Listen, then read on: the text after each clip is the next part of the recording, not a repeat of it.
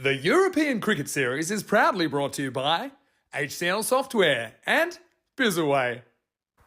Hello, welcome back to match 2 on this glorious Saturday in Budapest. And what an important match this is for the likes of the Blinded Blizzards. They're a team that I think are probably the unluckiest team of the batch that we've had here. They play some good cricket. We've seen batters perform well, but they haven't been able to get that victory. And sometimes it's been by the smallest of margins. Well, their captain, Bari, will be hoping to continue the kind of form that he has been in. 226 runs in this series, and remember that yesterday he got another half century, which meant that he scored 5 50s on a spin. But yeah, a lot of the batting relies around him, and then maybe the express train Ikram can come up and score some quick runs as well. I think he's going to be key as well. We're going to see Ikram, of course, in the coin toss, and I think with the bowling, Samina Omar Zahid is going to be pretty key for them. They're up against a team that we've already seen this morning, the Eagles. The Eagles are playing some good cricket, and they'll be hoping that the likes of Ali Nawaz and maybe even Abdullah could be the key men, can be the destroyers to get those key wickets of the Blizzards and get themselves a victory in this one. It's going to be another exciting one. It's going to be hot and spicy in the middle. Let's join the likes of Ikram and Ajay and also the tournament referee Tyrone Peters for the all-important coin toss. The Blizzards are going to call. It's tail. Tails is the call. It's a head, AJ. We will do both. Are you going to bowl? No. Back to you guys in the comments box. Thank you very much, Tyrone Peters. Welcome back, everyone. It's game 2 on this sunny Saturday out here in Budapest. What a fantastic part of the world we are in, and really looking forward to this game. It should be good. My last game on the network for a couple of days, as I'm going to be going back to the Netherlands very shortly. And we look at these two lineups. Royal Eagles 3-2, Blinders Blizzards, well, 0-5. They haven't had a good time of it. Besides Bari, who's got 383 fantasy points, everyone else has struggled a bit. Shubham Dari, 398 fantasy points, has done really well as well. And, well, it should be a good game of cricket. Can the Blizzards get their first win? They're batting first. They're going to need to hit 100 plus, you sort of feel. Expected scores does tip the Eagles, but only by a few. And fingers crossed we do get a close game, because I just said to Rico about 20 minutes ago that if this game is a golden ball, change my ticket, I'm staying in Budapest. So will that happen? You never know. Cricket's a funny thing, and if I don't get the golden ball, I will leave. But if I get the golden ball, let's go. So we're almost set. It looks like that Dari hasn't learnt from his previous errors of bowling left arm around. He's going to try do it again. Needs to come over the wicket with that lovely swing that he gets in. But anyway, umpire Steve just waits for the clock to tick down.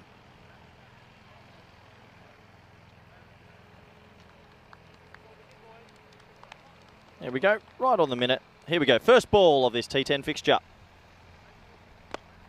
Pulled into the leg side. Oh no, he's going to be run out. If he hits, he doesn't hit. And now they might get a cheeky one if they want. No, they decide not to. What a funny old start to this one. Pulled away. Bit of yes, no, uh-oh. And right off the edge of the pitch.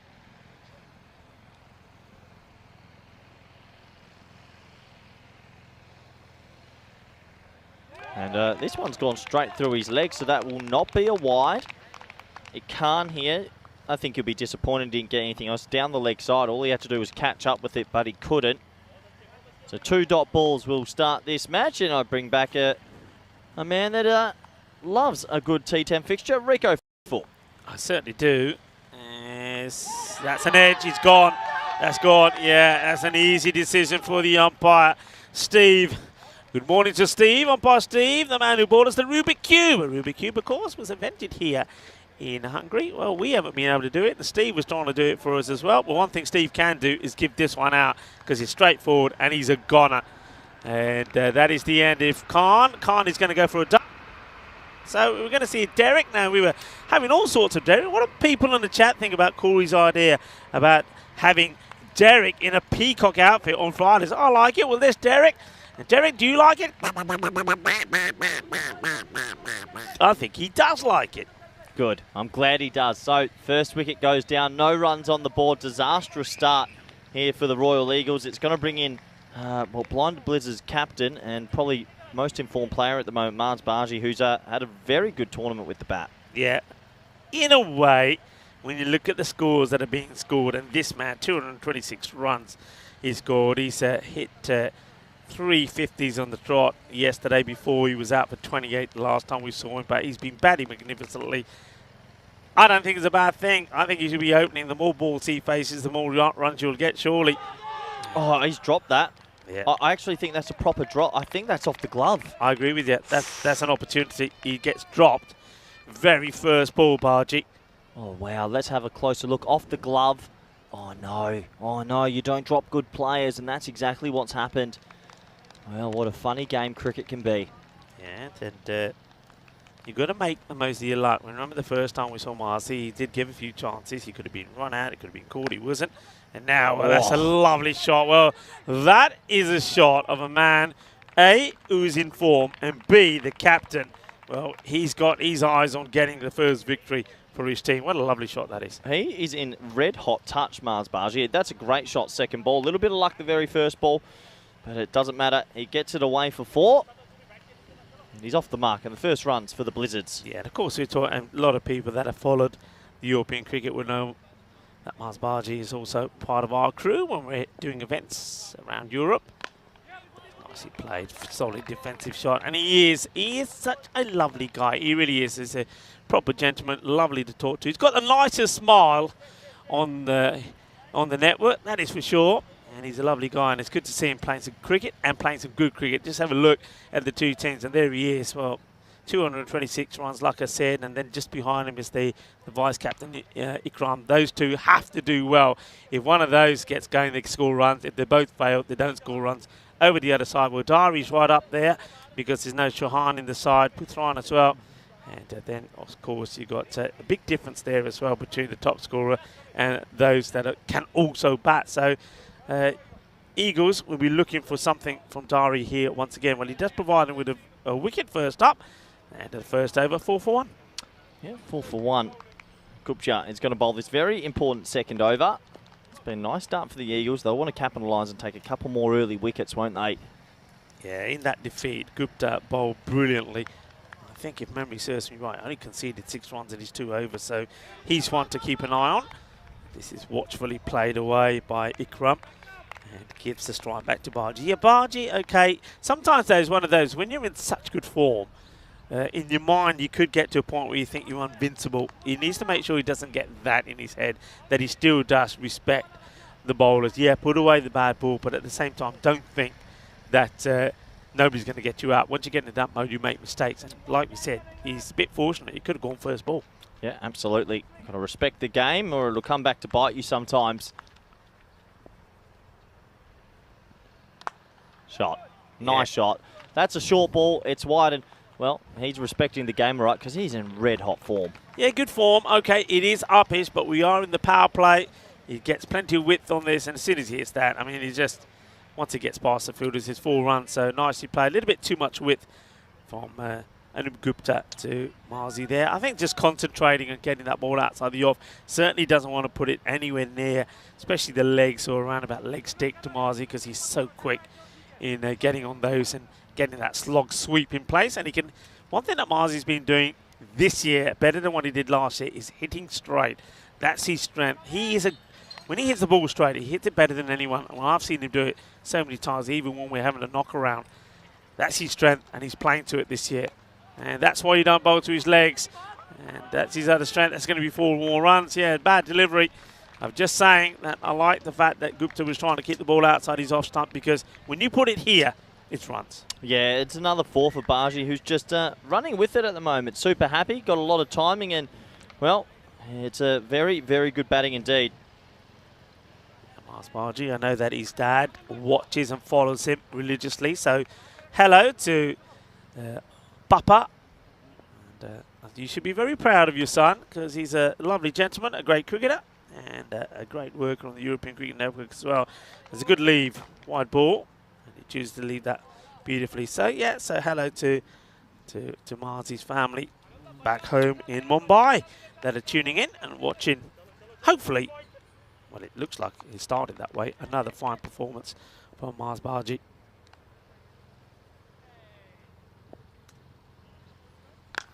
Shaba, shaba, bolle,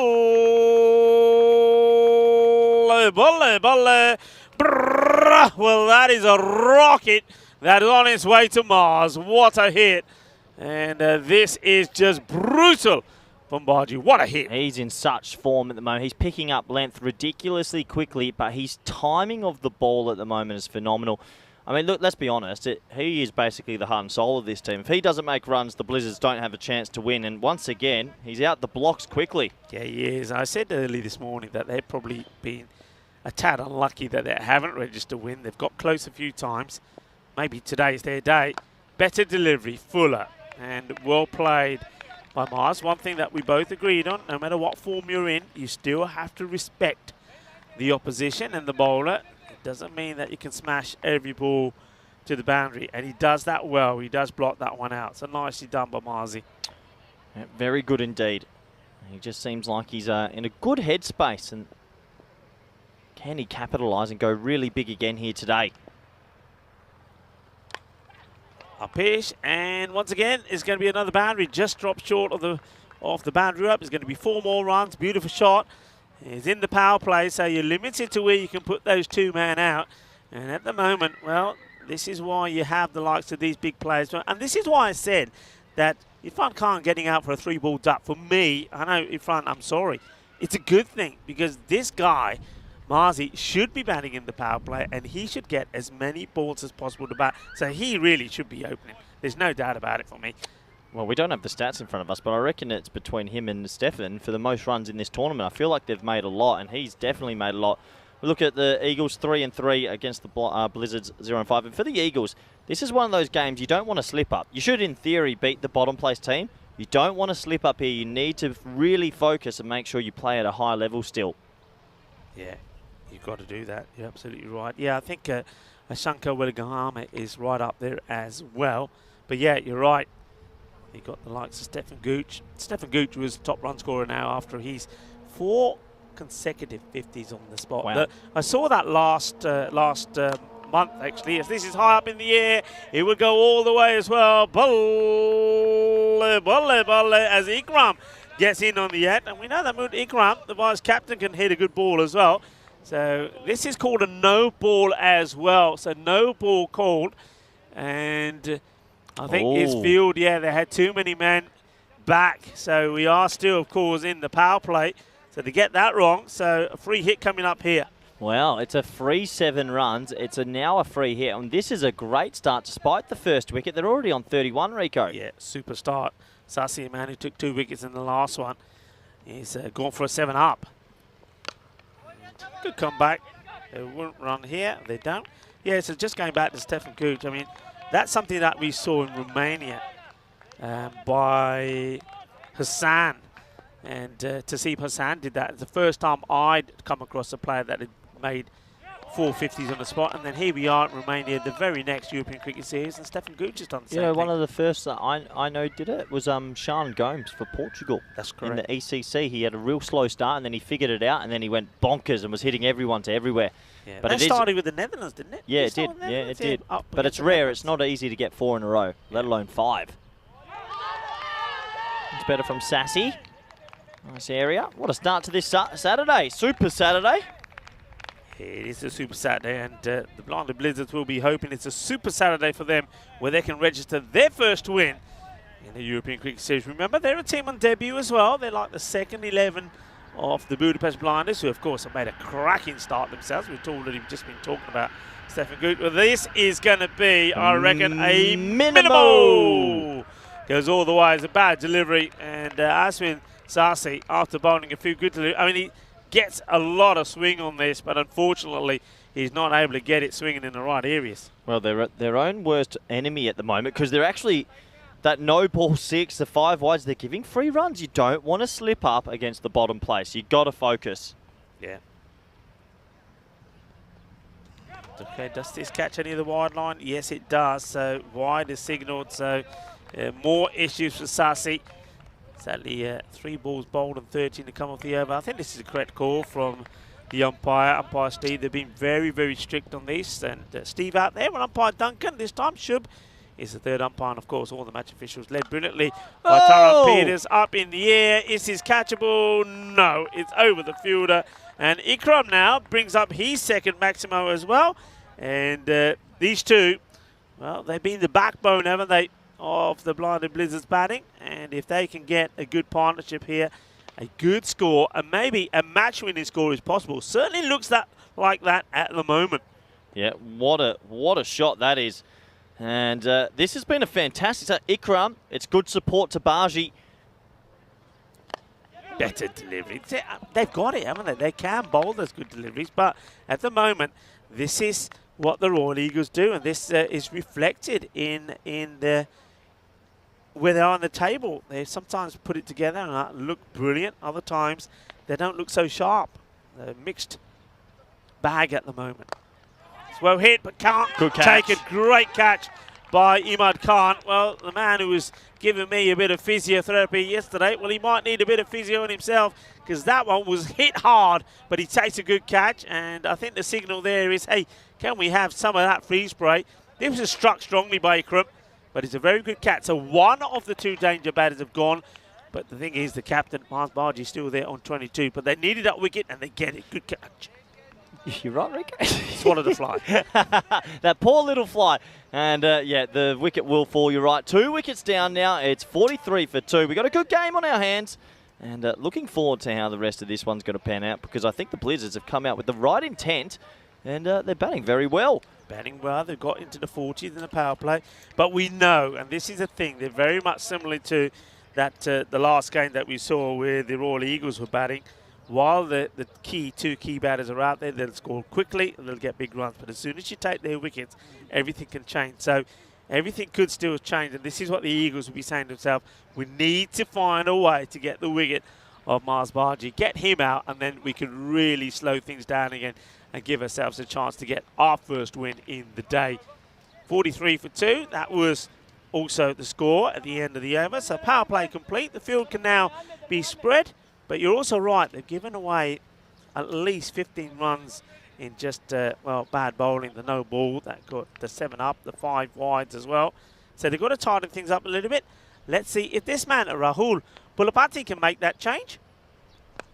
Not a bad start, nice delivery. It just gets worked away by Bargy. He's quite happy just to pad that along onto the offside. And to give Sanju chance to face his first ball. Yeah, his first ball. And Kanaratana. How was that? Rika? You did very well. I thought you were going to be asking me how to say that. What? Have you had some practice? Karanatara. Now. Rathna. Damn it. That was my first attempt, is always the best. You were looking very glum there for a moment. I nailed it the first time. These well, South Asian names or these areas are sometimes a little bit tricky for me. Oh, has he got a feather? Huge appeal. Huge appeal. He's given. Oh, big decision, Rico. What do you think? Well, Karunaratana has been caught behind. He doesn't want to go. I have to say, he looked a bit sheepish. It looked like he had touched it. Let's have a look. Yeah, I think he looked. You're right with the sheepish. Look at him. He looks around. He walks off. He's like, no, I haven't hit that. I haven't hit. Oh, no, you have hit that. And what that means, it's the death decision by the umpire. That's your day done. You got to go. And he'll be disappointed as they go the old traditional bat slot. He's thinking, oh, that's not that good. No, I don't want it. That's pretty funny. Keeps his own bat in the end. And it's 44 for 3. Yeah, and unfortunately, it's a golden. You know, we see a golden here. It's the first baller for Karunaratana. This could be my last one. Come and do it. Golden duck. Build up. Go. Ducks are normally good swimmers. That one has drowned. I almost choked on myself then. I hope you're going to carry these on in the Netherlands. I'll be listening. I'll be listening when there's a duck. So be warned, girls. Corey has been practicing the duck sounds as this one gets played away. So the big wicket again becomes of the man who is on strike here now. Mars Bargy, the captain. Okay, Arif, good start. He hits a 1, and all they have to do is try and support Marzi. They don't need to go on too crazy. Bargy is in red-hot form. If they can bat around him a bit, they can still get a good score. Yeah, they can do. And, oh, what a hit. This is where he's at his best. He just plants that foot down. The timing is good. I mean, he sees the ball so well. I mean, a lot of this is hand-eye coordination. But look, there's that foot that goes down at one knee, puts it away. That one ain't coming back. Look, runs a currency in sport, and he's putting his name up in lights, Marzi. He has to be putting his name up in lights because with performances like this, you've got a very big chance of being in national selection plans, and it's brilliant back, 29-10. He's done it every inning so far. Yeah, I mean, this is what, playing here is for a lot of these players. We know Marzi anyway, but there's a lot of players we don't know here. This is their stage. This is where they can perform, and this is where people can take note. Tries to hit this one too hard. He misses out on that. Well, all you can do as a domestic player or a club player is hit runs. And when you're stacking up, statistics don't lie. Look, you know better than anyone. We've seen this in Spain. I mean, you know, because I've sent you some emails about some players. There's players there that, I mean, we've seen on the European Cricket Network. I mean, Mathieu Roman is one that comes to mind. Yep. And... well, there's a lot. I mean, Prince didn't play before. Prince was another one that I about sent 15 messages about, debutants. to you. And these are all guys that have now all of a sudden started to shine. And it's about seeing them, acknowledging them, and then somebody like you taking them on board and say, right, we're going to have a training camp. We're going to see these players, see if they are exactly what you've heard, and then you work with them. Now, whether they get into the team straight away or whether they're going to an academy setup, at least they get picked up, they get noticed, and this is what's important. This is why this is so important for federations and also for selectors. Yeah, exactly. And playing on the ECN, it's a great way to leverage yourself a bit because runs matter. This time an inside edge onto his leg. That'll be the end of a very fun first 4 overs. The score is 52 for 3. Yeah, just getting a little frustrated, Marzi, here. Once again, I think here, perhaps just trying to hit the ball too hard. Just needs to wait. And also, one thing I'll say about with Mars is he can play more than just that shot. We saw, I mean, last time I didn't see him bat yesterday, but we saw him play some cut shots as well. So sometimes, I mean, that's his strength. It's his go-to shot. But don't forget, you can play on the offside as well. Yep, all around the wicket. We look at that worm. Despite the 3 poles, the rate's okay. They're striking at 13 and over. They'll want to keep this up, though. They'll want 120 from here. Aswin Sasi back into the attack. You know what I'll say here, but I see Mars maybe has to get a little bit strict on his partners and say, mate, sorry, get me the strike. Yeah. Simple. Keep it simple. But I know Marzi, and you know Marzi as well. He's one of the nicest guys. He'll be saying to the batters, hey, it's all right, go out there, play some shots, have some fun. He won't be putting them under pressure. I don't think he will. He's a team player. The other thing about Marzi, I've got to bring this up, of course. We mentioned about him being part of the European Cricket Network. He's only here this week. Okay. From next week, he's doing what I'm doing. He's going to Malta, right? Is he going to Malta or is he going to Netherlands?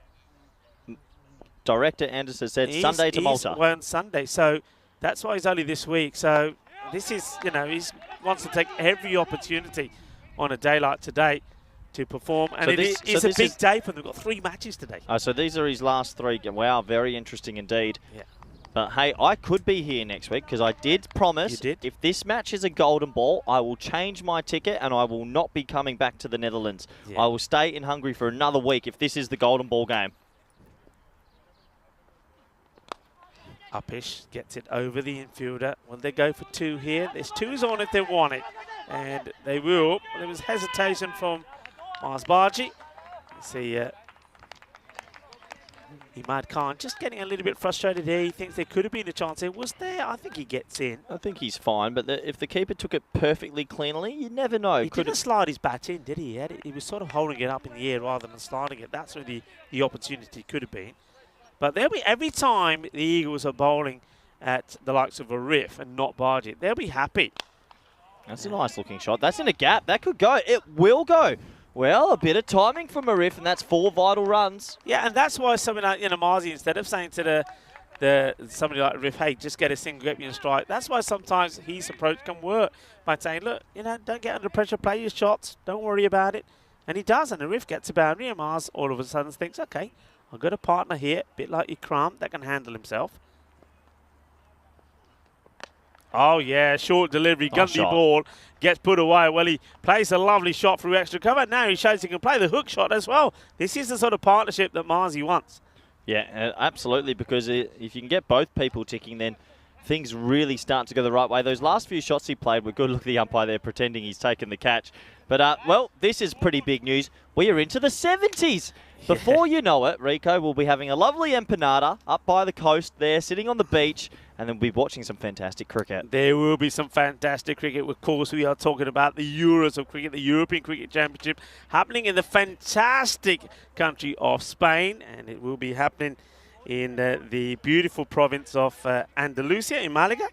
I've just got a message, Rico, and saying, no, I can't stay here another week. Okay, the golden ball is off. If it's a golden ball, I'm going. No, you can't change it. You cannot change. You promised. Sorry, you promised. Maybe I might have made some other promises.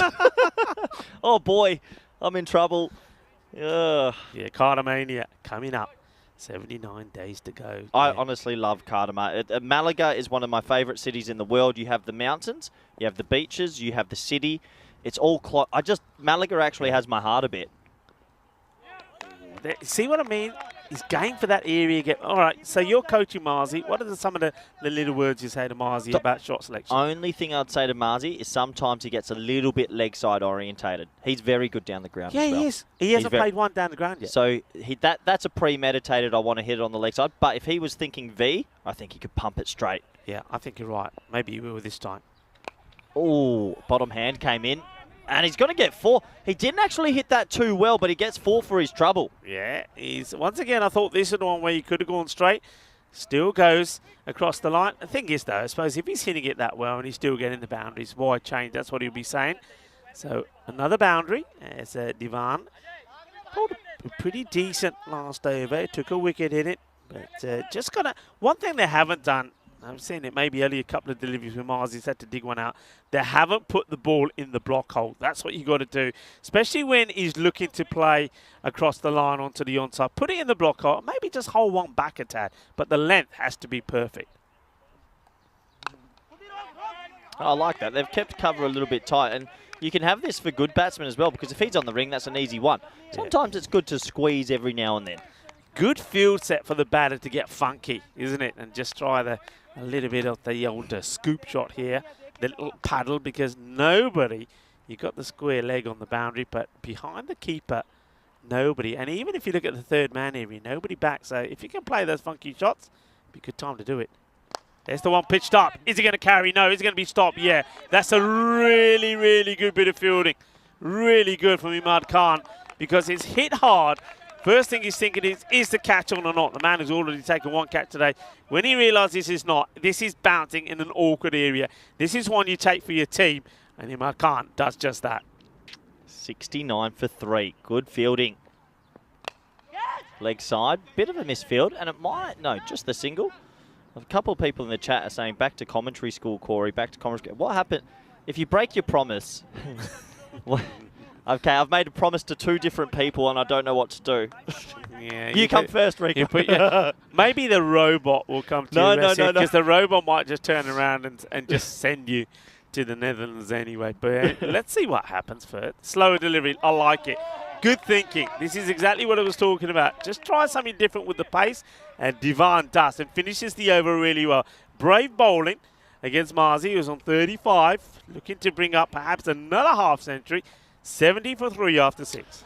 Yeah, what a great start to this match for the Blizzards. I think if they can get to that 115 to 120, I hate to say it, it could be a golden ball sort of area. I think the Eagles will be right up for the chase. Yeah, they were. I mean, you were here yesterday. They would have been disappointed in match 22. That was yesterday when they got to 120 against the Debrecen Vikings and then lost out with 5 balls to go.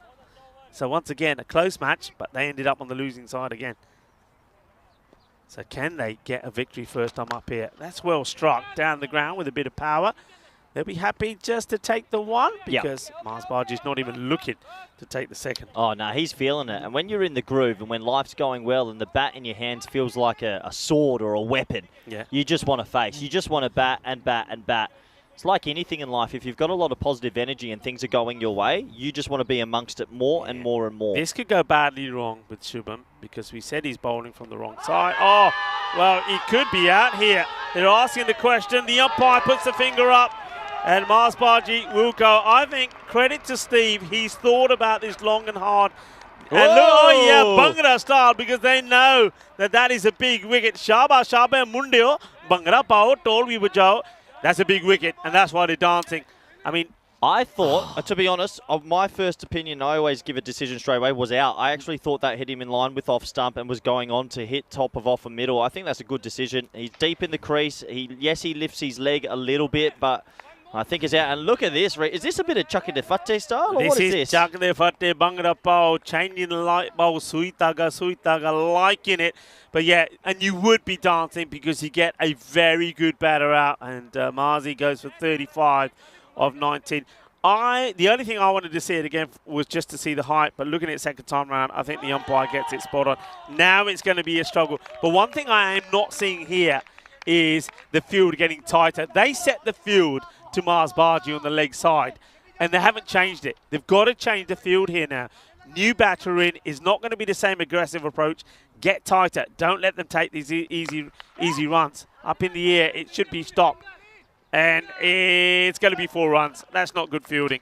Yeah. It's not good fielding at all. Handy runs here, and now it's someone else's job to step up. Somebody has to take on that sort of leadership role and make sure they make runs with Mars out. Look at this fielding. Oh, boy.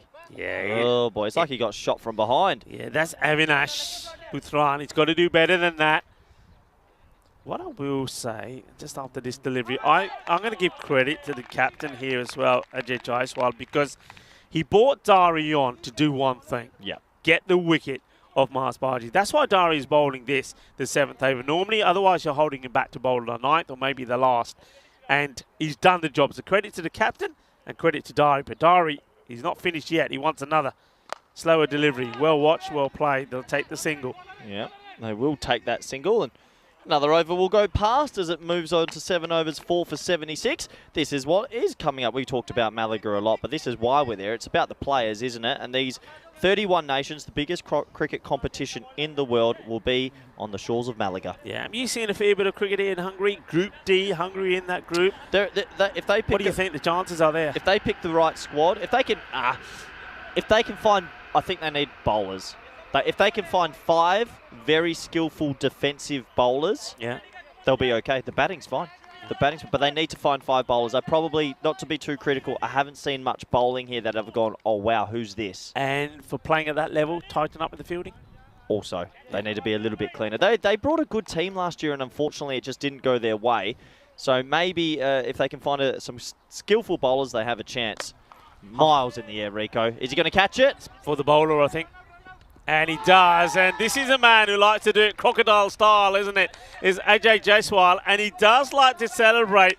Goes a long way up in the air, and he keeps his cool, doesn't he? He's a man that, there he goes. He said, up in the photo the kitchen here. He's a guy who gets himself, look at that. He gets himself well prepared, gets his hair sorted, and then watch, there's the crocodile style he catch. Look at those snappers. Look at those snappers. And Imad Khan is there to give him a big juppy as well. So another wicket goes down. And yeah, well done to the captain. I don't recommend that technique. It's such a funny way to do it. As the new batsman actually comes out and swaps bats with the non-striker. Don't see that very often. But look at this technique. Hands above, crocodile. Oh, I can't believe he doesn't break more fingers doing it that style. I think I might need to go spend some fielding practice with him, but in the end, he holds it. Yeah, we were talking about the fielding. So Zahid goes. One thing why the Netherlands and England keep going so deep in the ECC, do you ever see them drop a clanger? Do you ever see them make an error? I think the reason we did so well with Spain last year was I was super happy with our field. Our fielders were really good until a couple little wobbles late in the tournament, and it cost us a game. Yeah. Fielding is the most...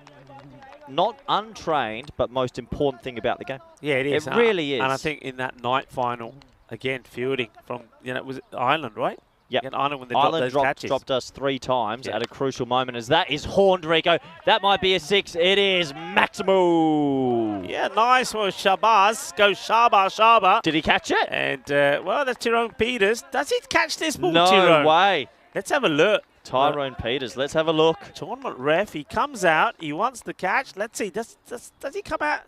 I think he does. Oh, look at that. Tyrone Peters. He takes a one-hand jalebi. That's a bit of mayo on that as well. I thought he was like the flying flamingo. Tyrone. Well, he's going to be, he's spinning now from cheek to cheek.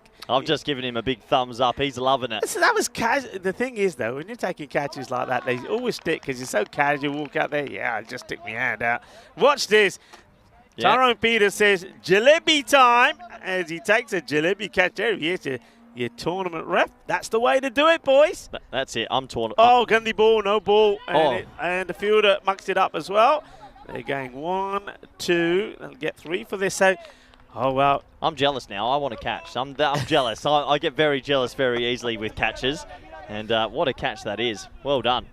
But Eagles, after getting the wicket of Mars, well, the free hit is being signalled. They're not doing themselves any favours where they should be getting themselves back on top. They're giving away valuable runs. So this one's worn by the batter. No run there. So it's a dot, but Jaiswal gets a... Well, I think there might be one to go because of that free hit. I had one left, but we'll just have to wait for... Have a look at the over. You got the over there, Rico? What do you got? Wicket. I'll bring it up here. Wicket dot wide 6 dot... Yeah, maybe. Well, at the moment, it's still showing like there's one to go, but maybe that'll get updated in a moment. Let's have a look what we had there. Yeah, I got wicket. How many extras do you wide, see? 6. Yeah, I thought there was one more to go because there was that no ball. They're in communication here because, yeah, I think there's still one to go. We had the wicket, no run. We had the wide. We had the 6, no run. We had the no ball, which ran 3 and 0. So yeah, I think they're pausing the game now, so I think it's being caught on, which is great work from the crew because obviously when you're streaming and showing so many games, there's a lot going on. So they're going to take... Yeah, maybe they're being told. No, they're going to be told to wait. So they're going to wait and sort this out.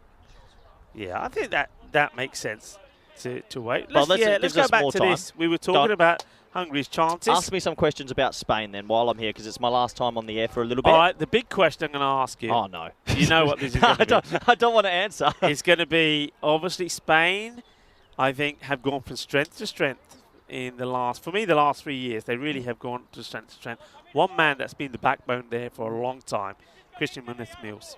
Now, Christian... You want me to give you a percentage? He's just had... Well, not percentage, but if he is missing, who's going to fill those shoes? You asked me to ask who fills the shoes, Christian, because he's knowledgeable. He's batting lately. The last time I saw him bat, the best I've seen him bat. So you're missing a real cog there. And he's the one who gets the team together, gets them to play, he gets the morale going. I mean, I'm sure, whether he plays or not, he probably will still be there as an individual, as a team player. We have you.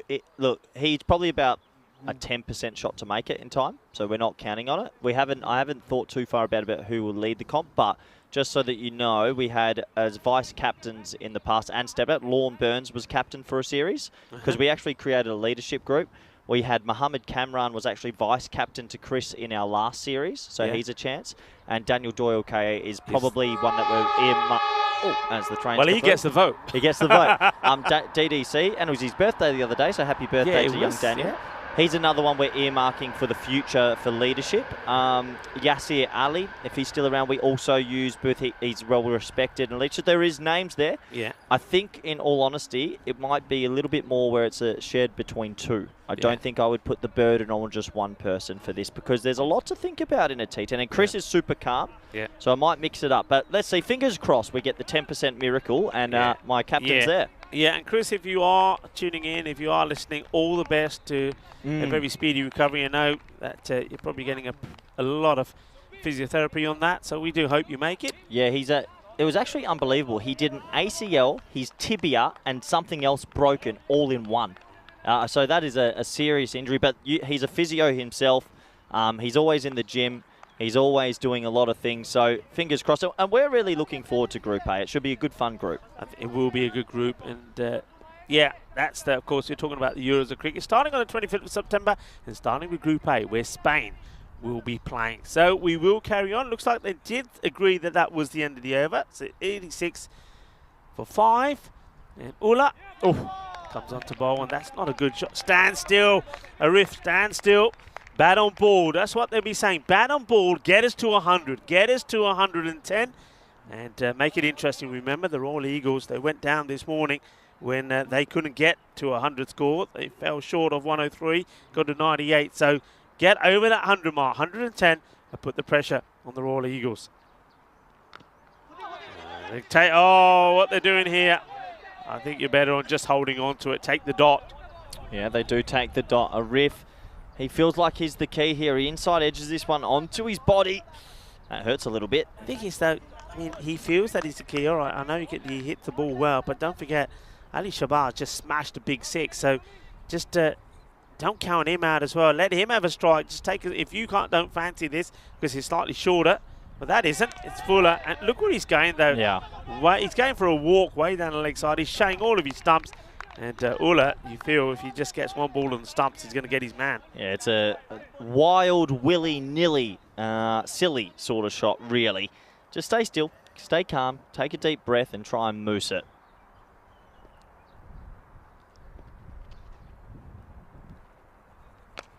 He hits this well. Fielder should stop it. Does very well. It gets a spicy bounce, doesn't he? Bit of a Tortuga. The Eagles, despite a few moments where the ball's being hit, they've done okay. They'll be happy with this. They'll be happy chasing 105, 110. They've got a good batting lineup, especially Bari at the top. If he gets going, they'll chase it quickly. This scorecard and the way they're scoring here resembles their first innings against Debrick and Vikings Ultimate 11 that just happened. Remember how they got off to a flying start? They scored 40 in the power play. That's exactly what the Blinded Blizzards have done here. They were at 50. At the 4 over mark, 64 for 3 halfway point, but then the squeezes come on. So the Eagles doing what was done to them. Thing is though, can they go on and win the match? That's the key. Ulla could finish a very good over here. It gets hit pretty well and it will go the distance. So it gets a Maximo, that's a riff, but it's still not a bad over. 8 come from it. Yep, and it's a handy 6 though, right at the back end. They needed that. And will that give them just that a little bit of an injection that they need right at the back end of this first innings? Well, it should do. I mean, 94. They want, like I say, ideally around about that 110. Have we had a look at what the average scores per day have been here? Have we had any graphic? We haven't yet. I think get through week 1, and then I reckon by week 2 you start to get those graphics, and then they matter a lot. It'd be interesting. It'd be interesting to see what the average scores have been. I mean, I reckon they've probably been close to that 114, 115, you think? Or a bit more? I think the blinders have actually probably made it. Yeah, maybe you could get even 120, you know, because... Yeah, you think of the scores they've scored? They score which sort of... plus all the way, haven't they, more or less? I think they've hit 3 180s. Yeah. So then you think about those, and then I don't think I've seen too many innings where we've seen like a 60 or a 70. It's always near 100. Yeah. But we'll have to see. Next week, maybe. Now, Jaiswal. Oh, no. Dear, oh dear. Well, welcome to the home of Hungarian cricket. Yeah. As it's 4 runs. Yeah, we've seen a couple of these, and well, that one is a shocker. It's also with the wide that was before it. Takes him now to 99. 5 balls to go. 110's now plausible. 110's good. Got to get there though. Yeah, I mean, bowling this line around the wicket. Okay, that's going to be another wide. He's just all over the place. Is Ajay Jaiswal, the captain. So 100's up. 100's up. 5 balls. You got to start to believe. Can they win their first game here today, the Blizzards? Yeah, give you a gain away present. That would be up in the air. This would be 4. And yep, that's not what they got to do. But yeah, I just wish that bowlers could and would listen to us when we talked about the way they come. And obviously you're going to do what you've been doing for years. But I mean, what he's bowling here, coming around the wicket, just don't work. When he does pitch it full, is a full toss on the legs, and when he goes short, well, you're just going to hammer him away. I don't think he's bowled a good ball. Would you say it's a good ball or a dangerous ball? Like that one's on the legs, and the umpire goes down. The fielder can't stop it. Well, there you go. Well, that's some good work there from, who is that? That's Steve. Look at Steve here. Watch Steve. This is the Matrix. Get down, Steve. And bang, he takes it down. Good work. Well, the umpires have to be alert all the time. And umpire Steve, well, he was up and down and up again. Captain is giving away valuable runs here at the moment, 108. So I said they'd be happy with a 110 plus score. The Blinders, yesterday they got to 120 score and still ended up losing side. And that's 4 more. Beautifully done. And it's all about the angles from Jaiswal getting it wrong. But Credit to the batters. The batters are still going to put it away. And Shabazz is going Shaba. Well, you just said, Corey, maybe you'll get a surprise if the Blizzards win to leave, and I deserve a big surprise, and I think 112 now, the surprise is on. Yeah. Royal Eagles struggled this morning to get to 100. They got to 98, needing 104. And, well, okay, finally gets one right. I mean, it's a bit of a celebration there from Joe Swart, but none of his teammates want to. Now he wants to make a phone call, wants to maybe call his mum and say, Rico's picking on me. But, yeah, he hasn't bowled well. But he can't get a... Well, what's going on here now? He's looks like he's got a engaged number. But, yeah, no celebration from any of his players because they know that this hasn't really been a great over, even though he has got that wicket there. Yeah, hopefully he's okay and ready to bowl. There's only one ball left. If he can get it straight, we can move on. But I reckon I deserve a big prize, and I think the Blizzards have put themselves in the position to deliver it. Yeah, Jaiswal, he will at least take heart that he's taken another wicket. 2 for 28, but yeah, he's too many runs. So, okay, last ball. Can he get anything from it? Another boundary would be great here. And goes for it. Is up in the air. 2. Chases on. Got to run hard if it plugs. Gets a little accelerated bounce. It might go to the boundary. That's 4. That's 4. That's 4 runs. I'm sure this is 4 runs. The fielder should know. I mean, that's naughty from the fielder. That ball, I think, has touched the rope, and you got to signal that. Just watch this. This ball goes, and it gives a little kiss just about there. Yeah, that's 4. That's 4. Cuatro carreras. Come on, gentlemen. We're playing a gentleman's game here. You've got to be sporting. Yeah, there's the right signal. 4 runs, and they do get a boundary right at the end. Takes the score to 116 for 6. 117 will be the target. So, can this time round the Blinded Blizzards win their first match? It's going to be the 6th time of trying. They've been very close on several occasions. Can they make it count this time? But this was the little edge behind. That was the wicket straight away. That was the one that got Irfan Khan out. But I thought, and I said at the time, it's not a bad thing, because what that would mean is that Mars Bargy would come out a bit earlier, and Mars did come out. And boy, did he entertain. All right, a little bit one-sided. He went on the onside, but he played some wonderful shots.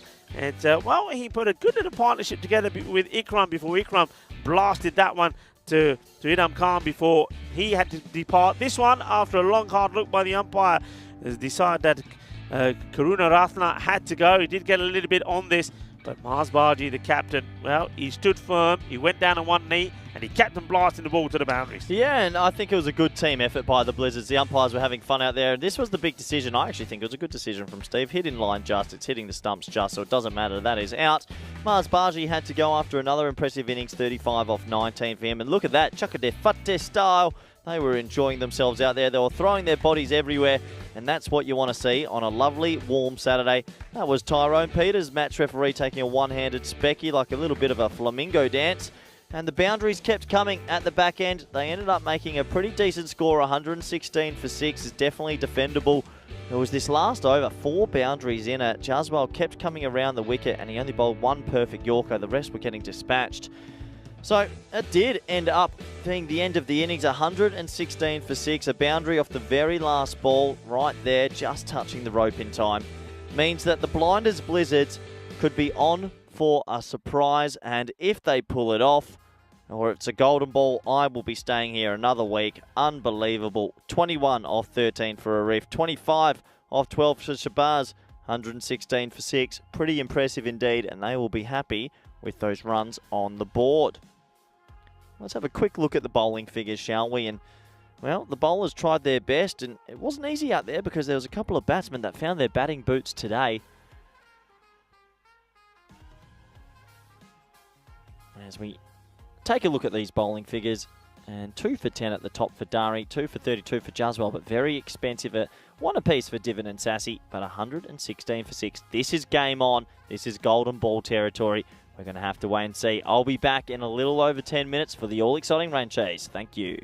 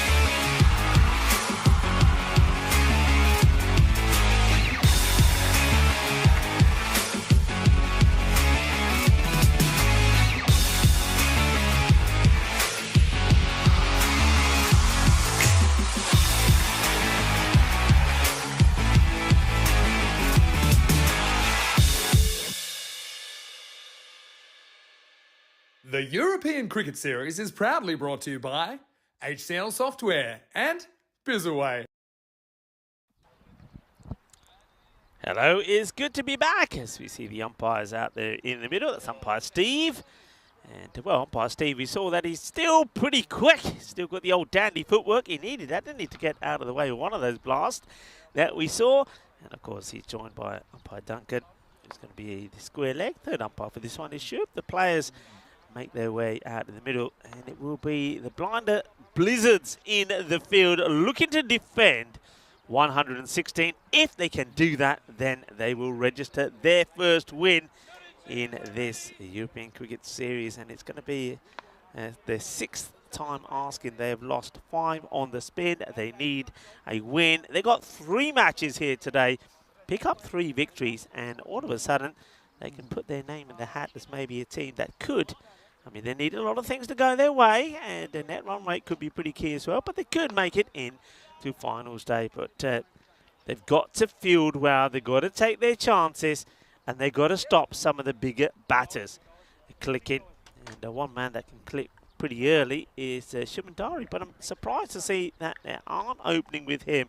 They're going to go with Imad Khan. Now, that's a bit of a surprise, I have to say. Imad Khan, he made a 3-ball duck in the last match, so he's not somebody that's been flowing with runs at the moment, but maybe they're just trying something different. But you need to get the key batters up there to get your runs for you. And remember, with them missing the likes of Sachin Chauhan, somebody's got to fill those shoes, and maybe they're hoping that Khan can do so. Rico Full here, and alongside me for, well, it's going to be the last innings that we're going to hear from Corey, because Corey's going to be travelling, making his way to the Netherlands. Unless it's a golden ball. In preparation for the Women's T20, unless it's the golden ball. That's not a bad start. I'm liking that. That's a good, straight, loopy delivery. So a bit of spin to start off with. Why not indeed? Why not indeed? Yeah, you're right, Rico. Last innings for me. Super excited to be back here. Number 69 on the back here for Sanju. And I like it. A little bit of spin to start. It's good to be different. Yep. Maybe they've gone to the think tank and they said, you know what? Let's try something a little bit different. I've got to watch this mid-wicket area because he loves hitting it here. He loves hitting it here, does Dari. Well, it is Dari, so the information that was on the old screen there was wrong. So apologies for that. I shouldn't go with the screen, should I? Should wait. And chance straight up. Oh! Put it down. Oh, it was right in the gut, but it had to be taken. Ali Shabazz, well, no Shabazz this time. Chance goes down. That could be a big moment. Well, he drops a sitter. It went straight to him. Look at it. It wasn't hit that hard. He got there. Oh, no. Oh, no, no, no, no, no. In the air, and, well, this will be safe. Just the single. Interesting start to this one.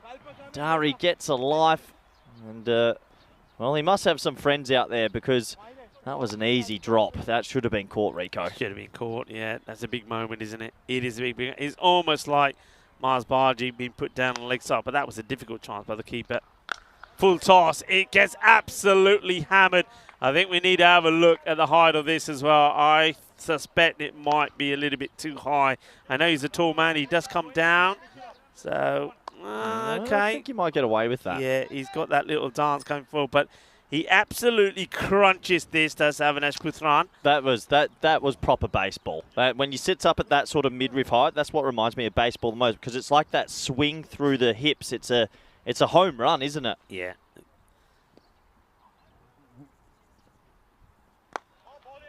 Better length, good comeback from the bowler. It's like when that bat just comes from just high to middle range, and nearly all cricketers have that swing as well. And yeah, if you bowl a ball like that, Rico, it's going to be smashed. Yeah, if he's in that slot, it's disappearing.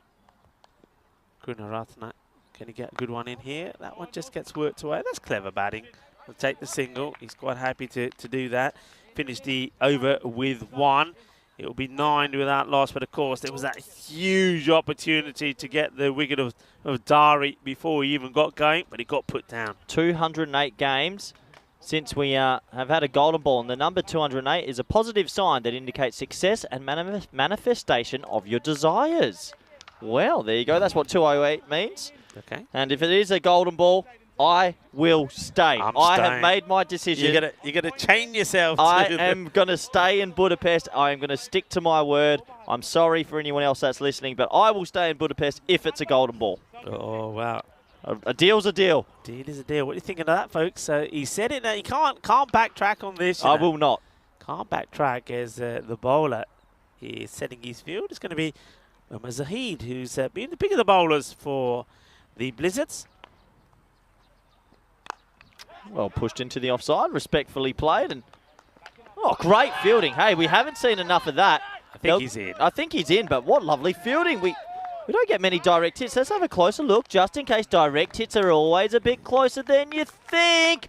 Oh, Rico, full. This is close. Yeah, he's ball watching a little, which he should be, but I think he just gets there. Oh, I mean, he might be there by this, the skin of his teeth. Skin of his teeth, he just gets there. When I watched it live, I thought, no, he's made it, but that shows it's closer than it was. That's what I mean. Direct hits have this remarkable way of making it so much closer than you think it would be. What is it? 10 for none. That was very close indeed. Oh, well, he doesn't fancy anything there, so he moves out of the way. So you leave me Jaxie alone. Oh, old Zahid bent his back. Then the old Sharapova groan, and that'll be a wide in the end. White ball. Just going for that little bit of extra pace. Zahid.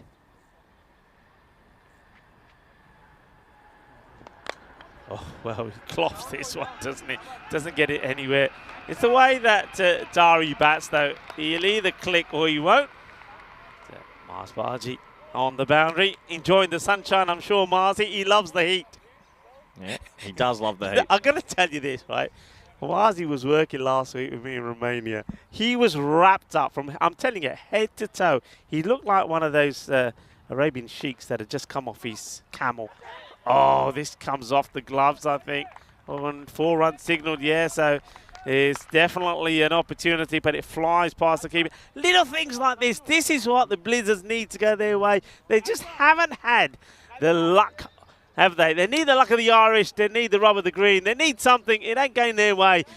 And sometimes, though, you create your own luck. You take that catch, and all of a sudden, you're thinking, yeah, everything's going their way. You're right, Rico. You need a bit of luck in this game. And it does feel like sometimes luck isn't on their side. Dari's a big wicket here. They can't let him bat for too long. Oh, well, Dari, I don't know what he's doing. He's walking around. He's batting like a man who's gone past his 50s. He's seen the ball the size of a football. The match is a foregone conclusion. And he's toying with his wicket, and he quite easily can lose it if he carries on this way. Oh, big no-y. That's got to be a no. It's called. It's a 7-up, Rico. Oh, and this is going to hurt them massively. Oh, no. Oh, well, Omar Zahid gets this completely wrong. This is about shoulder high. It might even be head high. He does actually very well to hit this and get any power into it. Well, he gets enough. It goes all the way. It's a 7-up. And like I say, once again, the Blizzards just always find a way to give the opposition something. Free hit now. Hits it pretty well. Chases on, but not going to get there. It's going to be 4 more. Cuatro carreras más. And this over is in danger of going magical. Yeah, it does go for 4. A nice shot. He gets the no ball 6. He gets that for 4, and all of a sudden the Eagles are off to an absolute barnstormer. Yeah, very good morning to everybody on the chat. Hello to Helix, who joins the likes of Rob Thompson and Dave. And chit-chatting away. Cricket community at its best, and this over comes to an end. He finishes with a dot, but 17 come off it. 26 without loss after 2. I've got to tell you this, actually. Yesterday, while you were off the air, so when you say cricket community, at one stage yesterday, we had Gucci's mum from WA watching. My mum was watching from Karratha. We had the boys on the Zimbabwe cricket bus from the Dutch watching. We had Helix from Australia. When you say cricket community, we had Arnhem. We had everywhere. Everyone was tuning in, and that's what I love about it. Everybody tunes in, and everybody loves the cricket action. Yeah, well, we are a family. And, yeah, as Andy says in our earpiece, our production manager, we are stronger together. And, of course, stronger together because of our crew here and this Karina and the likes of Artur's and our guys doing a fantastic job here. And then our own team, Sam, Mihal, Simon, Max, Onka, Shub. And the likes of Alistair that was here early in the week, Tyrone Peters, you know, Deanna. You know, it's all teamwork, and we all work together. We love working together, and yeah, growing all the time, and that community being built all the time. And a big shout out, of course, to our moderators that do a fantastic job behind the scenes as well. You guys are absolutely fantastic as well. Okay, it's LeCun to bowl, floats it up there, and he's unlucky. He could have bowled him, and he probably should have had a stump in here. I reckon he's out of his crease here. Well, that is a big missed opportunity. I think you're right, Rico. He overbalances. There's the foot, and the keeper spills it. He's unlucky he didn't even spill it onto the stumps. Yeah, so Puthran also now gets a chance. And then next ball whacked away. Fielded us really well. Well fielded. Good fielding. Got to back up the bowler as much as possible. And if you do back him up, he might reward you later with a nice little drink if you keep backing him up, because the fielding at the moment is the key for me. And a lot of teams in this tournament, they're creating 10 chances, but they're dropping 5. Yeah, good point. That's a very good point. Good call. You've got to have someone on the leg side. He loves hitting it there. Against spin, that's a good call.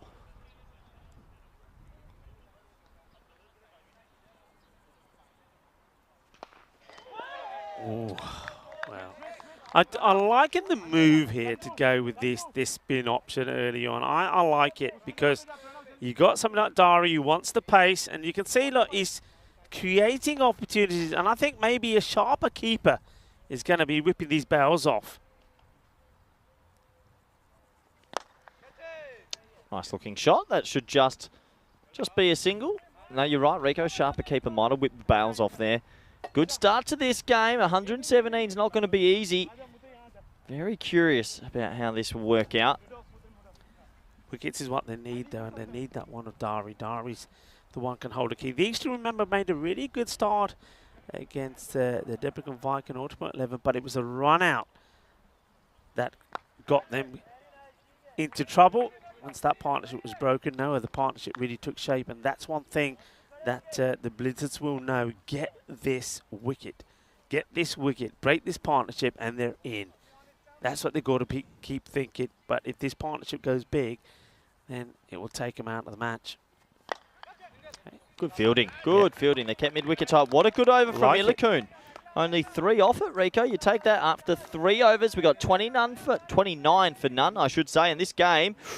It feels like we're going to have a big finish. Yeah, only 3 in that over. An over a spin in the power play. That's magnificent. So well done. So the 2 batters will get a little bit frustrated by that. You can see that Avinash Puthran, he's the sort of batter, he's quite happy to get himself to the pitch of the ball and just push it into areas, nurdle it around if you like, and take singles. Whereas Dari wants to hit big. But Dari, though he's on 16, he's given a chance, and also he's not quite hitting the ball as clean as he would like. A very good morning to Bohindra Yadav. How are you doing? I hope you're doing well. Nice to hear from you. A few people saying which team will win. Very easy. Watch and find out. Yeah, if you can pay attention for the next maybe 30 minutes, you'll know who is going to win. My last 30 minutes after what has been a very long week, but I've really enjoyed it. Really enjoyed being out in Budapest. Gorgeous part of the world.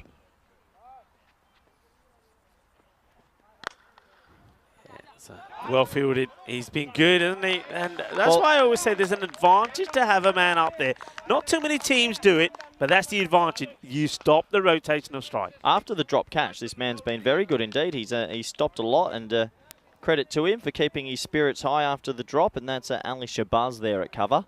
Yeah, well, he's still in this. He's keeping them in this match. He's stopping the dangerous Dari getting on strike, and you see what I mean? He gets to the pitch and he just tries to nurdle the ball into an area to try and get Dari back on strike. But he's just chewed up 2 deliveries here. That rate that's required is just under the 13. So the Blizzards looking to keep the pressure on. This is going to be close. This feels like this could be a really tight game. Puthran, I get the feeling to go for a shot here. And he probably didn't have to because he wastes a wide. That was a wide ball.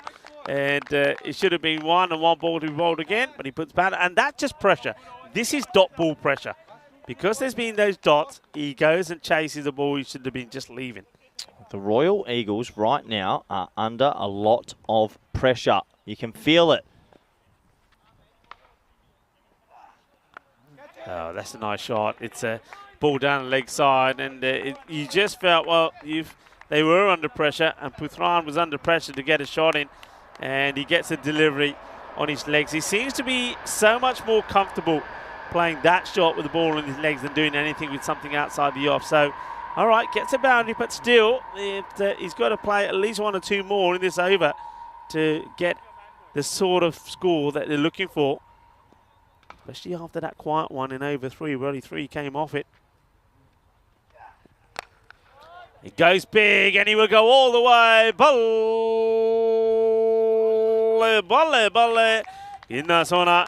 Shaka Lagya. Ronnie Khan was just saying great bowling. Well, it did start off with great bowling. Dave was saying golden ball, anybody. A lovely shot. Shankar asking why Chauhan not playing. Well, you have to remember that all of these guys, they're not professionals. They're amateur cricketers. Most of them have work and other commitments as well. So not always is everybody available for every match. Of course, he is one that is being missed at the moment by the Eagles. Well, maybe not if these two get a partnership going. Yeah, that was a gentle last 2 balls. He started the over so well, but you just can't be bowling a slow half volley on middle stump. The keeper's telling him to bowl wide, and it's too straight, and he gets away with it. Just clipped around the corner for a single. It reminds me of this, I don't know, have you watched much Friends? Have you watched much of the series Friends? Yeah. One of my favourite series. Yeah. There's the episode where they're doing the Thanksgiving football. Oh, when they're playing, yeah. Yeah, but it starts all friendly and then it gets more serious. And I always feel with bowlers, they always start a little bit too friendly with the bowling run-up sometimes. Yeah. You've got to be serious, you've got to be in it. Yeah, well, that little single there takes us so they're back where they want to be, really. That over is what they needed. They're on 40 without loss, and there's the without loss, which is the key. As long as this partnership stays intact, they've got a chance. Hello to Tim Redmond. He's saying hello to both of us. Hello. To you as well. Yeah, hello, everyone. The chat's been good. I've loved everyone's input this week. People have been messaging in and sending in, well, just their queries and what they're up to and things like that. And always good to have so many viewers around the world watching the cricket. Kalpa bowled a magnificent over number 3. Only 3 runs came from it.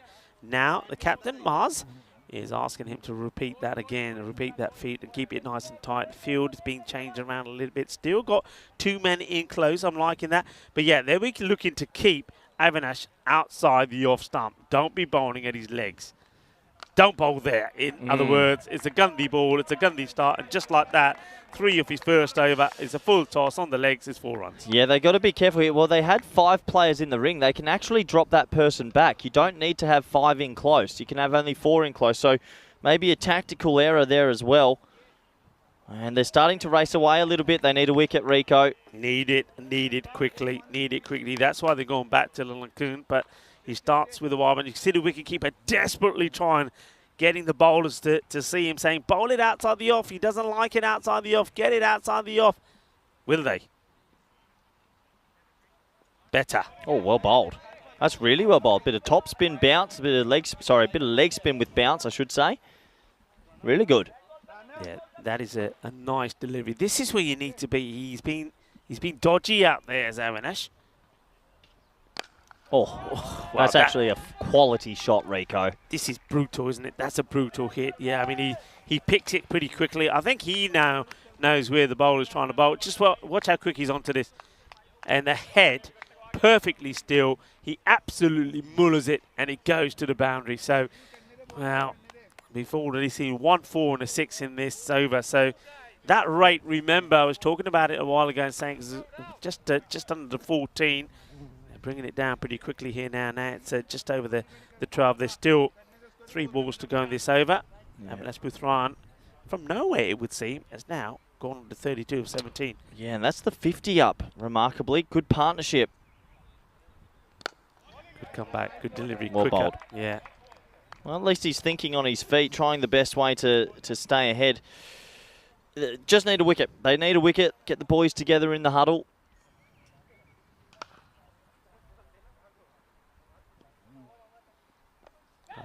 Clever shot. I mean, it's a good shot to play for 1, really. He doesn't quite get, because of the pace, maybe he's thinking this is going to be that quicker one again from Lankun. So he gets himself in a good position, makes pretty good connection, but he would have hoped that this one would have gone all the way down to the boundary. He has to sort of reach for it a little bit because he does keep a bit of pace off it. But it rotates the strike. Now, Dari here, been starved of strike for a bit. He's been on 16, it would feel, forever. He wants to get one out of the middle as well. Okay, just the tickle around the corner, so 30% more careful at the end of 5 overs. Rico, this game, there's a big chance we're going to have a good finish here, 52 for 0. 52 for 0 at the halfway point. At the same point, the Blinder Blizzards were, well, they were going good guns. They were 64 for 3. And we have a look at some of the upcoming events. We've talked about this. So here in Hungary, remember we got the international cricket following the final next Friday. So Hungary will be taking part in that along with Sweden and Portugal. Looking forward to that. Hopefully we'll have a graphic pretty soon to show you some of those matches coming up. You're going to be making it, well, maybe if this goes to a golden ball, you're not, but you'll be going to Netherlands for the T20 Women's Tri-Series. I don't think you should say that again. I might be getting in a bit of trouble, but that Women's Series does promise to be very exciting. I know the KNCB are taking it very seriously to bring Thailand all the way over to the Netherlands for a series of matches. At the moment, they're playing 50 over cricket, but that will be T20Is next week. I am looking forward to that. I think we're going to see some really good scores there, so some good cricket. And, of course, we still have got the Czech Republic and Portugal, which will be a night series, and Switzerland to come as well. And at one point, well, you could be spoilt for choice. You'll have the Valletta or the Medina Cup and Valletta Cup happening in Malta. You'll have the women's cricket and also cricket coming from Hungary. So this is going to be a wide. Yeah, I hope he doesn't get too deterred about the line he just bowled. Try and sneak it inside that tram line. We know Bari loves the leg side. Obviously, he's just trying to keep a little bit away from him. Yeah, Vashi, the bowler. Okay, they need something to happen, need a wicket. This could be the over. If this goes too heavy, they'll be out of it. And good fielding. Well done. Makes a stop. Yeah, it has to stop. You're right, Rico. This feels like a big over. If they were to pick an over a wicket here, and they still need 13 and over with a new bat, game on still. It is still game on. The game is on. I mean, that rate, it's one of those where concede a bad over where it goes magical, say, everything changes. Get a wicket. Couple of tidy overs, put the pressure back on the batting side, take that rate to around about 16, you're back in front. Oh, that's close. I think it might be just outside the line. Yeah, perhaps. that's what he's indicating. Oh, that was tight though. It's a good ball. He sneaks in a faster one. Yeah, good umpiring. That hits him outside off stump. Good umpiring. Yeah, that is good umpiring. And also, just have a look where the bowler goes after he bowls. Doesn't want to be walking in front of the umpire. Look, doesn't want to be standing there. And, you know, if it is a little sneaky and they all go up, I don't think the ump sees it. You've got to stay out of the way of the umpire. It's another dot ball, though. But, again, we mentioned this about the keeper. Don't want to take anything away from Adnan Khan, but he needs to be able to, if he's standing behind the stumps, those are stumping opportunities. He's got to be on those. What a good over this is from Vashi.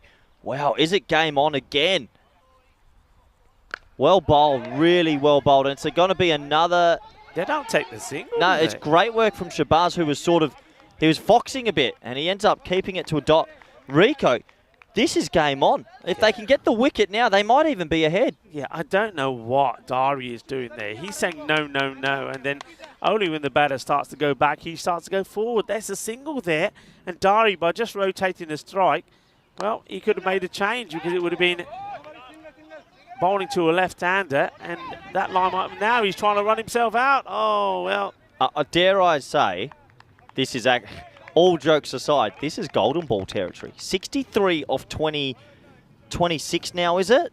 No, 62 off 25. 14.8 now, Rico. They're doing a good job, the Blizzards. Bari should have been on strike a couple of balls ago. Now he is on strike. Well, if he peppers this to the boundary, you can see what a mistake that would have been. Well, it's gone. He misses this completely. I think there's no point checking this for height. This is out. They can't be calling this for height. We'll see it side on because we saw this once before. There's no way a ball can dip that much. And he comes out to it. He's looking at the square leg umpire, but he's charging down. He misses it, gets the wicket. That one now put, for me, the Blizzards in front. Yeah, so what a funny old dismissal that is. He has to go, and they are ahead. They haven't won a game. We said, could they pull off a miracle? And potentially they can. The first wicket goes. We have a corker on our hands, and I'm so happy that I'll be finishing with a very tense match. Yeah, so Bari departs with 14 deliveries, and I will say that, yeah, you see, he may not have been the batter on strike if he took the single when it was there earlier, but that's all in the past. It is the end of the over as well. What a good over. We've seen 2 overs from spin. Over number 3 from the the Lacoon, which went only for 3. Now that one only goes for 3, but this one also gives you a wicket. There you go. See that wicket again. I mean, Bari, if he stands still, instead of doing that, he's pumping a full toss to the leg side. But that's one problem Bari has. He moves around too much, and a lot of it unnecessarily. So gives his wicket away. New batter comes out, will be at the non-striker's end, and it's Shiraz Dilbar. Don't mind this move. Dilbar hit a few big sixes towards the end of their match last time round. That's nicely played, but it should only be a single. It will be. Do I dare say the Blizzards, it could be their game to lose? I mean, look, there's 9 wickets in hand, so that if you're the Eagles, you'll still be feeling pretty confident that you can get these runs, but they're going to have to do some pretty good power hitting now. The Blizzards have given themselves a massive chance. Yeah, Karunaratne can't. He bowled a good half over last time, and then it went to pot with some no balls. And this one's getting played away, and there's no mid-wicket, no deep mid-wicket. I don't mind that. You could say, well, why is the mid-wicket out there? Well, I think the field so far, the way they've had it, has worked. Okay, this one's got away, so they now will make a change. So somebody's got to come in from somewhere. Yeah, the offside. They've brought the offside's up. Offside's up now. So yeah, that's a better field. You've got to protect mid-wicket for me, especially if he's bowling off spin. Yeah, we haven't seen anything being crunched to the boundary on the offside either. So fair play. Okay. Karunaratne that. And this is a lofted hit, but it's catching a vein. Oh, no! They banged into each other, and that's Mars Barji. I hope he's okay. He clashes into Bilal. Bilal looked like he was going to take the catch. Marzi has run a long way, clashed into him. Nobody likes to see this.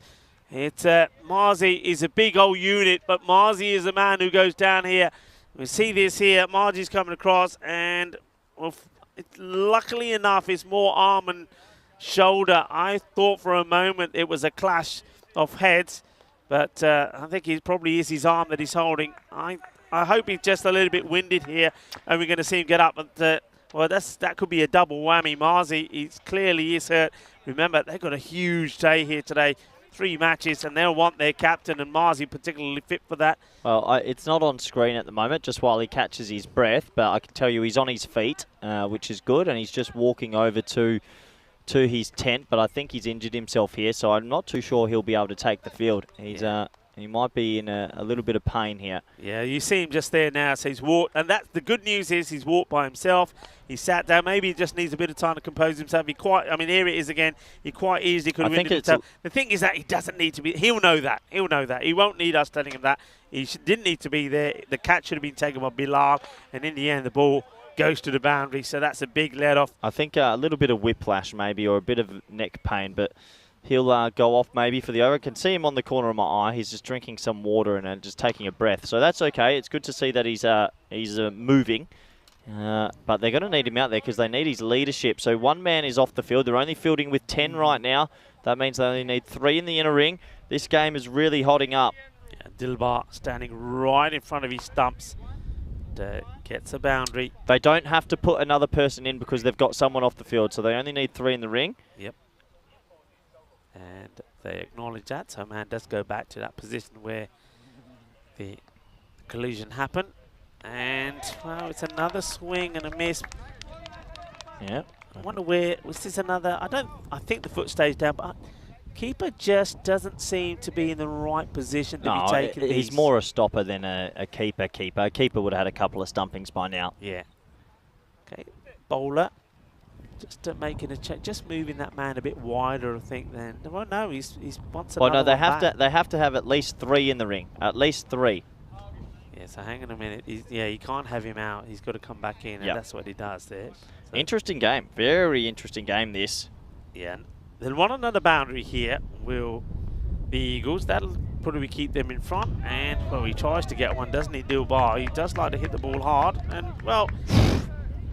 Where's he going here? Look at this. This would have been the easiest stumping you've ever had. Yeah, look at him go. Hits his leg, and then he just and then he walks out. I mean, why doesn't he take? I mean, he puts his bat down and then just goes for a walk. Yeah, funny old game this one. What a game to finish. It's been a long week, Rico. Karunaratne, can he get one? Well, that's Fuller. Oh, almost squeezes it through. Now the question is, how far does it go? It doesn't go to the boundary. They're going to have to run. And there. Oh, that's a good arm. but they'd get 2. Good arm. It only goes for 2. Unbelievably, the Blizzards, I think, are ahead at the moment. They could hold on here. Another over goes, and it's 66 for 1, I believe. 66 for 1. Yeah, just keep an eye on Mars. He's still sat there just taking on some more liquids. That's important. I think he can take the time. I mean, even if it means staying out there for another over, just take your time, get some fluids in you, and it's obviously leave Ikram, who's the vice captain, to sort the field out, and that's Abu Ikram. Just having a chat now with a few of the bowlers. So looks like they're going to go with Vashi, who bowled brilliantly. So Vashi, another tight over here now, and it will really put the Blinded Blizzards in the driving seat. 17 required per over. They've got to go big in this over. That's a Gundy ball. Oh dear, oh dear.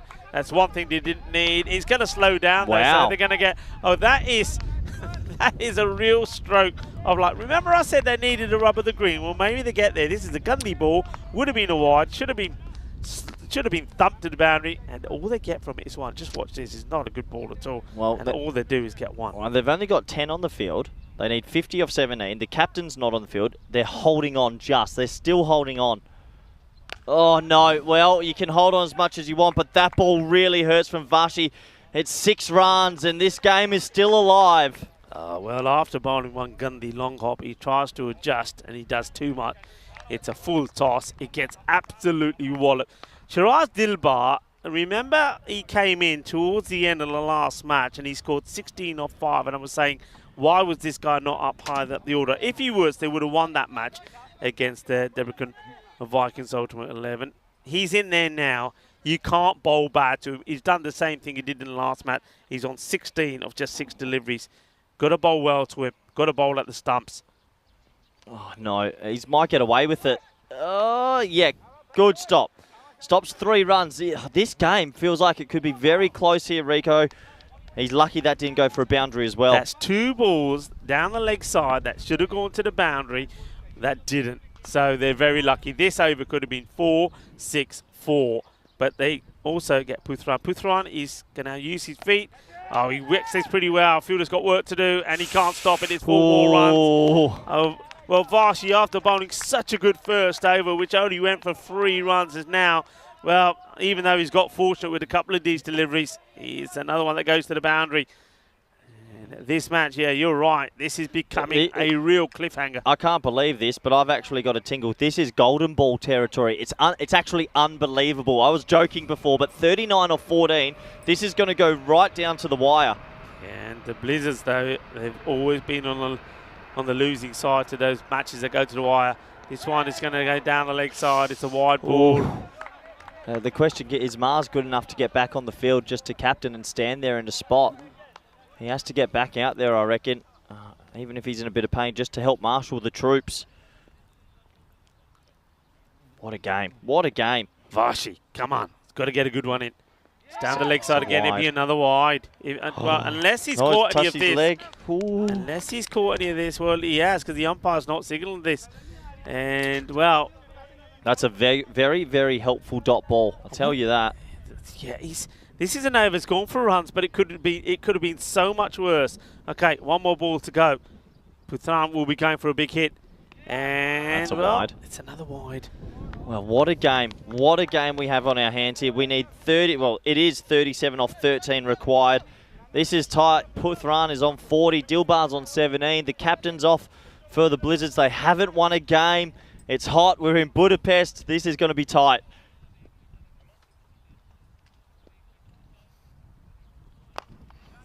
And they're going for it. If he hits, he's out. He's out. He's got... Oh, no. Ouch. Oh, no. That is...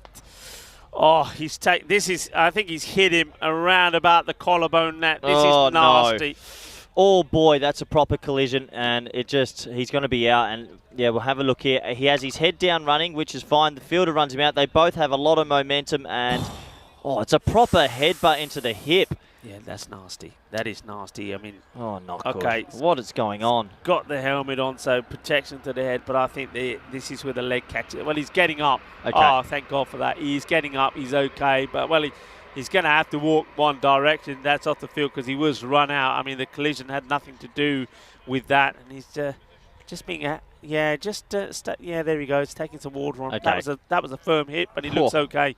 He looks okay. Thankfully, we've had well, I don't know what's gone on in the last 15 minutes. We've had two pretty massive collisions, but thankfully both players that were on the ground for a little bit have gotten to their own feet through their own will, and they're walking off. And yeah, sometimes it's a bit of shock when you have a heavy collision as well. You're not expecting it on a cricket field, but glad to see he's okay and walking off on his own accord. Yeah, okay. 80 for 2. 12 balls to go. What a game. What a crazy game. 37 runs required. One man that could do it, could do it all by himself, is Dilbar. And, he hits the ball massively. The thing is, though, he's got another batter who's there with him, who was listed, well, was put down as the opener earlier, but it wasn't, of course.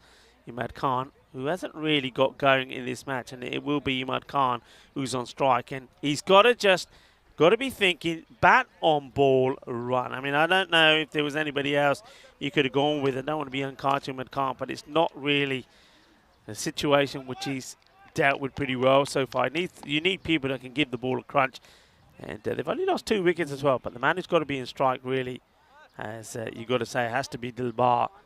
He's the man who can hit the ball pretty hard. He's at the non-strikers, and you just haven't seen that change on your screens yet. But it is the new batter on strike. You'd say the Blizzards are pretty well ahead here. If they don't bowl too many wides or a no-ball 6 or something like that, I think the Blizzards will come home with their first victory.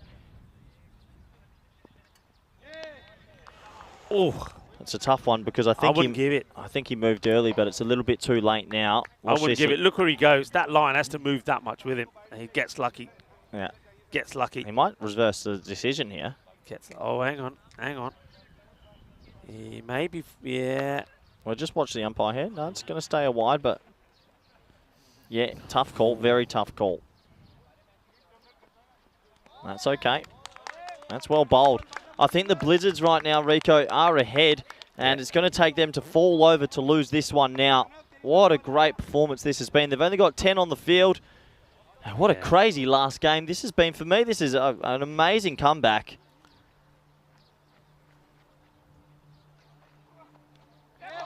Well bowled. Yeah, well bowled. You see, it's smart cricket you got to play sometimes. I don't think that's the man that should be out there at the moment. He hasn't scored any runs at all. You've got other options. Also, you've got a guy at the other end that's a 6-hitting machine. Do the right thing. Take the single, give him the strike, and trying to hit big but missing. And now gone, and it's going to be another 3-ball duck. So that's a pair for Imad Khan. Yeah, you don't want a pair, but it is a pair, Rico. Should we put 2 ducks up? Can you get 2 out there? Yeah, well, he's going to get a pair. He was a 3-ball duck in the first, and it's a 3-ball duck here. I don't think he's not the guy. He's not the hitter you need. And yeah, I mean, the key thing is, as I'm sure Derek will help Khan back, that you're going to see the Blinded Blizzards here winning their first match in the European Cricket Series. Yeah, I'm going to say it because I don't see any way back here for the Royal Eagles. I don't see any way back. Well, there you go. There's another Derek. And it's a double. It's a pair for Khan. He's not a happy man. And I'll tell you who's going to be very happy is the Blizzards. And I'm just wondering, their captain, whether you may be able to make it on the pitch just for that wonderful moment. High up in the air, could be 2 in 2. It will be 2 in 2. So it could be more magical moments for the Blinded Blizzards, especially if we see a hat-trick from Omar Zahid, because Anup Gupta will go first ball. Remember, we did see that hat-trick yesterday. Are we going to see another one here today? So 1 hat-trick already here in Budapest. And that, of course, was Ali Yilmaz. You see that his name will be on page 2 of the Hall of Fame hat-tricks this year. There he is, Ali Yilmaz. He got a hat-trick yesterday. Could there be another? Oh, yeah, they could be, because all the batters coming in now are swinging hard, trying to go for glory. Gupta was unable to. Good catch taken. And here. Well, what a little win this is going to be for the Blizzards, Rico. They've come out of nowhere. We're on a hat-trick ball. Can he get it? He's only got 10 players on the field, and he's still going to try and get a hat-trick. Phil comes in a little bit, few movements. I'm really impressed from the Blizzards. They're going to steal this win, and it's a great effort. Brilliant effort. Here we go. Hat-trick ball. Zahid bowling. Oh. you got to appeal, I suppose. It's down the leg side. It's too high, but it's a hat-trick ball. And they're hoping that to catch Steve on a bad day. And, well bowled, though. There's no runs off this over yet. No runs off the over. It's been a brilliant over. Walks back to his mark. Been a fantastic over. It's killed the game. We still thought at the start of the over there was still a glimmer of hope, but Zahid has lovely figures of 2 for 18. Last ball for him. And what a spell, Rico. 2 for 18. The score is 4 for 81. 81 for 4. And, well, I think Blizzards are going to get their first win. Blizzards are going to get their first win, and maybe we could have a bit of a blizzard here today, because if there is, then maybe they can pick up not just 1, not just 2, maybe 3 victories. The next match, though, coming up is another team that are hoping that they can get a victory on the 6th time of trying, and that's, of course, Dunabugdani. They're taking on the Debrecen Vikings Ultimate 11, who were victorious early today. And, of course, look out for the likes of Ali Nawaz and Moise Hassan. And also maybe Bobby Patel can get in the runs this time around. And Dunabugdani there without Parminder Singh, who was outstanding behind the stumps the other day. But they've got some of the players themselves they're hoping will perform here. Yadwinder Singh and Rohit Kumar will be the key. Maybe Bibek Singh with the ball. Just dropped short of the fielder. And he's not interested even in taking the single. Just wants to face and have a few highlights to sort of get that. And, well, Rico, luckily it isn't a golden ball. I do need to get back for the women's event and for other numerous reasons. But what a game. What a week. I've enjoyed it a lot. 36 off 5. And it's great that I get to finish and see a Blizzards win. That's quite nice. Yeah. And what's been nice is working with you once again. We've had to wait a long time. Well, this is why this guy had to be kept on strike. And so you got to play smart cricket as that one gets blasted away, big hit. And this is where the teams, like the Royal Eagles and 1 or 2 other teams, have to think a little bit about what they're doing.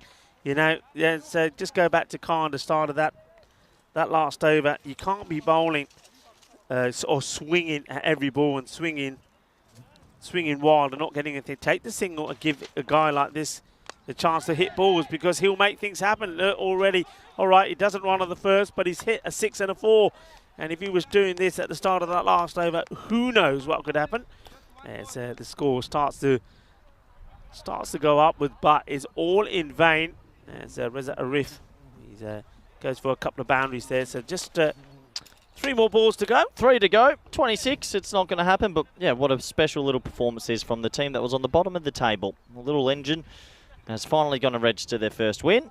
That's going to be a dot ball. And Rico, you'll be good on your next week. Charlie's coming through. You got a couple of days on your own. And I've got I'll finish off today, and I got a couple of days on my own before Charlie Hunt, of course, will join me. Charlie, of course, who we did and finished Romania together. So it'd be great to have Charlie here. I'm sure he'll enjoy the cricket as well.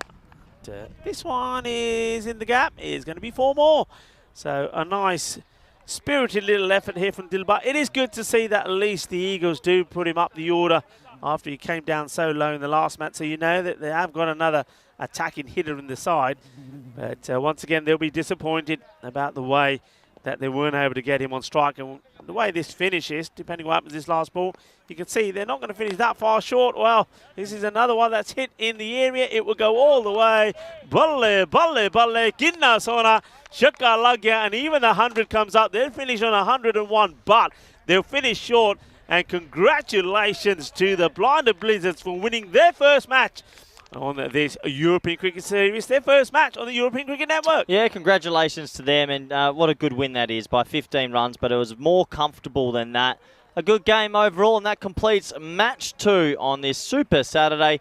It's been an absolute pleasure, and we'll have a quick surmise of the highlights and the scorecards. Ultimate 11 versus Juna Bongdani. This is what's coming up for you next. Maybe little Juna Bongdani can also register their very first victory. Well, they would love that, wouldn't they? I think the key would be the likes of Yadwinder if he can get going, and Ray Kuma.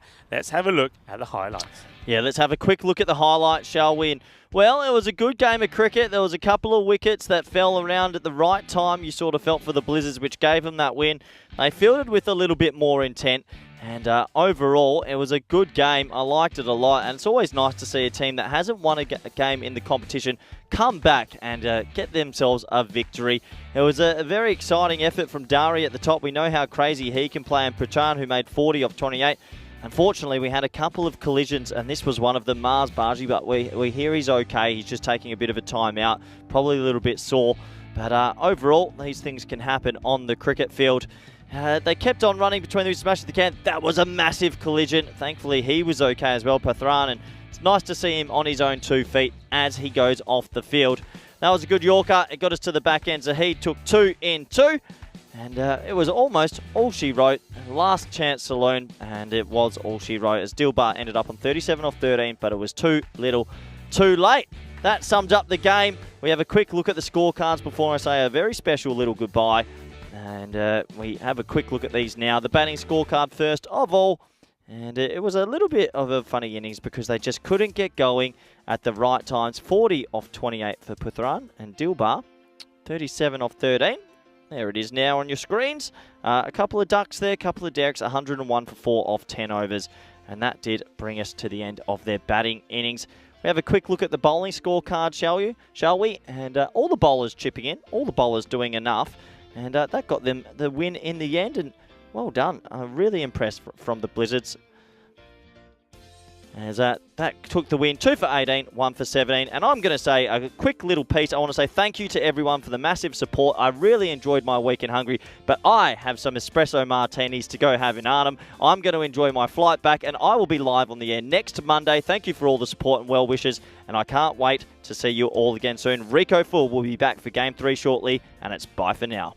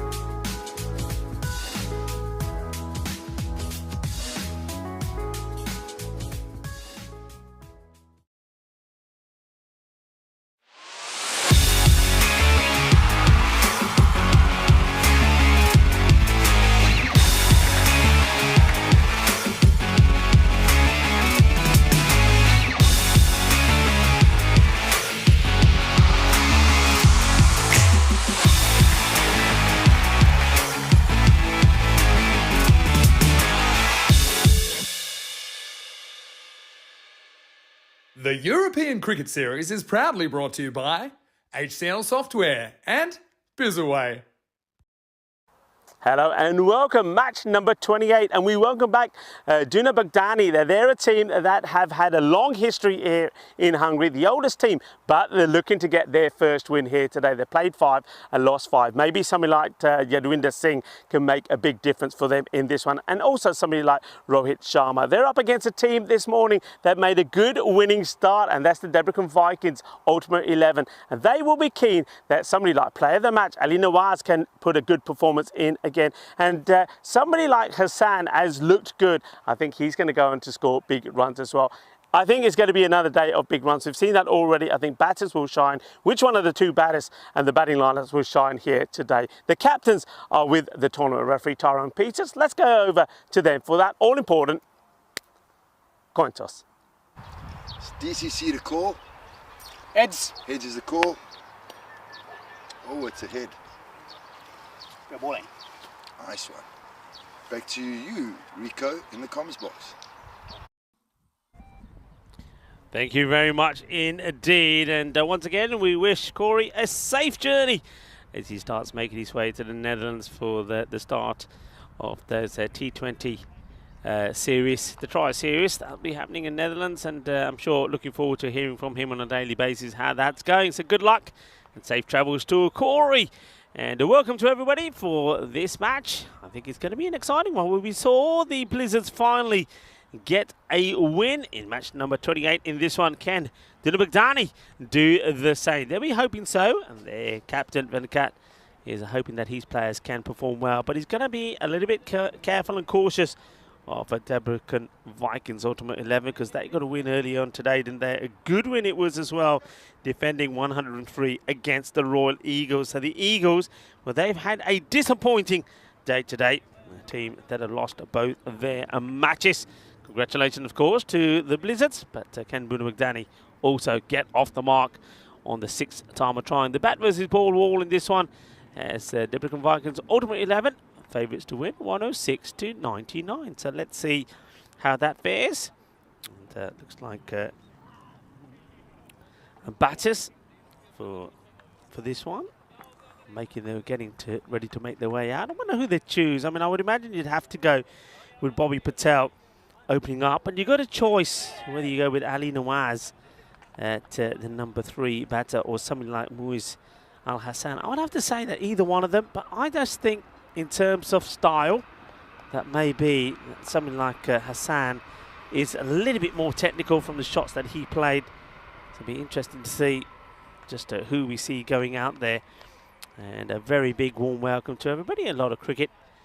It's on today. I know a lot of people will be keeping an eye on the test match as well. Keep me updated what's going on there. Talking of things like test matches. Well, this day back in 1961, Fred Truman takes 5 for 0 in 24 balls to rip through the Aussies. So, yeah, a little bit of a blast from the past. And, well, if you want to talk about blast, so what about in 1932 on this day in cricket? Herbert Sutcliffe scores his 100th 100 in Yorkshire versus Gloucestershire. So, yeah, that was not a bad knock, not a bad innings, was it? Not a bad stat at all. And when are we going to see some nice stats here today as well? If Duna Bagdani CC can get a victory. The news you saw from the coin toss was that Duna Bagdani winning the toss and electing to field. So they're once again backing themselves to try and restrict a team to a low score and then knocking those runs off. As we see another express train go by, making plenty of noise. And express is what Duna Bagdani will want here from their bowlers. A bit of express pace to restrict Debrecen Vikings Ultimate 11. Remember the second team, Debrecen Vikings are a team all on their own. This is the second 11. The man who's got the ball in his hand, ready to bowl the first ball, Diraj. And well, he's going to get absolutely cream crackered. That is huge. Well, Bobby Patel is back. And one man, I should say, who didn't quite get going in the last match was Bobby. Well, he has this time. He's absolutely walloped it. Huge hit. So he's off and running with a 6. Bobby Patel is out there with the non-striker. They do go with Ali Nawaz. So 6 off the very first ball. And Diraj, I think it was similar to what Corey was saying before he left. He said that, you know, sometimes bowlers, they don't tend to put it all in the first delivery. It's another one high up in the air. He loses his shape, but he's going to get lucky, is he? Yeah, he does. Goes a long way up in the air, and the fielder was the captain. And Narishman, he just couldn't get there. And he's got some supporters here with him. And got Divya. His wife is watching. And that one went a long way up. Couldn't get there. Yeah. So, yeah, the captain, Venkat Narishman, his wife is here. Also, Kirit Kumar's wife as well, Bhavika, is here at the ground. And, well, Rohit has got Gita's wife and his kid watching. Oh, this is huge. Absolutely humongous. What a hit. Well, if you thought there was a big one from Bobby Patel, what about this from Ali Nawaz? That is humongous. What a strike that is. That is gone many a mile. Well, this ball, I'll tell you this now, this is circling our planet for years to come. That is up there somewhere, going round and round and round. Well, both batters have hit big sixes. This one will be a wide as Diraj starts to feel the heat. Talking of heat, 30 plus degrees out there, people. It's hot. Very, very hot. Hello to Danny Larwood. That's joining in. That one just drops a bat on it. And no run.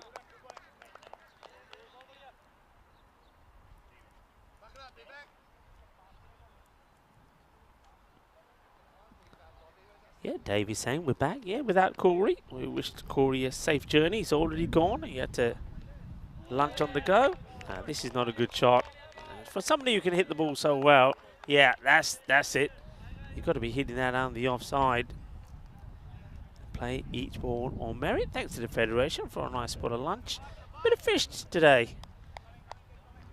Bit of patted fish. It was very nice too. Okay, high up in the air, and it's going and gone. It's another 6, too short. And yeah, that's better from Ali Nawaz. This time he doesn't try and hit this down the leg side. Waits for it and clubs it. Hits it on the up. It's the end of the over. It's a blistering start from the Debrecen Vikings Ultimate 11. And just like that, the first over will go magical. 20 from it. Let's have a look at some of the key players we know about the Vikings. Hassan is going to be key, and Nawaz, both of them have batted really well. Bobby Patel looking to get in the runs as well. Over to the other side, Yadwinder Singh is right up there. Haseeb has batted pretty well, but really they need other batters to click with the ball. Rohit Kumar, maybe he could be the man that shines for them with the bat as well. Bowlers on the other side, Mohammed Cameron has bowled well. Abidullah, I think he's a tremendous bowler. But Ali Nawaz, the way he bowled in that last match with the York length deliveries, will be a handful. Full toss. This is going to be a no ball, and it has been dispatched. Well, I tell you what, Bobby Patel, I get the feeling that Bobby Patel, after the last match, took himself into the nets and he just hit ball after ball after ball, because he's come out like a man on a mission. That's going to be a 7-up. Oh, he's absolutely peppered it. Not a good ball, not a good start. Well, we saw 20 come off the first over. So the first one goes magical, and it's a magical start to this one as well. They don't get better than that, because that's 7. Free hit, launches into this as well, and that's going to be 4. Well, 6 and 4, and hungry for more. Bobby Patel gets another full toss, and sends this one away as well. 11, that is, off just technically 1 ball. Under pressure already, feeling the heat already. Dina Baghdadi looking to do what the Blinded Blizzards have done, and that's to get a victory in their 6th match. They've lost 5 on the spin. It's not the best of starts. This one is hit hard, and oh, that's a great effort from the fielder. Comes across, that's Abdul Haseeb. He gets one hand to it. This was travelling. This was coming into the box. That's for sure. It would have gone right to the spot where Corey was and gets a hand to it. It could have stuck, but it doesn't. It will go down as a chance.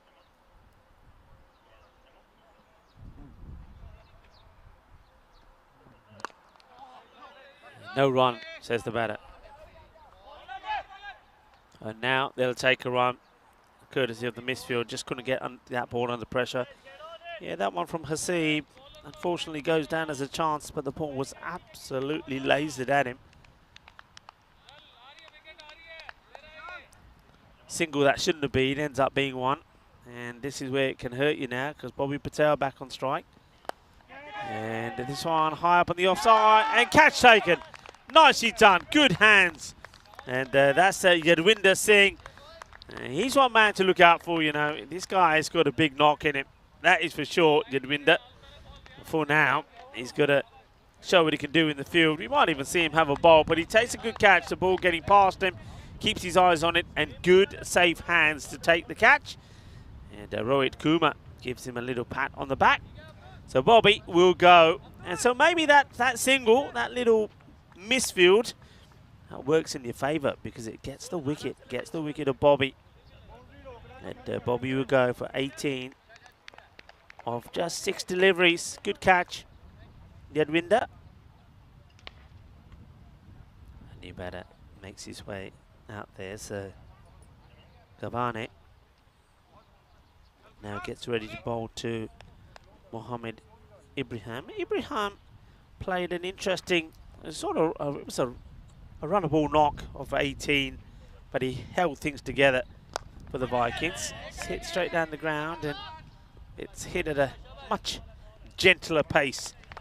That's the one that Abdul Hasib had to deal with earlier. So it will be just a single, so off the mark straight away for Ibrahim. Ibrahim played some nice shots on the offside, and if you're the captain and you watch that innings from him, you would know that you want to set a field to a sweeper to him on the offside. So Garbani, after being hit for a 6 first balls, come back pretty well. 1 for 14 balls to go. Go short, and it's not the right delivery to bowl, is it? It's short, it's right there for the hitting, and only Nawaz doesn't make any mistakes, and he hits another Maximo. Takes him to 19 of just 6 deliveries. It's the end of the over, and off 2 overs, 40 on the board. So what we've seen here is 2 overs go for 20. Diraj, 20 of his first. Gabani, he goes for 20 as well. It's a fantastic start for the ultimate 11. Part of the Debrecen Vikings setup. So Abdul Hasib has been tasked to bowl this 3rd over. It's a very important over because this is where things could go downhill if it's another expensive one. Ultimate 11 looking to continue their climb up the table. Bowling to Ibrahim. Ibrahim, I wonder if he's going to just try and get Nawaz back on strike here. Well, that's that shot he plays outside the off. That's what I was talking about. And we'll get 2. So far, very similarly to the role he played in the last match. He'll go to hit over the top. It doesn't necessarily always have the power to get the boundary. But he'll get those 2s, and he'll get the dangerous Nawaz on strike as well. Hasib.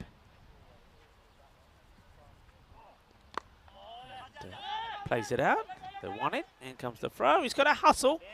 And maybe a direct hit.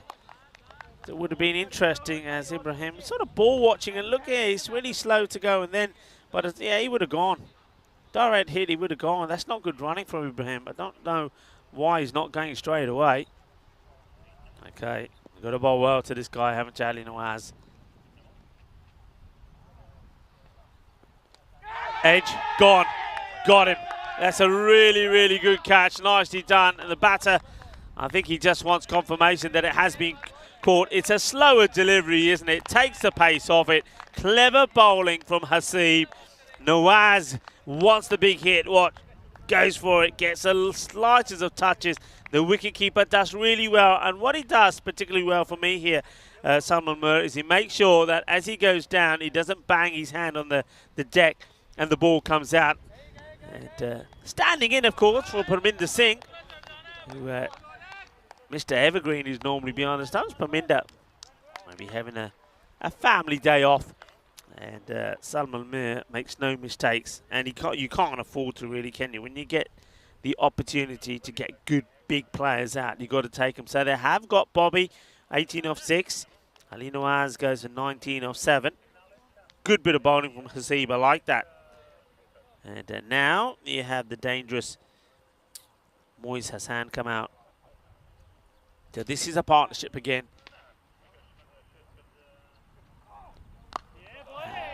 Shorter delivery, tucks him up slightly. No run. Yeah, I would, going back to what I was saying before the start of the match, I think when you've got the options of Ali Nawaz and Moiz Hassan, they probably go with Nawaz because they think he's probably a little more aggressive, but he will still play and miss at a few.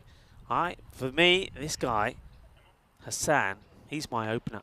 I think the more balls he faces, the more runs that he'll score. I mean, like this one, it's a short one again, and this will go all the way. What a tremendous shot. So he hooks his away for 6, and maybe just highlighted just why I like him so much, and I'd have him as my opener.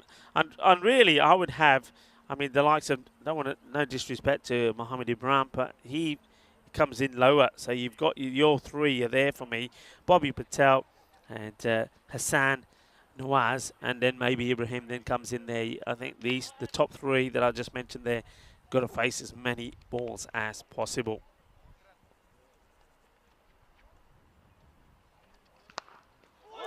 Oh, there's that slower delivery again.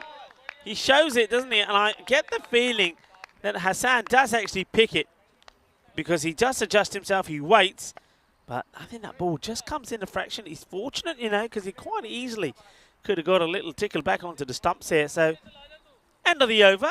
It's not a bad one at all from Hasib.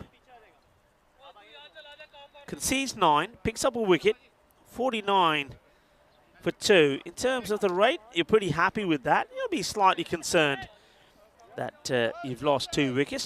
Two big wickets as well, Bobby Patel and Nawaz, but you'd still hope that if Hassan can get going and gets good support from the other batters, that you can still get around that 120 score. That's what they'll be looking to do. Looks like we're going to have a little bit of spin. And it will be the captain, Narishman. Mentioned before, he's got his lovely wife here watching him today. So, hello to Divya.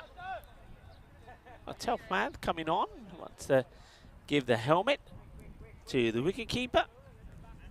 Yeah, so Captain Venkat, Divya's here watching. Krit Kumar, his wife, is here as well. Bhavika and Geeta is watching. There's the wife of Rohit. And there, the little kid as well, Vedika, is here. So welcome to everybody. It's lovely to have supporters here watching the cricket as well. And supporting their, well, the ladies supporting their men. Narishman up in the air. It's a nice looking shot, isn't it? It's 4 runs. Nicely played. Hits it on the up. And Ibrahim, like I said before, he's a good player for these sort of shots on the offside. You've got to set the field to him pretty early. And this is where you've got to do your homework sometimes. I mean, as soon as he comes out the bat, I'm saying you've got to put a field out on the offside to him.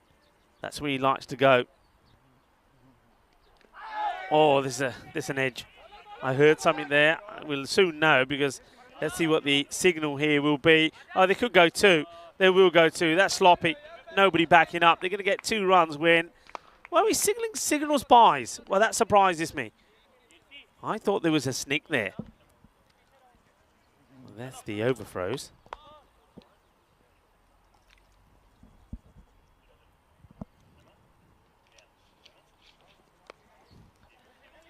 Nicely played away. Take the single. So, interesting little period of play here. I think if these 2 stay together, let's say, till the end of the 7th over, I think they're going to get that 120 score. Get a couple of wickets here now, and you may restrict them to perhaps even under 100, because you got to know the batting that's still to come. And two of the key players already gone, wanting it, and not out, says the umpire. I think signals here that there is bat on it. Let's see, there's the shake. Yeah, I think he does. I think she'll be saying no, a bit of bat on that one. This one's on the legs, gets worked away, and no run. They decide not to take it. That's not good cricket for me. You've got to take that.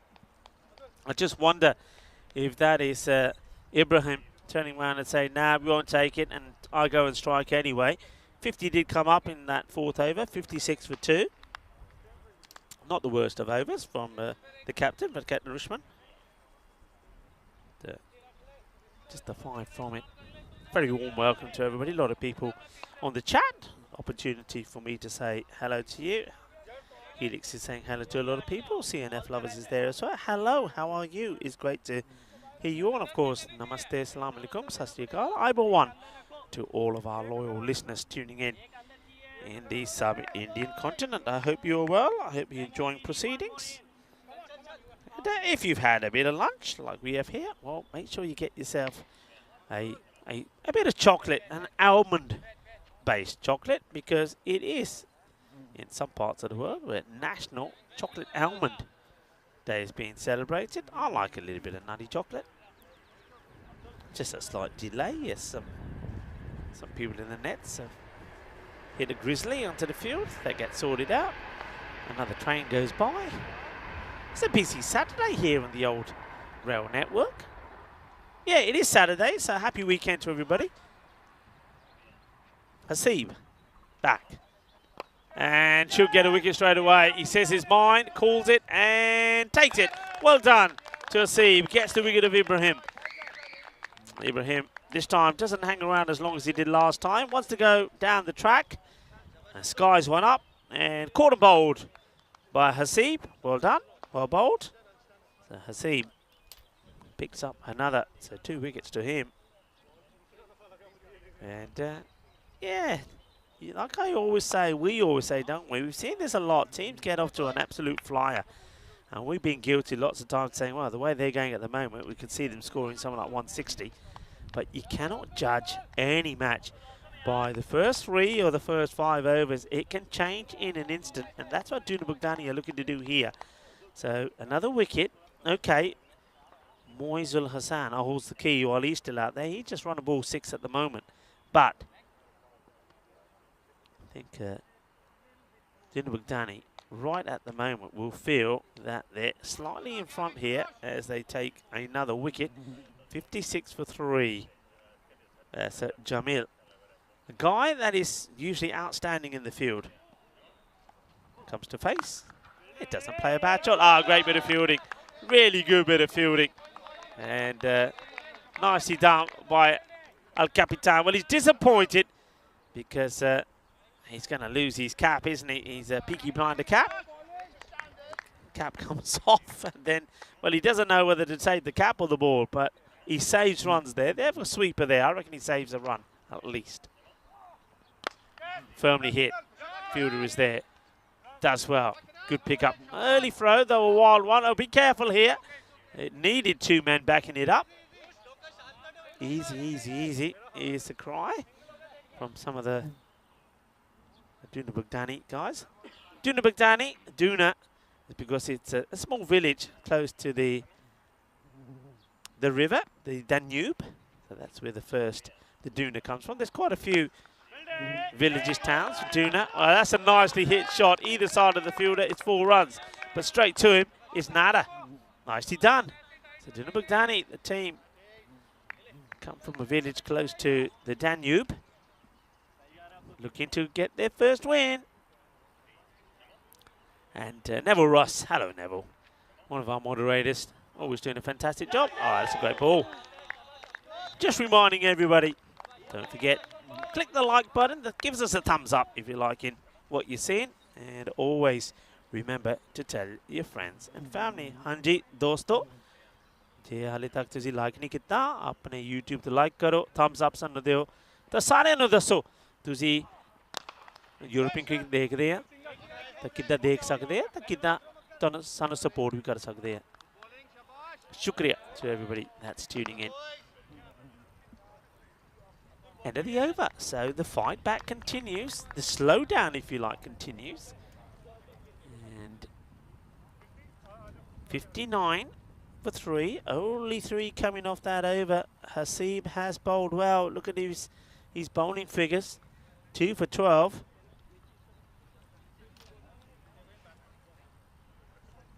Just having a look at the most wickets been taken so far. Ghulam Abbas has 8. Manav Nayak, the youngster, playing for the Blind, has 7 wickets, as does Mohammed Kamran. And Bumseti there for the Kings, 7. And Sanjay Kumar off the Cobra, 7 wickets. Thanks very much to our stats guy, Shazad, the likes of Shazad and Ravi, that work hard behind the scenes, providing us with those stats. Thank you, gents. Captain to continue. Good length. Single is being shouted, a single it will be. Feels very well. It's got very good hands as the Kushal Gamhane. Moves well, gets behind the ball, gets his body behind it, and is very quick to release as well. So he's basically saying to the bat as well, you're not going to be taking twos to me. All right, has he got enough of this? And yeah, only just. It's only a matter of inches, but that's all that matters as the umpire puts him up in the air like he just don't care.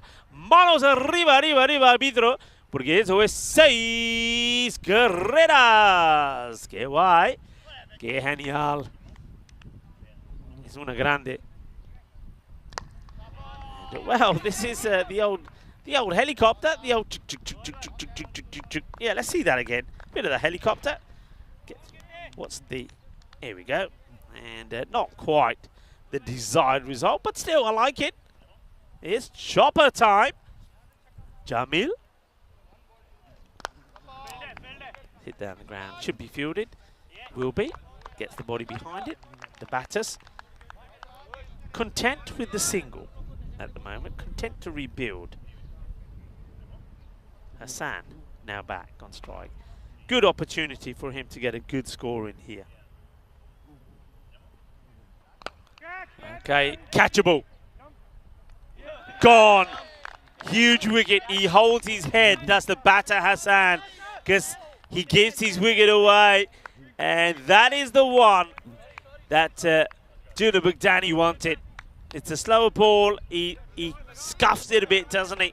Doesn't hit the middle. And once the catch is taken, you can see the reaction from the batter. He holds, there you go. He says, what have I done? I've given my wicket away. And yeah, he did need to bat deep, but it's not going to be 68 for 3. The important wicket of Hassan goes. He's looking to go over the top of Cow corner, but puts it into the hands of the fielder. Fielder, credit to him, makes no mistakes. The new batter is going to be Kaisar Ahmed. And he can be gone first ball. Oh, no, he doesn't. And the ball comes through to us in the commentary. Well, this one is in and out of the hands of the man that I passed the ball back to. Oh, well, it was hit hard. I just get the feeling that maybe slightly out of position was the man. Watch this. Look where he is from the boundary rope. If he's on that rope, he's making a far easier catch. Well, that one comes through to me. Hello to everybody. Bit of Grizzly action. He sneaked in under the table, but I got it. I got the old Grizzly. End of the over. It could have been a finish with 2 and 2, and it won't be. The Richmond will finish 1 for 20. End of the over. 74 for 4.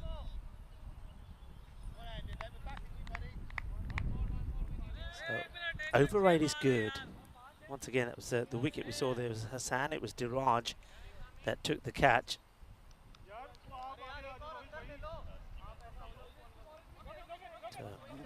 Big effort being made to get that field right here. They're taking time. And Bibek Singh, when he bowls well, he creates issues when he bowls outside the off. And, well, this gets clothed. And if Bibek, I get the feeling, yeah, he's disappointed with himself. Wasn't expecting it. You know why? It was a Gandhi ball. He never expected this to come back to him. And then it just dropped short. He gets away with that, really. Jamil gets a life. But yeah, Bibek back to him, and he floats it up there to the off stump. He's dangerous, but he can't go down the leg side. All right, this gets hit up in the air, and it will go all the way. Balle, balle, balle. Ginna sona. Shakalagya. It's that sort of game, isn't it? There's dot balls, there's Gandhi balls, there's wicket-taking balls, but at the same time, there's a few boundaries as well. It's this is the European Cricket Network. This is how we do things here.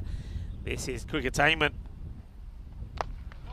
Down the ground, gets it past Bibek. And gets past Bibek, gets past Kiritakuma, who tries to stop the ball with his feet. I'm sure Bhavika, his wife, will be throwing down a few balls for him later to say, hey, use your hands, not your feet. Big swing, but a wide ball signal as Bibek just struggling with a little consistency at the moment.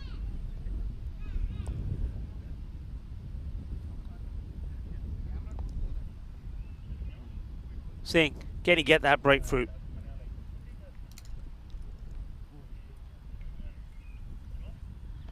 Faster delivery, well bowled, good comeback, gets it on the money. And you can see, I get to hear like a bit of wind blowing around. I don't see it, so obviously there's something close to the microphone. Is you have a look at those, the old flags at the back. Don't see a lot of wind, but there's certainly something coming through on the old mics. Don't know what that is that's blowing away. I hope that you're not hearing that. If you are, I hope it's not disturbing the match for you. Here comes Steve with a bag of goodies. Still waiting for Steve to finish that Rubik's Cube.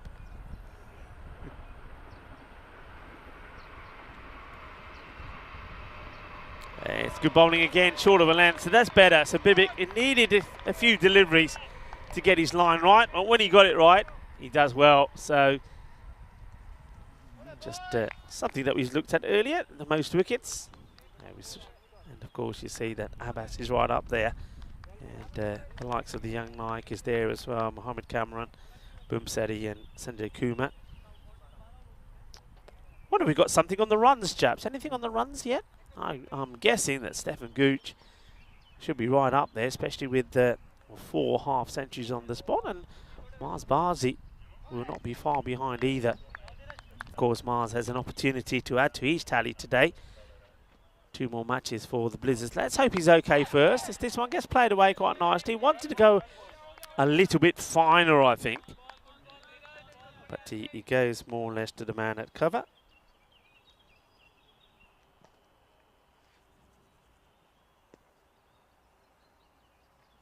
Yeah, we can maybe have a look at the most runs next.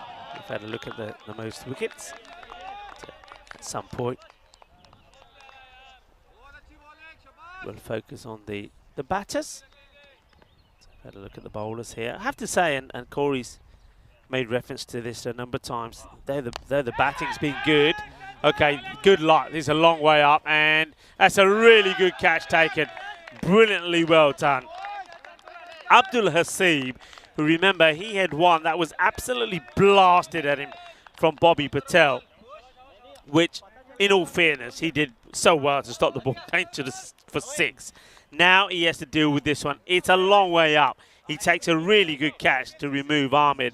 So Qasar Ahmed looking to go to double his score, really, to go from 6 to 12. He's not able to. So he's going to go for runner ball 6. Well caught, really good catch. And he's made a big impact in this match already, has Hasib. Catch, a couple of wickets as well. That's another one that will go down. And Diraj, whose first over, remember, went magical. Let's come back here with a good one.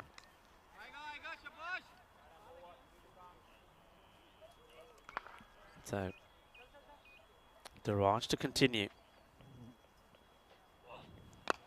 Oh, it could be 2 in 2, and it should be 2 in 2. It will be 2 in 2. So it's going to be a golden duck for Imran. Imran Vidya will go without scoring, out first ball. And just like that, we have an opportunity for another hat-trick. Yeah, that's what we're talking about. Remember, yesterday we saw that hat-trick over 2 overs. And another chance, and that happens because we see Imran get a golden.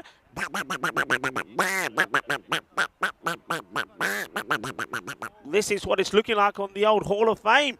And yeah, there he is, Ali Yilmaz, for the Budapest Blinders, getting the hat-trick yesterday. So, and he did that against the Dubrovnik Vikings in that victory. Will we see another hat-trick ball coming up for Diraj?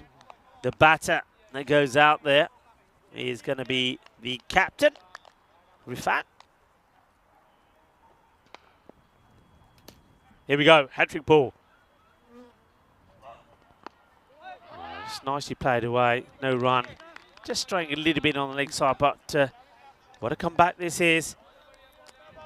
Dina Bugdani, got to believe, got to keep fighting. Can they keep this down to a score that they can potentially chase and bring up their first victory as well as the Blinded Blizzards did? Oh, this is a bit of a wild swing from Rifat. Gets nothing on it. Very, very good over from Diraj. He went for 20 in his first over, and now that last over goes for 1, and he picks up 2 wickets. Well bowled and well managed by the captain as well. And I wonder if he'll just do the same here now and give Gabhani his second over. No, it looks like he wants to go back to Bibek Singh.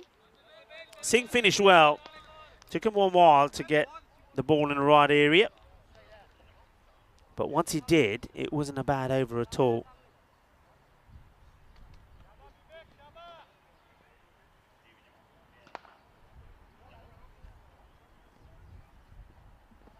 Short. And it's flat batted for just a single. Well fielded. The man comes across. Makes the stop. Diraj.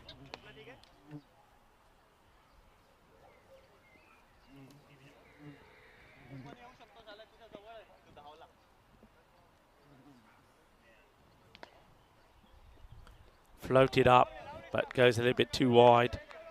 So a wide ball called.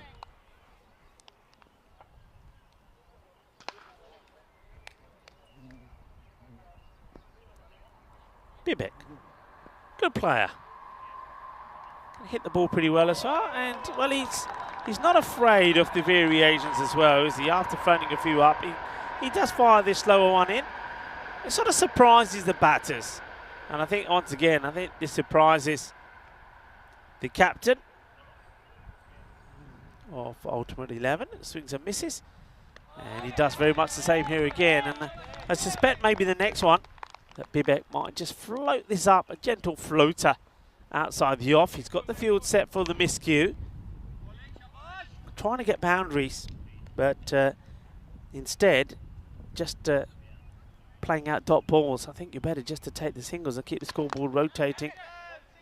They will get a single here. That almost sounded like a double impact on the bat. And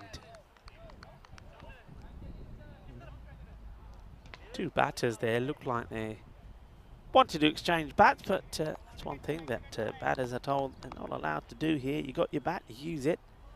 It's all about saving time as well. If the batters keep going and changing bat all the time, it takes ever. And, well, he hits that pretty well with the bat he has, and the fielder makes a partial stop. And probably could have thought about the second if Rifat, the captain, had run that one a bit quicker. Bibek Singh, another good spell from him, the spinner. 12 so far with the ball to go for his spell. That's outstanding. And he flush floated up, and will it get him a wicket? It should do, and it will do, because it's the safe hands of Diraj that takes the catch, and the captain, Rifat, will go. And the same way, really, we saw the likes of Ahmed go as well, looking to go for the big shot. Raj is there to take the catch, and Bibek Singh, a good finish to his spell, well bowled, and 1 for 12. And Typical Viking ultimate 11 stuck in the 80s. 87 for 7 now. Excellent over from Bibek, just the 4 runs from it. And like you always say, 49 came off the first 3 overs. All right, they had lost 2 wickets. And at the halfway point, 59, you can see since then, they haven't scored 30 runs in the last 4 overs.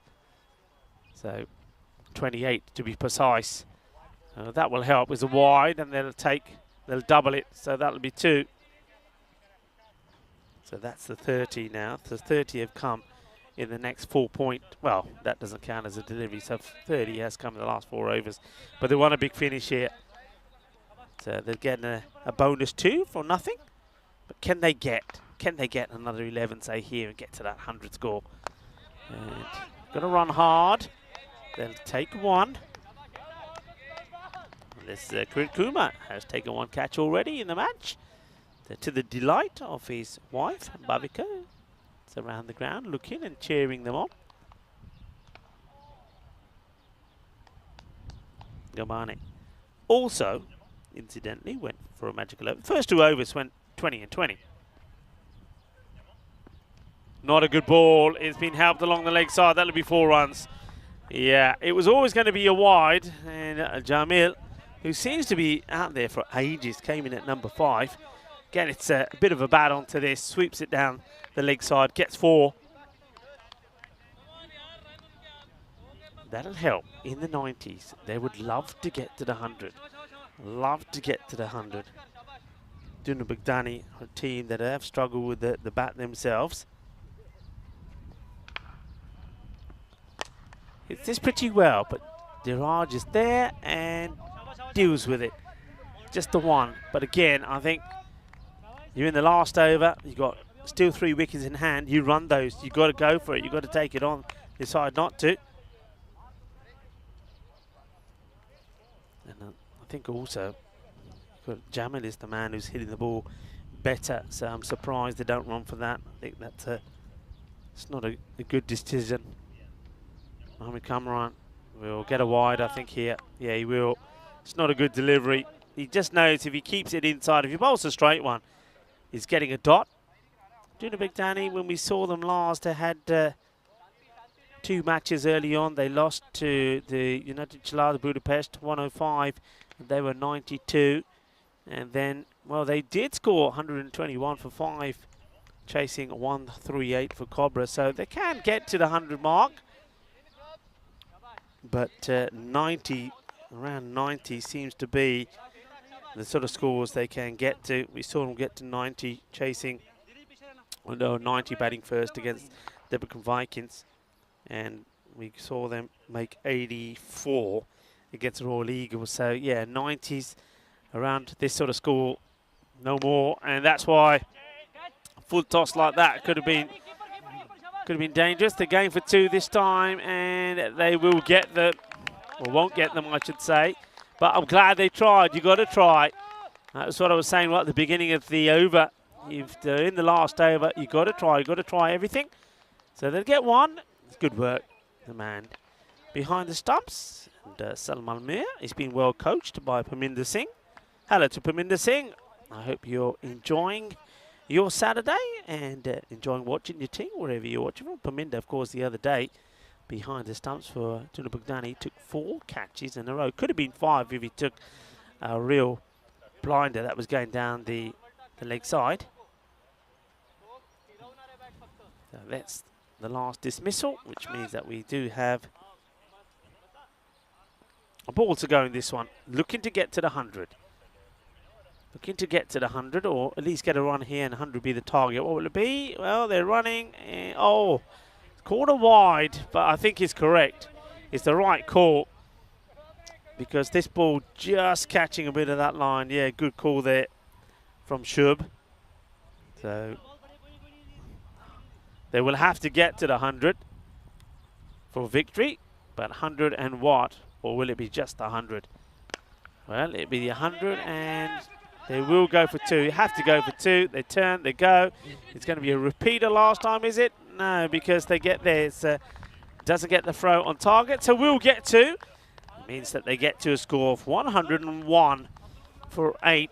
So a little bit below where they would have liked to have been, especially with that start that they had. But as I said at the time, just because you get to a good start don't mean you go on to make a big score. But they would have liked 110, so a little bit below par, but they still know that Dunabugdani are going to have to bat out of their skins to get there if you go by the form so far. But the way it started, well, it was starting with a bit of magic, didn't it? Well, 2 bits of magic, 2 magical overs, because we saw Diraj and also Gavani go for 20 apiece. It was 40 off 2, but then Hasib, who had a fantastic day out there, came out and, well, he took 2 wickets in an over, and also he was instrumental in the field as well.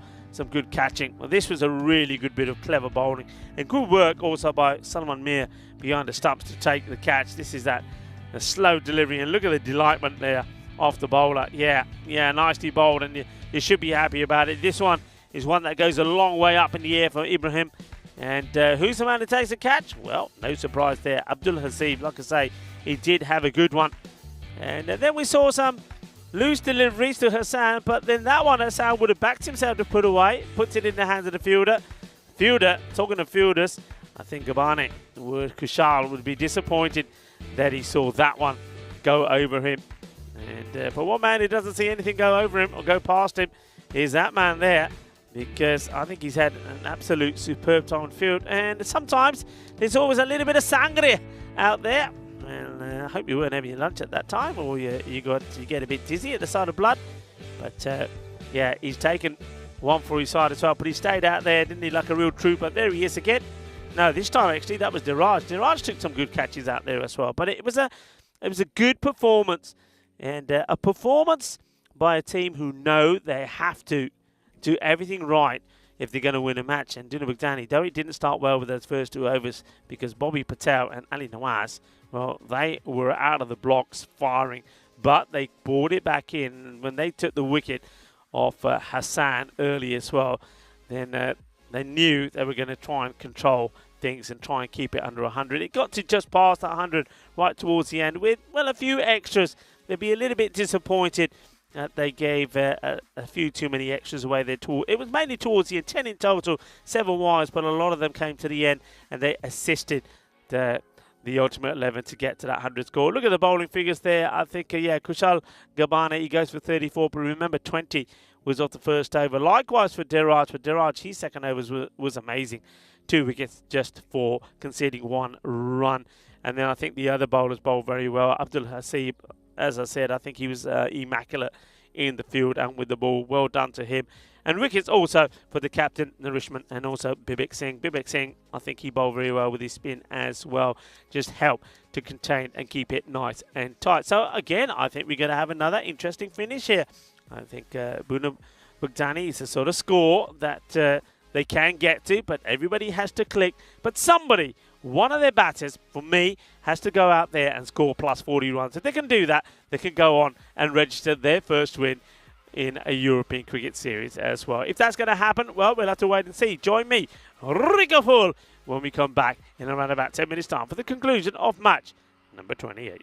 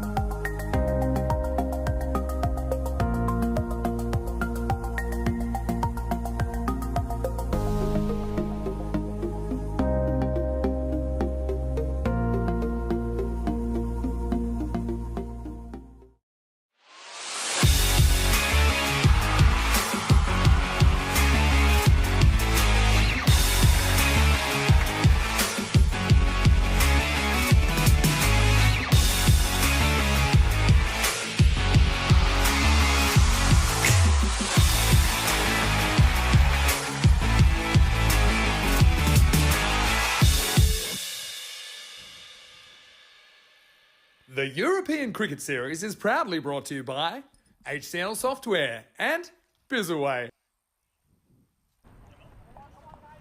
Hello and welcome back, and yes, big thank you to some of our partners, HCL Software and Bizaway. Well, Bizaway will be doing its bit to get Corey to the Netherlands. Corey who became ready to start the T20Is there in the Netherlands. So what a terrific series that promises to be. Remember, 1 game a day coming from the Netherlands. That's going to be really exciting.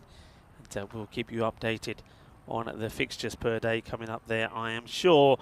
And at the moment, though, all eyes are on this one, where we've seen the Liverpool Vikings. Well, they're ultimately 11, restricted to a score of 101, thanks to a very good comeback, a spirited comeback from Dunebug Danny, a team looking to win their first match in a European Cricket Series. It didn't start well when, well, they were 49 off the first 3 overs, but the way they came back, particularly the way their slower bowlers, the likes of Hasib and Bibek Singh bowled, was quite good, and the fielding and the catching, once again, Hasib and Daraj were instrumental in that. So they've given their team a chance. They're a change that they made the last time we saw them, having Dowell, Chris Dowell that is, up in the batting order. I quite like that. He's interesting because he'll play a few balls out and you think, okay, he's going to be that sort of batter, and then he'll thump one to the boundary. So watch out for him. He can be pretty useful. It's a wide ball to start with. They're way down. Wide outside the off from Moiz Hassan. Moiz Hassan, similarly to Ali Nawaz and maybe also Bobby Patel, not really, neither one of them got going or got to a big score in that one, which is the thing, what they need. They need one of the top 3 to get to a big score. This one will be played out by down to the man at 3rd. He'll take it on the bounce. So off the mark in terms of with the bat, first runs. So wide and a single gets them going. And this man is what I like to see. I would like to see better. I'd like to see him out there wearing a helmet, if I'm honest. And I'll say that about all batters that are playing in this series and all the others to come. Please wear helmets. We'd love that. But he's also a dangerous player, is Yadwinder. This is a nasty ball down the leg side. So Hassan having a few radar issues at the moment. And not sure why. It's a nice clear day. The satellite should be picking up the signal pretty well. But yeah, a wide one down the leg side. And now this time he gets the keeper, Bobby Patel, having to scurry across to the leg side.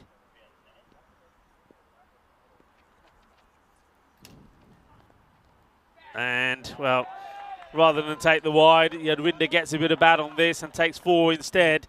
I get the feeling that the keeper was going to struggle a little to get to this one as well. And, well, that is the proper, from Yadwinder. The old, watch this, the old MJ swivel. Nicely done. Good shot. Bad ball, though. First boundary. Yadwinder is the man to do it. I said before the start of the match in my intro that I think this guy's at some point going to score some big runs. He just has that natural hitting ability.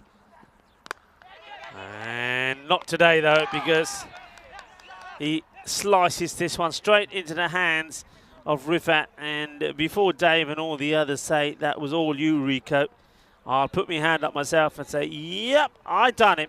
Hook, line and sinker as this one creeps up to him. And there's the old commentator's curse for you. Doesn't need 2 of us in here to do it, you know. 1 is more than enough. And Yadwinder, well, he is super aggressive. Thing is, though, it's the way he plays. I mean, it's like the ball before, down the leg side. Most batters wouldn't even try to get anything on it. It's a big time wide. Yadwinder gets a bat on it, sends it for 4. That one there, he just doesn't get it right. On another day, he's hitting it over the top. He's going to go to the boundary, but not this time. He's going to get caught. And it's a good wicket to get because he's dangerous. He'll go for 4 off the only one legal delivery that he faced. And, well, nice moment there for little Rifat. The captain takes the catch. Hassan despite bowling some Gandhi deliveries, does get the wicket. 7 for 1. As I can tell you this now, it is really starting to heat up. It is hot. The heat you can feel coming off the ground. So don't be surprised if opportunities are taken for players, batters and bowlers alike, to take on some fluid. It's a very, very hot day. Nice looking shot. Third man should deal with it. Does. He's a tall man, but he gets down well. Shabash, shabash. Once again, delighted with the number of wildlife that we see here. Not so much the ants and the spiders and the other creepy crawlies, but the dragonflies. I've never seen such an array of dragonflies. All sorts of colours. Small ones, little ones, blue ones, green ones, orange ones. And of course butterflies. I've never seen so many butterflies in one place. Oh, a little bit of chin music. Well, another man who perhaps I'll give the same advice as I did for Yadwinder. Please wear a helmet. This time Chris Doyle, he gets one. He says, there you go. Have a sniff of this. Signalled as one for the over. Yeah, follows him, doesn't it? Follows him. We have seen, and this is what worries me, as Hassan comes in again. Gets this one outside the off, and that will be the end of the over, as we see that number up there telling us that it's been 209 matches since we've seen a golden ball, and that of course was the last time that I was, well, not the last time, but when I was in Bulgaria, when it was a match between the Barbarians and the Medical University of Sofia. It was tied 106 apiece. Sofia, thanks to Chugtai, went on and win it. But yeah, just going back to that, wear your helmets, come on, be smart, play smart cricket.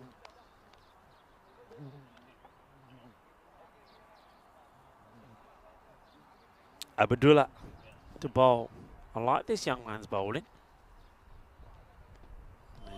Starts with one down the leg side wide is signal. The wicket keeper a little hand up to apologise to the bowler, but it wasn't a good delivery down the leg side. Both the opening bowlers have started with some unusual deliveries down the leg side. So need to get this better. Yeah, I was on a wildlife talk, wasn't I? Yeah, the butterflies around here. Beautiful. Too much of this from Dow. He's got to stop going away from the ball and go towards it. It's almost like watching somebody who's batting but a little bit frightened of the ball, you know, backing away. He needs to go to it and crunch it. He can, and I've seen him do it. We've seen him do it. He can hit down the ground. He can hit some big sixes. But he's got to stop walking away from it. This time he doesn't. He holds his shape and take the single. Yeah, some lovely butterflies. And I think I have to go back, well, I'll go back to my childhood growing up in England, when you always used to, in the summertime, see loads of butterflies, you know, all different sizes and colours. And I must admit, it's something that we don't see a lot of in the part of Spain that I'm in. And I don't know about the UK now, but there you go. That's what you need, boundaries. And it's a nice shot from Rohit Kumar. And before they fall too far behind the rate, they've got to keep this going. I mean, about 10.5 required at the moment. They want to try and stay at that and keep wickets in hand and then have a flurry towards the end. That will be the plan. So yeah, great to see the old butterflies here.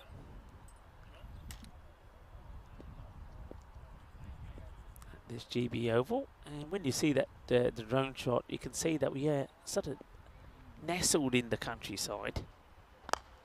Gets played, fielder gets down, and well, it has a shy, hits the edge of the pitch, diverts towards the man. Well, keeper gets there in the end, but was heading to a man at fine. We've been to some superb destinations there lately, haven't we? I mean, this is beautiful here. We were at the Muara Vasia cricket ground in the last series in Romania just over a week ago. That was tremendous. And that was by that lovely Muara Vasia lake. And before that, we had a lovely setting in that National Sports Academy in Bulgaria. Into the deck, no run. And of course, before you all remind me, what about the incredible scenery of the Seebahn cricket ground in Austria?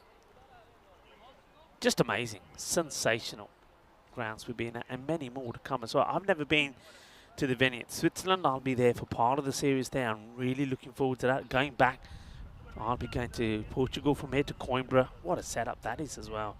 Well, you know, there's some great venues around Europe that are really a pleasure to be in. And a big shout out to the federations, you know, for the part and the massive part they play in maintaining and looking after those areas. And of course, I know a lot of players as well put a lot of time and effort in, I mean, their own time and effort. You know, I'm talking about volunteer work to do their bit for those venues. I mean, that's what European cricket is all about. It's, as we mentioned already today earlier, is a huge family affair. Good delivery. Oh, he sort of punches his away, but it could work in his favour. The throw does come in. They think it would have been close, but he's unlucky, Abdullah, here. It's a good delivery. Good bit of cricket all round, actually, because it's a good ball. He gets a hand on it. Here's the throw. I think, oh, well, you would have had to have a photo finish on it. My first impression, I think the bat probably would have been on the line, in which case it could have been out. 17 for 1. It's a very different start to what we saw from the opposition. They were at this moment of time on 40, so the Vikings were well ahead, but maybe the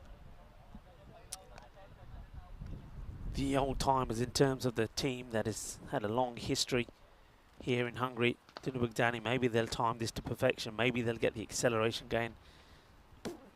They know what they need.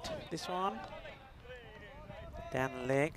One thing that I think they can do better, I think I mentioned this about teams like Dinabugdani, Cobras as well, is that in matches like this, take the runs that are there. Don't, you know, take those singles. Don't think you're going to do it with boundaries.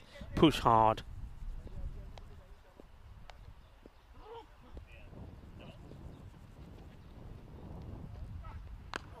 Up in the air, could go anywhere, but we'll go to a fielder who drops it.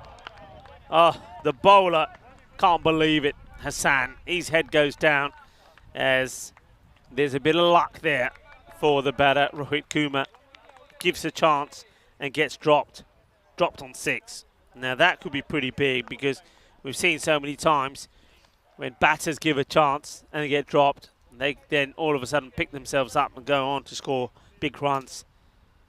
That could be a changing point in this match. Just remember that, Kumar being dropped on 6. Edge and 4 runs. Sometimes it's the way things happen. You get a slice of luck, and that luck is what makes a change, or the changing pattern in the match. And the very next ball, Chris Dow swings hard, gets an edge, gets over the wicketkeeper, past the man that third, and he's going to get 4. And Hassan is looking up into the skies and saying, why? What have I done? Why me? Dow gets his first boundary, but he's only 6 of 6 balls. Kumar, 7 of 7. Wow. So choosing not to play this one. I don't think this was over the shoulder either. No, there's no signal from the umpire at all. He just chooses not to play it. We get to see the height here. Yeah, I mean, that's about chest high. So certainly doesn't like, and the reason he doesn't like this, he likes to give himself a little room, Chris Dow. So if you follow him, if he's going the other way, he's not going to play at it. He gets tucked up. Just watch his initial movement. See? And, well, that's a good comeback. It's a lovely hit straight down the ground. I told you he can do it. I told you he can hit straight, and he does hit straight. He absolutely blasts this. That is a great shot. But it's that initial movement. He likes to get himself into a position. And if it's there, he'll play it. But if you follow him, you don't like it, he'll leave it. But that's a good hit, a good comeback. I don't think Hassan was quite expecting that. Good response from Dow. Now, response is required from Hassan. The ball to go. He's got 1 for 19 so far. Should have had a second, we know that. Still could though. And may have to be bowled again. Asking, but the keeper doesn't take the catch. Now, I don't know if there is anything on this. Will we ever know? I don't know. There's certainly no reaction from the keeper in terms of disappointment, but the bowler is convinced. We will never know, I guess. What we do know, it's a dot. It's the end of the over. 28 for 1. That rate, they're staying with it. And as long as they keep it to around the 10, they're happy.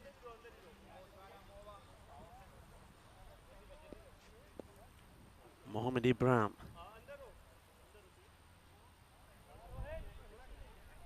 Now get set to bowl. A few things happening on the chat. Hello to, who's that out there? This gets played away. It's going to be 4 runs. Well, let's focus on this shot first. But if we go to the chat, that's Arham. Arham's got a lovely green crown. He's saying hello to everybody. And well, this is just a very nice shot. Remember what I said about batters get a bit of luck and then all of a sudden they turn it on. So Kuma looking to do just that. Gets a boundary for himself. That's a single, unnecessary throw this. I mean, there are people backing up, but they're on the boundary. Here's the throw, and okay, there was a little bit of a mess up, but still, I think a throw to the hands, into the hands is what you want.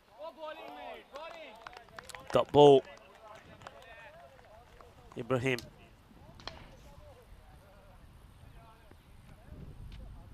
Couple of dots, that's what he wants. Couple of dots, trying to get the rate going upwards. Into the slot, pushes it out. Nicely played, takes a single. That's what you need to do, and that's one thing that Chris Dow early on, you see him a number of times just leaving the ball and moving away from the ball. Well, just get a bit of bat onto it, take the single. And he seems to be doing that here now. Seems to be getting into his comfort zone. So better. Just to remind everybody, plenty of cricket still to come today. We've got another 2 matches after this one.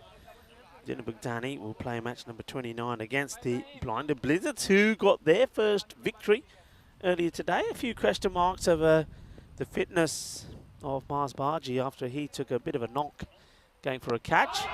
Asking the question, and not out, says the umpire. I suspect this was going down the leg side. It's a good length delivery. But let's just say, yeah, I mean, I can't believe you're appealing for this. I mean, the bowler is actually asking, don't tell me that the bowler can't see that that's not going to hit that set of stumps. If it was another set of stumps next to it, it might have caught the leg stick. But anyway, it's given not out. It's not a bad over, is it? You needed a good one and get one. It just means that this is going to be that sort of match, isn't it, where rates will go up and down. Get it up to around the 11th mark. And now the man who's got lovely here, Hercules himself, will come and have a bowl.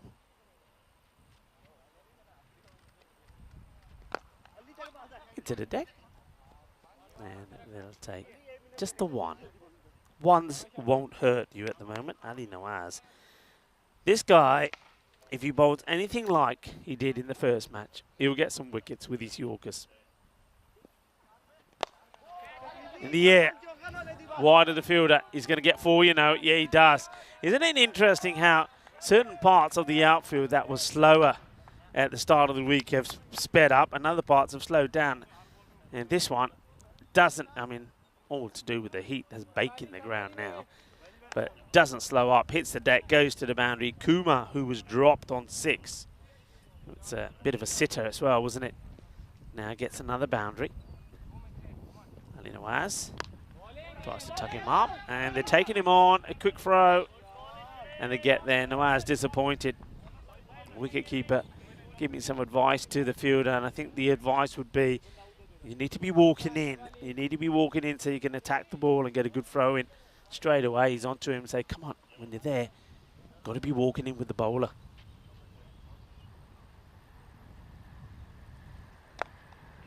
To the fielder. No run this time. Nawaz backpedaling back to his mark, saying, take it easy, take it easy. Yeah, hello to Arna. Nice to have you with us. Joined in the likes of Dave and CNF lovers in the chat.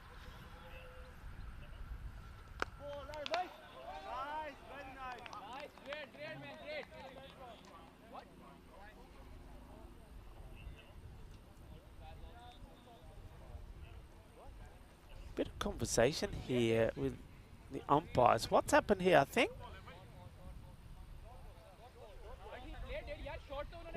What's going on here? What is going on here? There's some sort of... Well, what's the conversation here? I don't know what's happened here. Well, nothing's coming through here. A little bit, a few questions being poised to the umpire. I think the umpire should have said something, and people thought, I reckon they thought he said no ball. And everyone's saying, what do you mean no ball, no ball? But I think she'll be saying that's not what he said. So now we're just clarifying that for the moment. Now the two umpires,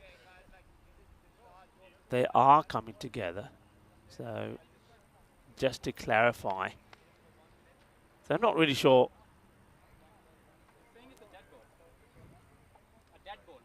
So I haven't seen a signal from the umpire. Some people are saying it could be a dead ball, but I haven't seen it signaled. So let's see here if anything comes through. Hang on a minute. Well, this is a tremendous hit. I don't think the fielder's going to get to this. He ate. Well, that's a great shot. It goes for 4. It's very close to being a 6. The umpire's just checking. They're just going by some of the guys in the nets that are signaling this through. So just watch this. Hits it well. I mean, he's got some strength. And where does the ball land? Let's see. And there we go. 4 runs. Cuatro carreras. That's the man who's signaling there. There's a few people in the nets. They're getting ready for the next match. So 4 runs at the end of that one.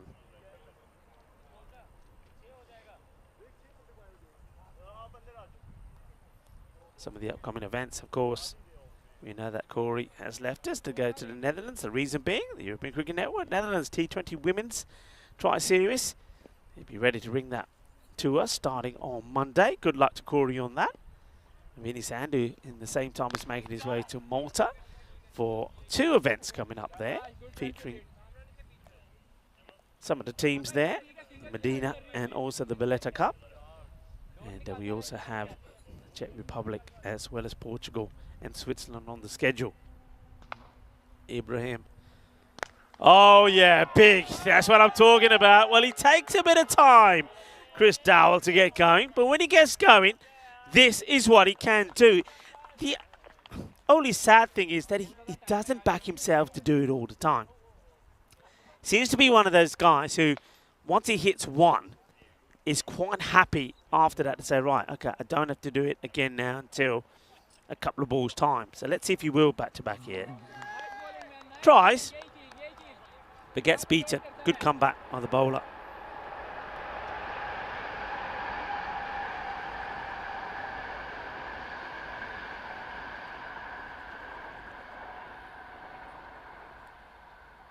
Ibrahim. Oh no, oh dear, oh dear, oh dear. This is a nasty one. Well, that's 5 runs. It's a no ball because of height. It also gets past the keeper. It's going to be 4 byes, but it's a Gandhi ball, isn't it? Gandhi balls. And once again, you can see that's another one that almost takes the nostrils off of Chris Dow. I'm glad he keeps an eye on that. Yeah, that doesn't help. That's 5 valuable runs. And into the 50s now, and free hit. Remember, it won't be out. And everybody knows, so that's good. Quite often, there's always somebody who gets a bit excited about it, but nobody this time. So they do get Chris Dow on strike at the moment. So, Duna McDaney still in the hunt for their first victory. Chris Dow seems to be playing the steadying innings. And, well, okay, this one will be out if it's caught. Keeper wants it and takes it. So they get the wicket off Kuma. Kuma goes for 18. So he adds 12 from when he was dropped earlier. But he didn't really get any real pace. Just gets this one all wrong, doesn't he? I think it was there for the shot, but he just doesn't get his positioning in the right place. And a fine catch taken by Bobby Patel. It's one of those high ones. It's one of those guys which sometimes the ball could just go into a little section of where the sun is. You lose it for a moment and you lose where you are. But he keeps his eye on it pretty well. Takes a really good catch. So Kuma, it's the end of him. He makes 18 before Ibrahim gets the wicket. So it's going to be a man that we haven't really seen with the bat. Salman Mir, who comes out now. Let's see if he can provide the partnership that's required with Chris Dow. Ah, that's nice. I like it. Rocks back, cuts the ball beautifully. Hello, hello, hello. Salman Mir, where have you been? You can't judge a player by one shot, or can you? And he plays this one really well. That's a lovely shot.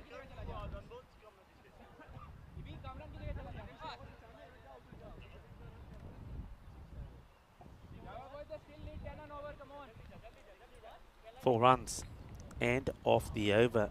And the rate, little by little, coming down, little by little. 57 for 2. But they managed to keep it at the 10. And as I kept saying, keep those wickets in hand, and the batting side should always be the favourites. Down, wants it, running into trouble maybe, and gone. Direct hit, he's a goner. And looks like the umpire wants to check this, but the way I see this, this is out. It's a great bit of fielding. And he was never looking to get it into the keeper's gloves, was he? He just wanted to smash the stumps over, and down they go. And that's a great bit of fielding. Direct hit, and that is the end of Mir. And that's so sad, because we only saw him play one shot, and he looked good. He played a lovely shot, and now he gets run out. It was sort of they went on the hit, didn't they? They went on the hit. The fielding was brilliant. Look at that. I mean, that is tremendous. Absolutely tremendous. That's beautifully done. And that was Abidullah. Well, Abidullah, we know he's a pretty good bowler. And, well, if he bowls, if he throws the way he bowls, you'll hit the stumps, and that's what he does. Run out by Abidullah. Brilliantly done. Swing, and the chase is on. Won't get to the boundary. Will they go for 2? No. Looks like Dowell is quite happy to try and keep the strike.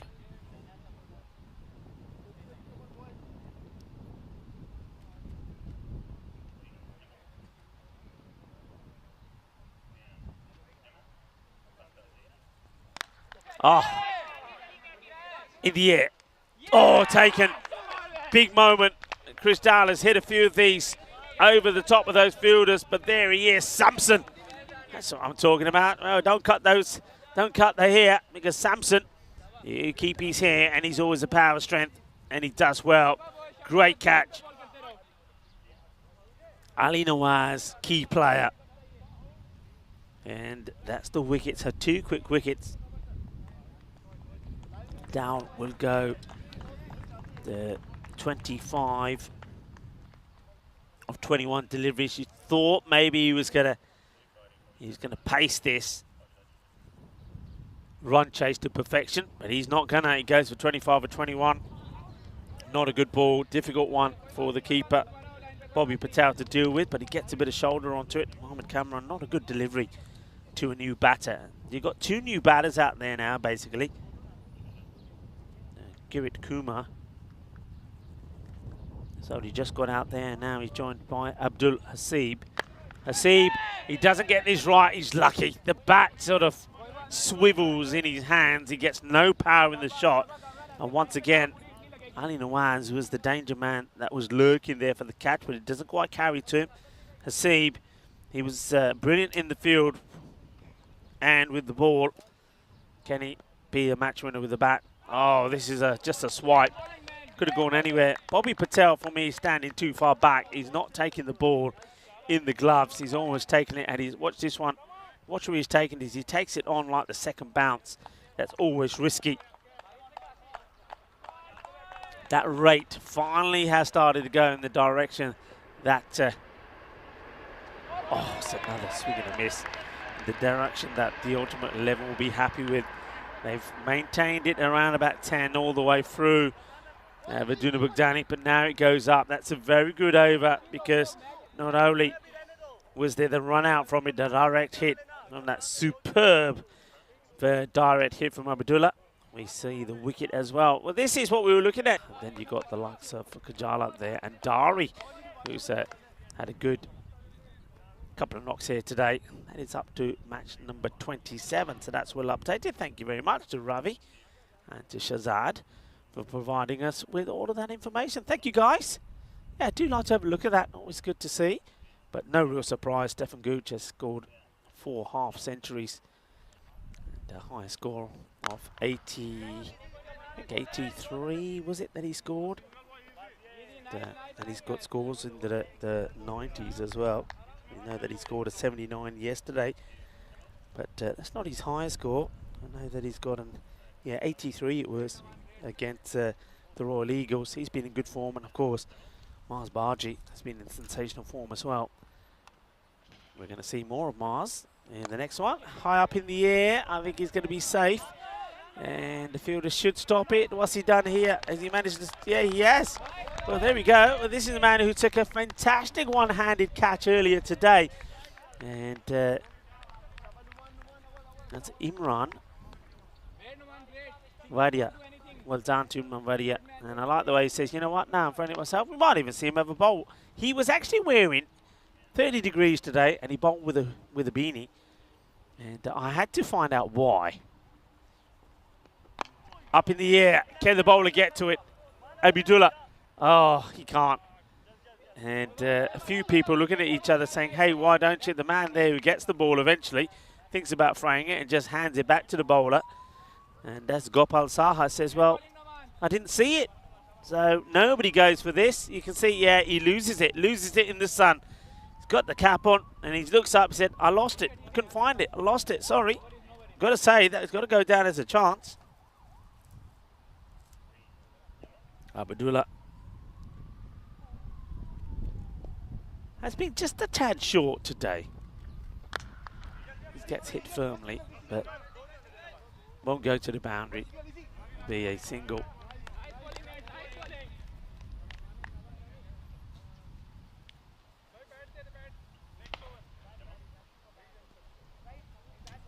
Squeezes on the right, has just rocketed up to 14.5. Need boundaries. Otherwise, this match is getting away from Duna Bugdani. And they'll be so disappointed because right the way up until, sort of say, that 6th over, they've been in the contest. They've stayed where they need to be. The batter just checking with the umpire about a change of bat. It looks like Shub has probably said there to, I think that's a Kitakuma, yeah, you can have another whenever the opportunity presents itself. In comes Abdullah once more. And this is up in the air. We'll drop short of the fielders. They'll take the one. Just have a look at the bowling of Abdullah. It's interesting. We often have a lot of questions sometimes about bowlers and the run-ups. Do they need him? Do they not? Abdullah's the sort of guy who probably doesn't look. He's got quite a long run-up, but he never really gets flowing. He sort of loses it. So there he is now. If we stay on his run-up, he sort of gets going. Then he has a little shuffle here.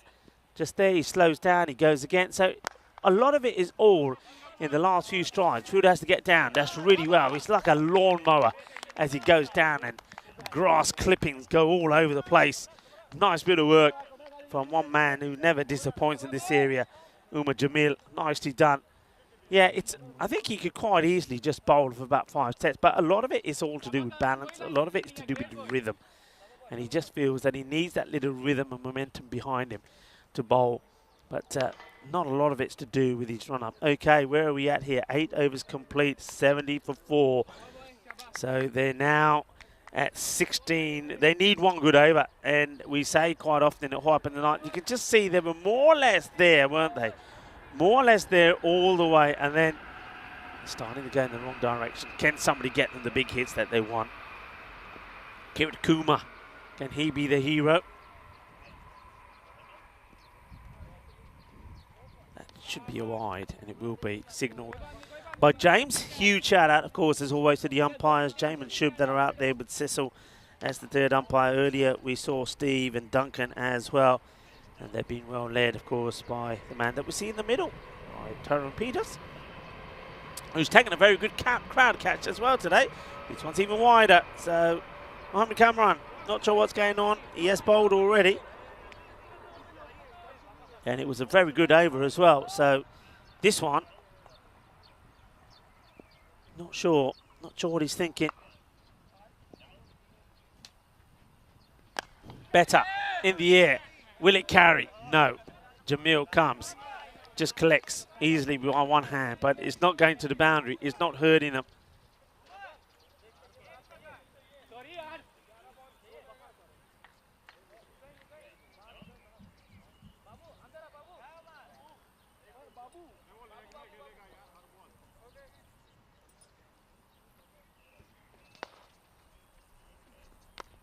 Gets it worked away. They'll take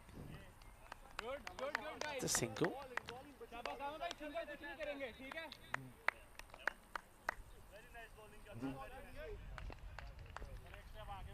When he gets it on the money, it's difficult to get away, and that's been the problem. So the point of no return will soon be there. They need boundaries. They need something. They need it here. They need to give themselves a realistic opportunity to get into last. Hit this pretty well. Fielder will watch it. Gets down. No mistakes. Makes it stop. But no real pressure being put on him by the batters as well. They're quite happy just to stroll and take the single. I know it's not easy. It's hot out there, but got to put the pressure on. I mean, that's the one that you put the pressure on the fielder. He gets it wrong. He goes for 4, or you at least come back for 2. Hit high in the air. This one could go all the way. It does go all the way.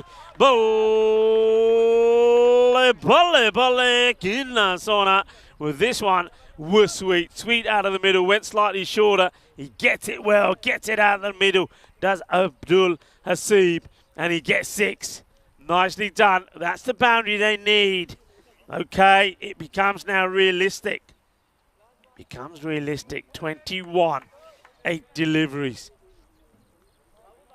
A little bit of talk as Sampson goes up to the bowler, offers him some support.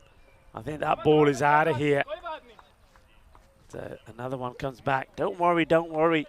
Yeah, it just bowls it short, doesn't he? Abdul Hasib. Oh, yeah, baby. This is gone big. It's right in the slot. And it goes all the way. Manos arriba, arbitro. Shaba, shaba. Que guay, que genial, que grande. Grandísimo. 6 carreras. And the man who led from the front in the field with the ball, bowled well, caught well, now is hitting well. And he'll go outside the off-stump. We're going to go into the last over. And it looks like there's going to be 11 required of 6, if my maths is correct. Bring it on. And, well, just when they look to be out of it, well, Jinder Bugdani are right back in it, because for some reason, Mohamed Kamran, who bowls such a good 7th over, loses his way in this one. And he goes magical. Is 91 for 4, 11 needed of 6. And you know what? I tell you what, if we get a golden ball here, can we ring the airport and get Corey back here? Because Corey did say, if you have a golden ball, it's not going well. If it happens before he leaves Hungarian airspace, maybe we could get him back. Hey, it's possible. I've seen these sort of scores go down and get tied. Could we see one here? The golden ball, we've gone past 200. Ali Nawaz, it's not going to be easy to get him away. 11 required of 6 deliveries. 11 required. Ali Nawaz, here we go. Hit well, it's in the air. And it's going to go for 4. It will go for 4. Well, I've got to question the field here. I really do. 7 now of 5. Why there's nobody out there, I don't know. Let's have a look here. They've got the third man back. It's a weird field. It's a weird field. Square leg is inside, mid-wicket back, long on is back, long off is very straight. I mean, okay, what's going on here now? What are they doing? Because you've got to be careful. How many you got back here now? 3 on the leg side for 5. Okay, so they got mid-wicket, long on, long off, extra cover, and a sweeper on the offside. Firmly hit. One man there. Makes a stop. Will they go for 2? They should go for 2. They don't go for 2. It's a great stop. It's a wonderful stop, but for me, there's always 2 runs there. 6 runs off 4 balls. Duna Bugdani are looking to win their first match in 2023 in this European Cricket Series. Oh, it gets past the fielder. Now they're running hard. They go 1. It's going to be a run out if he doesn't get it back. And I think, yeah, the right idea, I think, certainly the right idea, I think, here from Kirit Kumar to try and get Haseeb back there. And he's been told to go back, so I'm surprised. I would have thought Haseeb would have tried to get back there, sent him back so to get just a single. 5 in 3 balls. Ali Nawaz wants to get a Yorker in. He wants to get a dot ball in. He gets the dot ball in. No run taken by Bobby Patel. So, 5 of 2 balls. What a match. They've got to get something here. Got to get a run here. That's why you got to take. That's why there's 2 opportunities there when their left runs out there. You had to take 2 on both occasions. You got the wrong batter on strike for me. Got to take a single here if you want a chance to win it off the last ball. Hits it well. Where's this going? It should go for 4. Will he go for 4? Has it gone for 6? It's gone for 4. Well, okay, we go down to the last ball. The scores are tied, everybody. The scores are tied. They will be running here, so everybody surely has to come in. Scores tied. Duna Bugdani need 1 run if they're to do what Blinded Blizzards did earlier today. Win their first match in their 6th match. After losing 5 in the spin. So everybody comes in tight. They're going to, well, you might as well try and save the single and basically say to the batter, if you want it, you're going to have to hit. You're going to have to get a boundary. So, scores tied. A run for victory. Can we have a golden ball? At the moment, we're staring at one. Nawaz bowls. And no, it won't. It's down the leg side. He goes for the Yorker, and it's victory. Victory for Duna Bugdani. They do it off the very last ball. The last time they won in the European Cricket Series was back in 2020. They haven't had the best of starts here. The oldest team in Hungary. They lost the first 5 matches as they take on the Blinded Blizzards. So isn't that interesting? 2 teams that started the day without any wins, 0-5 and 0-5. And now going into this clash with 1-5 and 1-5. Which one of the 2 teams will get the best of each other? Remember, it will be the last match that we see today from Duna Bugdani.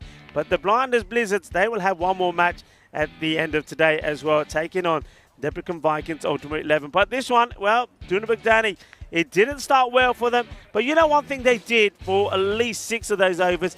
They stayed more or less up with the rate. And then there was that brilliant over, or 2 good overs really, from Ibrahim and also from Mohammed Cameron, followed by one from Abidullah that went for only 10. Would put the likes of the Ultimate 11 in the driving seat. But then the one expensive over, we say it all happened in the 9th. Well, it did, as Mohammed Cameron went for 21. And then, well, with just 11 to play within the last over, the first ball being hit for 4, Ali Nawaz was right up against it. And with 1 needy of the last ball, the ball gets clipped to the boundary. There he is there, Ali Nawaz.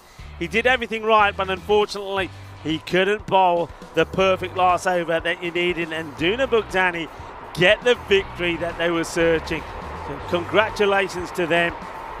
And well, Deprekan Vikings Ultimate 11, they've had a win here today, a loss, but they've still got 1 more match to go because they, like the likes of the Blinded Blizzards, will play 3 matches today. That will be the final match, match number 30 on day 6. But the next one coming up is going to be the Blizzards are taking on Dunabugdani. Dunabugdani, they are on a high. They have a victory, but so do the Blizzards. That one coming up in around about 20 minutes' time. Let's have a quick look at the scorecards here. Chris Dowell, you saw him happy at the end there. He seemed to do everything just right, didn't he? He seemed to pace himself perfectly. He played a few big shots. He kept his side in it. Irwinder Singh didn't quite work out for him today, but Rohit Kumar, well, remember, he was dropped on 6. That was a big moment. He went and scored a further 12 runs, and then there towards the end, Kirit Kumar and Abdul Hasib did what they had to get victory for their side. So well done to Dunabugdani. They get a victory. And, well, let's have a quick look at the bowlers there. I don't think anybody bowled particularly bad, but of course somebody like Mohamed Kamran will be very disappointed. His first over only went just for 3 runs, and then 20.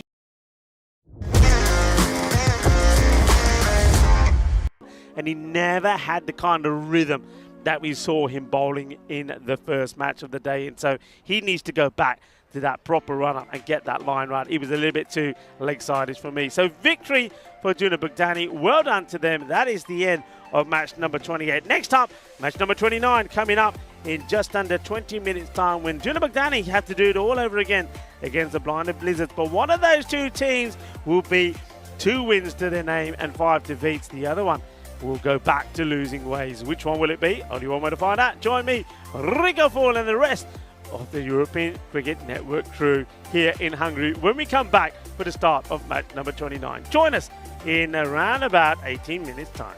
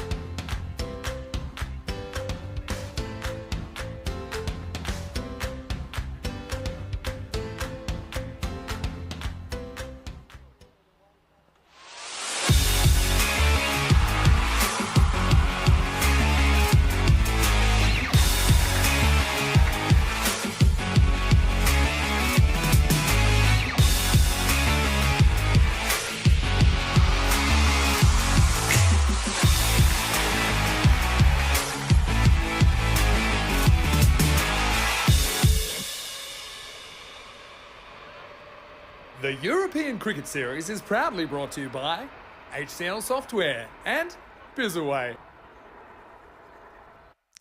Hello, cricket lovers, and welcome back. It is day 6 as we get ready for the start of match number 29. What a good match this is going to be. Two teams that started the day with a 0-5 record. Well, they have both managed to pick up a victory. Of course, I'm talking about Blinder Blizzards and also Duna Bugdani. So well done to both those two teams for picking up their wins, the first wins in this European Cricket Series. And now, will they go head-to-head? Who's going to be the stronger of the two? I think the Blizzards. Everybody is looking to see if Mars Barji can continue his amazing run. 261 runs he has scored so far. But he'll be pleased that he's got the likes of Ali Shabazz, who's been scoring some runs at his side as well. I think Omar Zahid is bowling pretty well as well. And, well, Duna Bugdani, I think Abdul Hasib, well, he thoroughly deserved that player of the match performance. He took 2 wickets, he took some great catching, then right at the end he's one man that held his nerve with the bat, scoring 22 of just 9 deliveries to give his team the victory. I think this is going to be a good match. A lot of people would be thinking that the Blizzards may be going to run away with this one, and maybe they're looking to bring 3 wins out of 3 in the day. But I don't think it's going to be so straightforward, but a lot, of course, depends with Mars Barji. Let's join the 2 captains in the middle and the tournament referee to see what happened at the coin toss. Right, the Blizzards are going to call. It's head. Head is the call. It's the tail. They're bowling. They're going to bowl. Back to you, Rico. Thank you very much to Jerome Peters. And, well, no hesitation from the captain of Duna Bugdani. He's deciding, does Venkat Nourishment, that he's going to have a bowl first. So they're hoping that they can, well, why change what worked for you last time? Well, they ended up chasing and they got the runs that they wanted. And that's what they're looking to do again. I think it can be a little bit risky, especially when you know that you've got a team who've got 3 good batters in their side, that if they get going, any one of them, they can sort of bat you out of the contest. But Duna Bugdani, they seem to be doing a lot of things right. I think with the ball today, all right, I mean, they haven't been 100% accurate with the line and length, but the fielders have backed them up. They've managed to take some key wickets when they've had to, and they'll be looking to do the same again. And this man, well, he was instrumental, wasn't he, in that win, Abdul Hasib. I think he was quite rightly the player of the match with the figures of 2 for 12. And as I said in the intro there, 22 of just 9 deliveries and winning a match which looked like was getting away from them, but it all happens in the 9th, and it all happened in the 9th with 21 runs coming off it. So let's see which one of the 2 teams here winning their first matches in this 2023 European Cricket Series can make it 2 wins in the series. Will it be the Blizzards or will it be Duna Bugdani? Well, here we go. The battle between bat versus ball continues. Here's the first ball, and it's going to be no change in the opening lineup, so it will be Ifran to face the first ball. He goes up in the air, he could be gone first ball, and he will go first ball. Well, that is the Royal Duck. Well, we don't have a Royal Duck, so can we have a Diamond Derrick instead? We might as well have something different. It's the very first wicket of the match, off the very first ball of the match. So we're going to have we're going to go for a Diamond Derrick while we work on a Royal Derrick. The catch easily taken. So Irfan Khan will go. Well, there we go. Let's have a little bit of bling bling. Diamond Derrick goes straining under the weight of that diamond. There's not a good start, but it's the perfect start for Duna Bugdani. They get Khan early. I have said this before, though, and it seems horrible because I'm always saying it when Irfan Khan is getting out. And it's not a bad thing, because when he gets out, it means the man who does go out there is going to get more balls to face. And that's Mars Barji. I really do think Mars Barji should be opening.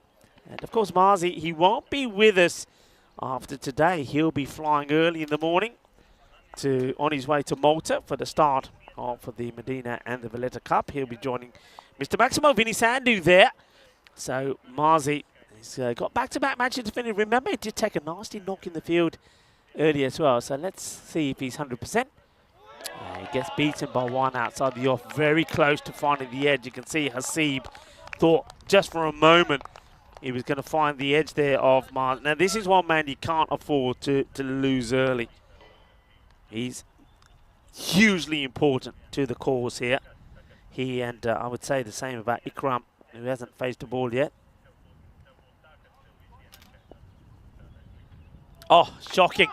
And, wow, this is called a no ball. Yeah, that's pretty high. Where does this catch Marzi? Does it catch him on the lid? It's a slower ball attempted, comes out wrong, and it gets it. Yeah, look, onto the gloves, then onto the grill. You heard me say in the last match when I saw Yadwinder opening the batting, and also you saw Chris Dowell out there, and I said one advice I'd give is please wear a helmet. Chris and Yadwinder, if you're watching, this is why. It's not so much the bowler hitting it straight with the ball. Quite often that happens onto the gloves, onto the... Please, guys, please wear a helmet. Listen to Rico. Hasib, no ball. Marzi high up in the air. It shouldn't go to the boundary. They will only take the one. So, it doesn't really capitalise on the free ball. You see Hasib, once again, goes short. And, yeah, I was talking before that shocking no ball that was bowled. Marzi did take a little bit of a blow in the field when he collided. And I don't think he's 100% since that. When I talked to him briefly, and he was saying it just feels like he's drained out of energy. So we'll have to keep an eye on Marzi. It's that slower delivery, but this will be called a wide. I like what he's trying to do, Hasib.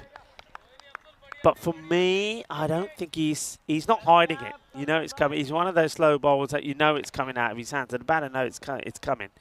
And so far, both have been ill-directed. There's been a no ball from a wide. So I think he just needs to stick to what he's been doing. And that's why, because he goes for it again. And this has been launched into. It's a huge hit. It's the first boundary. It's a Maximo from Ikram. And it's a Gandhi ball. I don't know why bowlers do that. It does sometimes throw me. I mean, he just bowled brilliantly, isn't he, in the last match, Abdul Hasib. He hasn't tried bowling any of this stuff.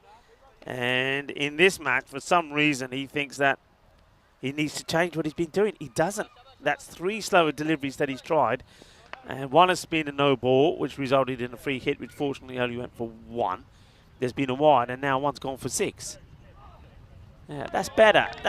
Okay. It's a wide, but that's what he's bowling. That's what you've got to do. And just by bowling those other deliveries, you see, it just makes... Yeah, he's unlucky here. I think he's unlucky. I don't really think that's a wide.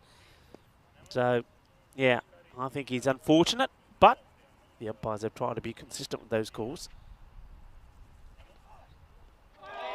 Yeah, better. You see, I don't know why he changes it up. Don't forget, it was that sort of bowling that got him a victory as well.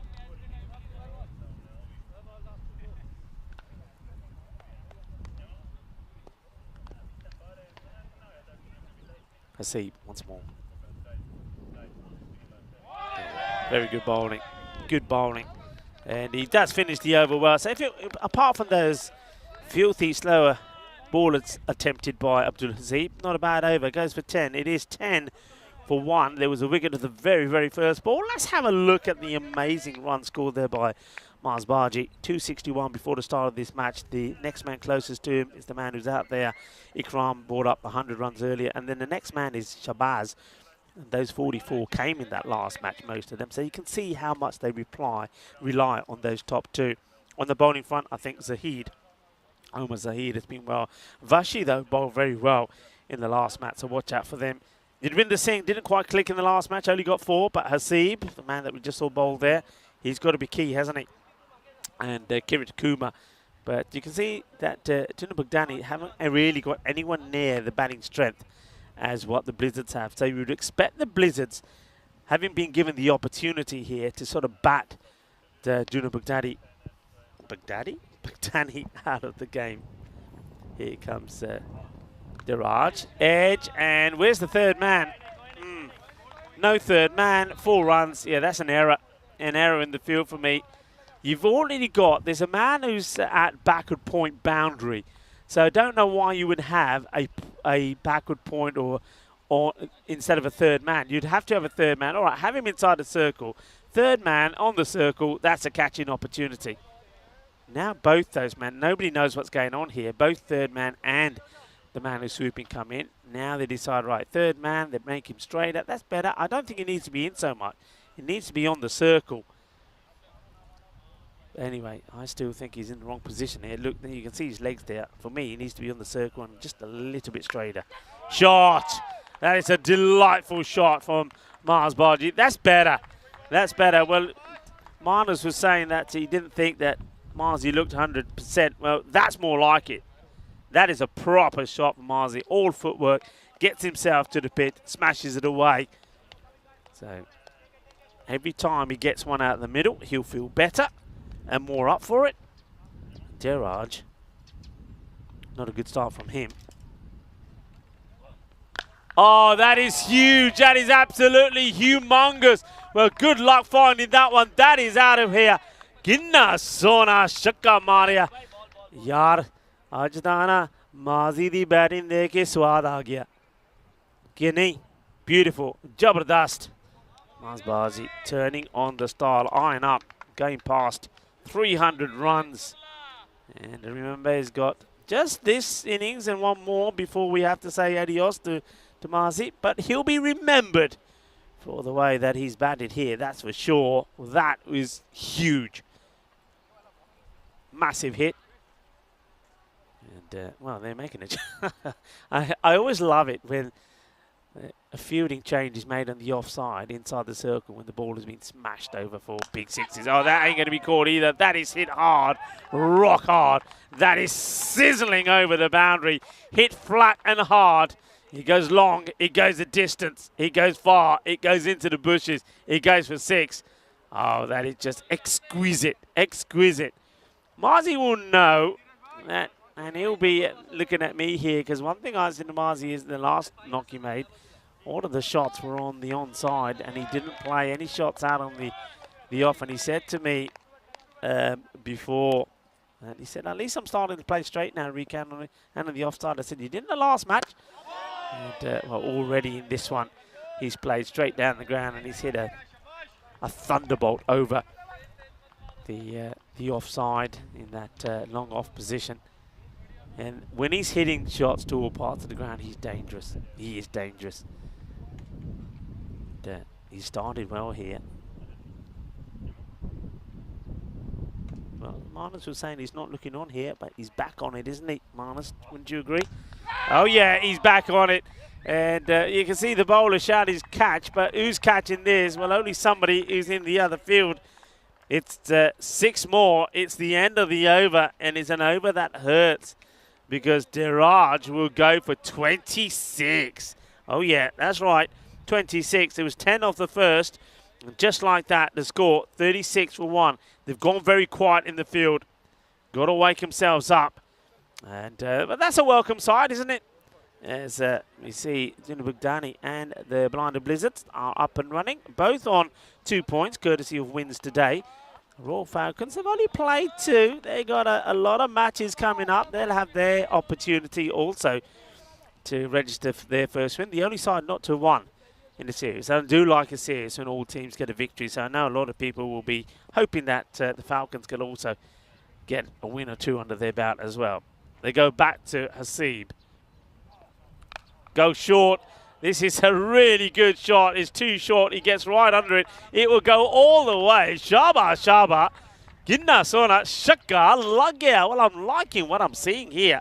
And after a relatively quiet first over, now, well, both batters are hitting well. One thing I will say about Ikram, I know there's been, and quite rightly so, a lot of talk about Mars Bari, but don't forget the role that this guy, Ikram, has played in all of the matches. He's always been there. I mean, yeah, okay, Mars Bari has been sensational, but Ikram has always been there to provide the support. Now he gets a no ball. Surely that will be called. It will.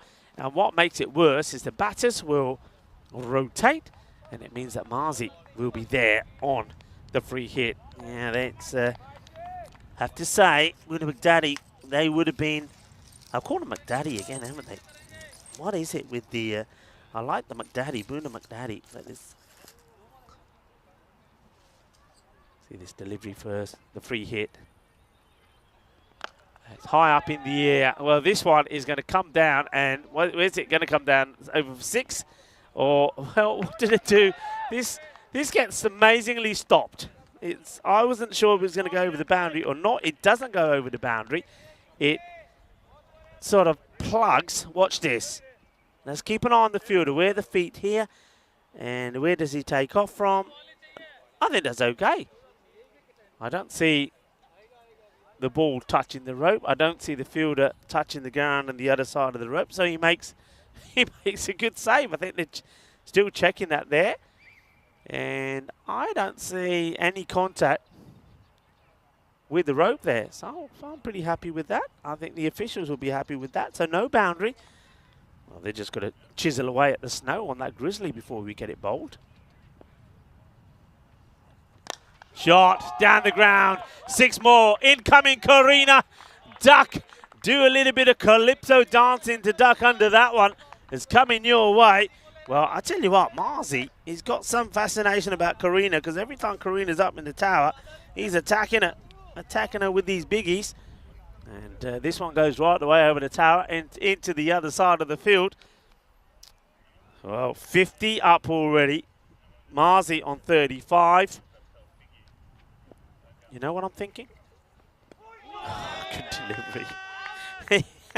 You know when, as a bowler, you just say, why doesn't this one go straight?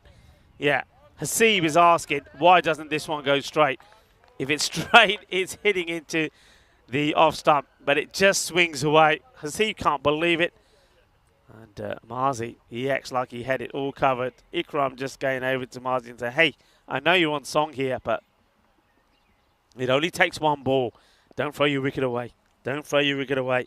You could be onto something sensational here.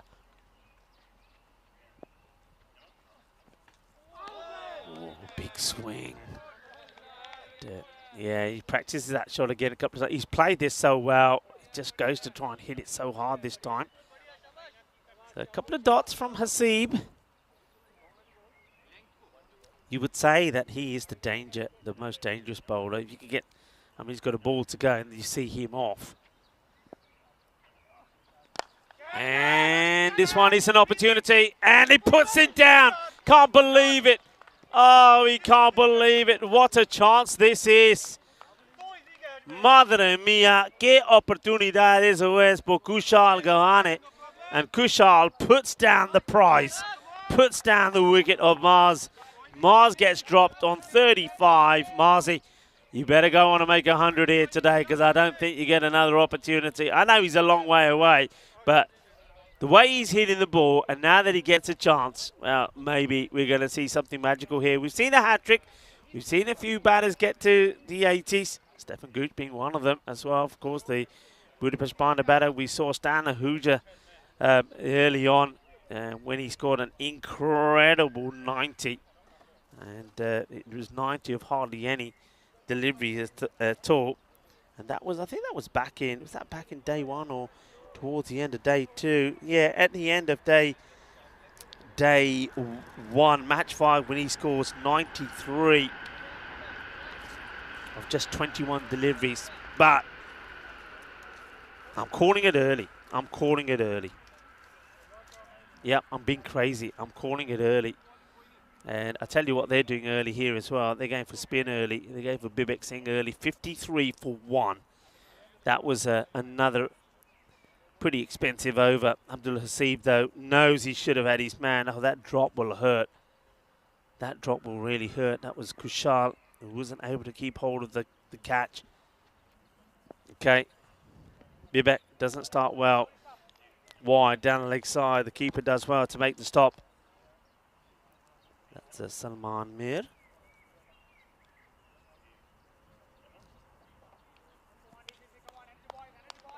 Bowled well in the last match, did Bibek.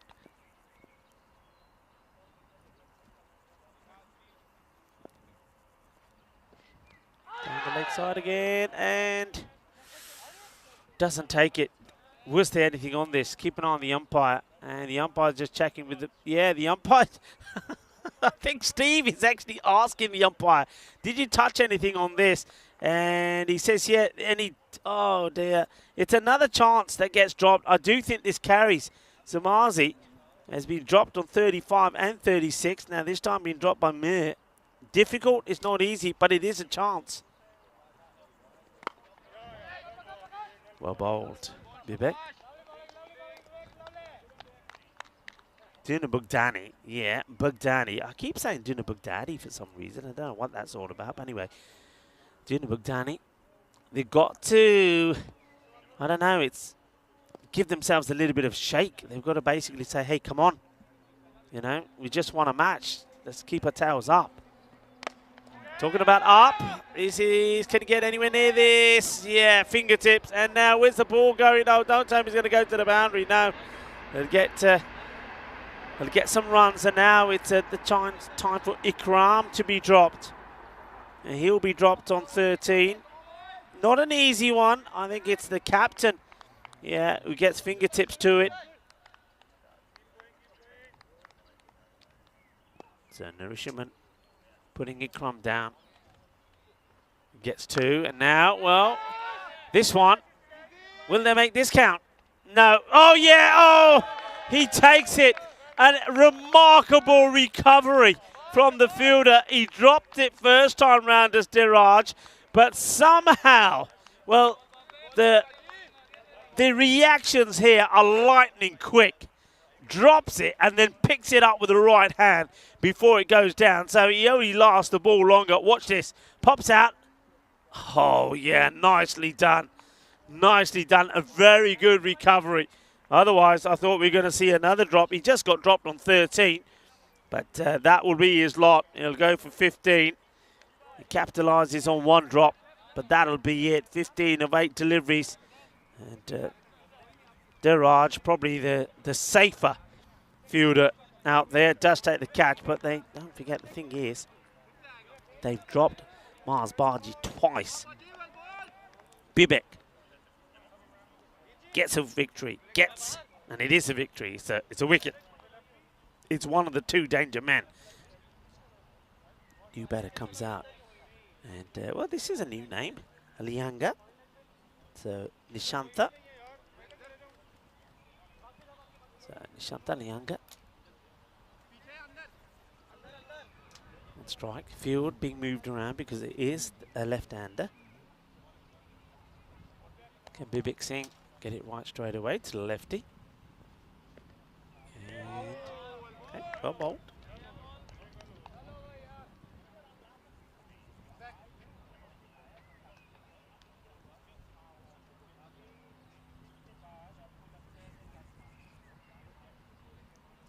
Got a bit of a, seems like he's got a bit of a longer, is he bowling? I mean, he's not bowling spin anymore, is he? Up in the air, and this will go all the way. So, yep, 6 runs, gets over the banner. Nicely hit out of the middle. So, yeah, I don't know what Bibek Singh has changed up. He's gone to bowling a bit of seam, and I don't think he should, personally, bowl what you've been bowling, because that's what's got your wicket so far. So, not this time round. Does get 1 though, doesn't he? Does get Ikram. 63 for 2, 4 overs down. So that over going for 10.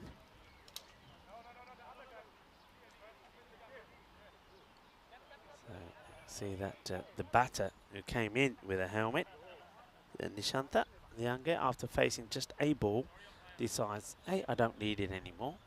Obviously, didn't see Mars Barji getting hit on the lid off his gloves. Barji, though, the smaller of the 2, keeping the lid on. Time for the captain to have a bowl. High up in the air. Okay. Good luck. Somebody call it, please. Call. Somebody call it. Oh, my word. What are they doing? And I think it's Bibek Singh that gets a hand to it. Mars Barji now has been dropped on 35, 36 and 37. What are they doing? What are they doing? And, well, I'm going to say Bibek puts it down because he gets a hand to it, but he shouldn't have been anywhere near it. And maybe Mars Barji now is just trying to think, hang on, what have I done? If I'm Mars Barji, I'm saying to myself, I've got to the 30s without putting a foot wrong. I've now just been dropped on 3 occasions, one of them, albeit a difficult chance. Something is telling me I've got to cash in here. Somebody is telling, all right, I haven't even got to 50 yet, but something's telling me you've got to cash in. He's got the time. He should be thinking 100 here. And that's what he should be thinking. That's gone. Get another ball, please. That's out of here. And, they're going to get punished here. There's Dunabugdani punished for some real sloppy fielding. Let themselves down. Yeah, Mars has been dropped on 35 by Kushal, 36 a difficult chance by Mir, and 37 by, well, I'm going to say Bibek because he sticks out the hand and hopes it would have stuck. And also I'm thinking why there's no mid-wicket on the boundary here. This one comes on the back of the bat, and there is also no third man. This, I think, probably goes all the way. It does. The back-to-back sixes, and that's the... Well, they're checking this, I think. I think the umpire's giving it a 6, but just checking it. I think it might be. So, yeah, I'm sure that is. I think that's the correct call. So back-to-back sixes. That's the power of Marzi. I mean, even when he's not coming out the middle, he's now moved to 45, eyeing up another 50. And by my recollection, he's also... Well, now that was now signal 4, so I don't know. But 49 then, so he's not a 50. He's on 49. He's gone past 300 runs in the series. Hit hard, trying to get it in the gap, and he will get it in the back as he beats the man Kushal, who should have had him in a straightforward catch. The easier of all the chances, you'd have to say. A lovely clean hit through the ball and well batted. And put your bat up in the air, Mars Bargy, because that's another half century. Well batted indeed. Gets into his 50s, 53s. And 53 of 20 deliveries. It hasn't been his best, by no means. He's had chances, but you still have to make it count. And as I said, if I'm Mars Barzi, I'm thinking today is the day that I'm getting the magical 3 figures, and I want to do it on the ECN, and I want to do it while the world watching. Bibek does the fielding. Marzi gets a single. And really well done, and well, an opportunity as we have a ball. I think a ball to go in the over, and we'll take the opportunity to say hello to everybody. Marzi doesn't know where he's going at the moment, as the captain, Nourishment, wants to go around the wicket. And I think that is the over. So, I mean, we will join me in the cube. Just want us to have an opportunity to say hello and good afternoon to everybody. Thank you for joining us in the beautiful sunshine of Budapest. What a lovely place it is. I had an opportunity to explore it yesterday. And if you've never had the opportunity to come and you get a chance, you got to get yourself down to Hungary, Budapest. It's absolutely fantastic. Something for everyone here. It really is, and you can see just why a lot of people call it the Paris of Eastern Europe. The architecture is fantastic, the food scene is great, and the nightlife is pretty vibrant. And if you just want to relax, check out some of the thermal spas. It's known as the thermal spa city of the world. It really is. I mean, the thermal spas and the lakes are absolutely wonderful, and the thermal baths as well. I took full advantage of it yesterday. Check it out. It's wonderful. Anyway, good contest happening here at the moment, as the Blizzards are looking to make it 2 wins out of 2 after a slow start in this series, led by their captain, who at the moment is going great guns. This is out on this one from Bibek. So 81 for 2. That are last over from the captain, going for 18. Nourishment. Bibek. Back to spin, which I prefer him to be bowling. This is going to be called a wide. Marzi goes for it, misses out on it, but he doesn't make the early movement. And he does get that little step out of it. I think it's still a tight call. Bibek's not very happy about it. Gets called by the umpire. Quicker delivery. Okay, has it got the legs? I think it has. Oh, maybe not. He's going to go.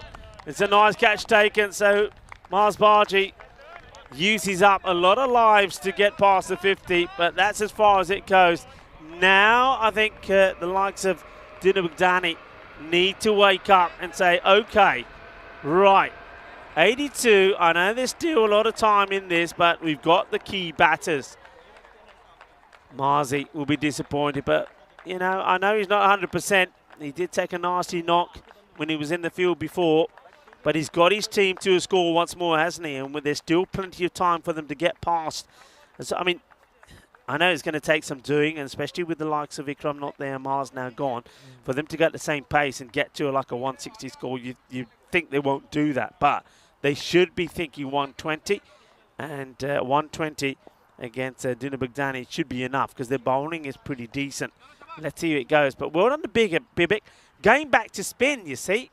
And, well, just as I say that, he decides to bang this one in.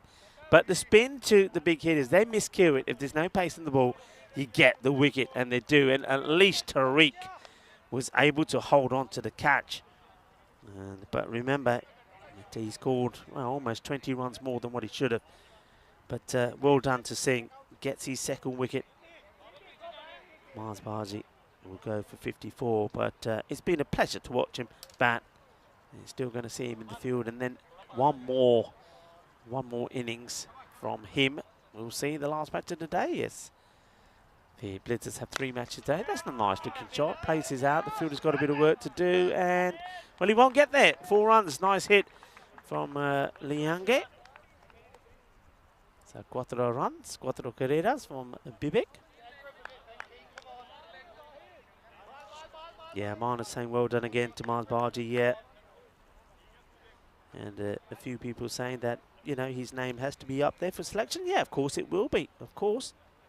Raza is asking about temperatures. Well, I'll tell you what, pretty hot as 4 more runs this time. Well, after going on the offside, Liangi, I should say, that goes down the leg side. 1 bounce 4. Temperatures today, right now, about 31 degrees. But out there in the middle, in the sunshine, I reckon a lot hotter than that. Normally the temperatures are given to you in the shade. 31 and very hot, very warm. You can feel the heat, not just from the sky above, but coming up from the ground as well. A very, very hot day in Budapest. And wide ball. So, thank you for your question. Any other questions? Happy to help.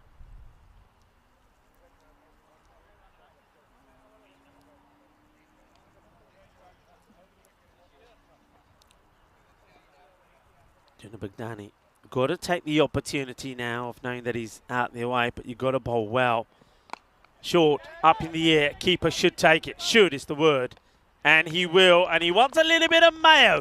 So give him some mayo, but give him applause because he does hold on to the catch. And Salman Mir helps the likes of Bibic Singh take 3 wickets because his spell comes to an end. Bibic, I don't think it was the right idea for them to bowl a few quick balls, but when he goes back to his spin, he gets the wicket, he gets another one. And the Liange, after a quick fire 14 of just 5 deliveries, will have to go. Nice catch taken behind there by Mir. And Bibic Singh takes another wicket, so well done to him. It's all about how they finish here. So 92 for 4. Can we get a real squeeze in here? Can we get it nice and tight? One man that we're hoping to get a good display in here with the ball is going to be Kushal Gabane. And he's coming on the ball pretty late. I mean, remember they've opened with Gabane. But now it looks like they'll bowl the 7th and the 9th. This is played away nicely. Should just be a single. Goes to the man who was able to hold the catch to remove Mars Baji. That was Tariq. Tariq does well. Keeps it to 1 as he got... Raza Arif is out there with the likes of Omar Zahid. So 2 men known pretty well for their bowling, but they should be able to, it's got to be sensible cricket here now. Sensible cricket, don't just throw your wickets away. An appeal from what looks like it came off the bat to me. It's a Bibic getting a little bit excited with the appeal.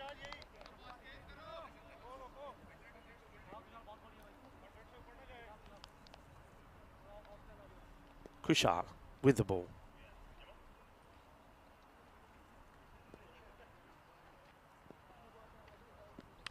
Shot. That's powerfully hit. The fielder's got some work to do and won't get there.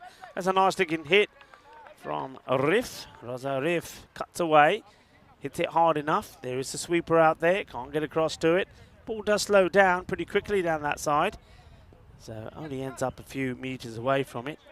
Does Yadwinder Singh, but it goes to the boundary, and as you can see the keeper now, Salman Mir, just trying to cut the, and they're following the ball though every time now. Just be careful how many men you got out here. So they bring the mid wicket in and send another man out on the off.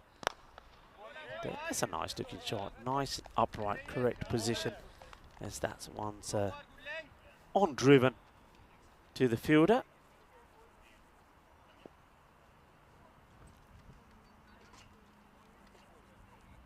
Just waiting for the score. That's better, being updated there now. Looking to bring the 100 up in this over and then go at 10s, even if you can get that 130 on the board. Take the single here as Chris Dowell does the fielding. I think they'll need another good performance from him from the bat early on. He seems to have stamped his position as an opener now after some good performances.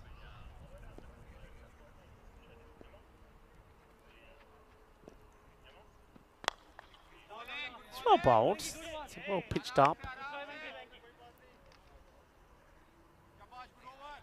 End of the over, so score moves to 100. And this is some of the cricket that we've got coming up for you in, well, you can see the 15th and the 16th of July, international weekend. That, of course, will be the weekend after the final here, so we're talking next weekend. And, yeah, we got some international cricket coming your way. And I tell you what, Portugal, Hungary and Sweden, that is going to be a humdinger. I've seen Portugal play. They're looking pretty decent. Sweden, we know, are on fire at the moment. And Hungary, well, that was an opportunity. The wicketkeeper's a little bit slow to react here. Salman Mir, watch this. The batter's a long way out, and he's almost gone to sleep. I think he knows it as well. Okay, hit out, chance. Taken! And he's got safe hands out there, Daraj. He's not going to miss out on that one. We're going to see Arif go here now.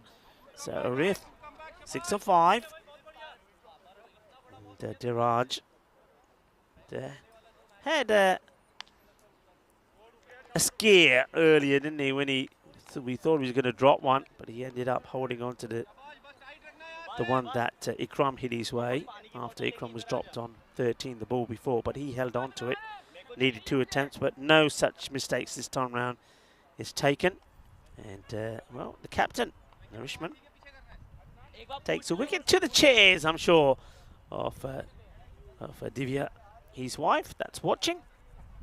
She'll be happy. Giving him some support as Adnan Khan. The wicketkeeper batter comes to face his first ball. Oh, that's nicely hit, but I think he's found the fielder, and it's taken! So, 2 in 2, and, well, I'll tell you what, Divya, settle down, Divya, settle. Somebody hold her down. Divya is jumping up and down. She's throwing, well, throwing things all over the place at the moment because her man has an opportunity of a hat-trick. It is 2 in 2. And so Adnan Khan will go for a golden. Those are the hat-tricks that we've had recently. We have had one here. It's a golden Derek.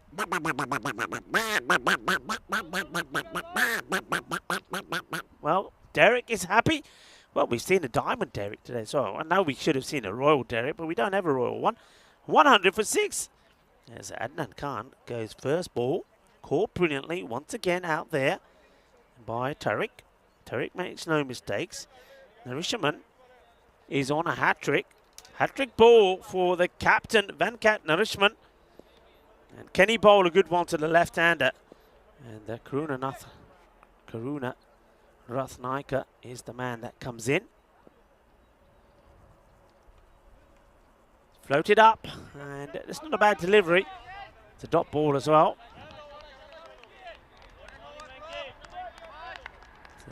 So Karuna Rathnayaka just plays that into the covers.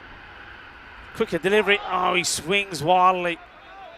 And this does not miss by much. You can see the reactions from Venkat. Goes right across and it sort of thuds into the keeper. Didn't know too much about it either. Slightly quicker delivery. Will he be brave enough just to float this one up?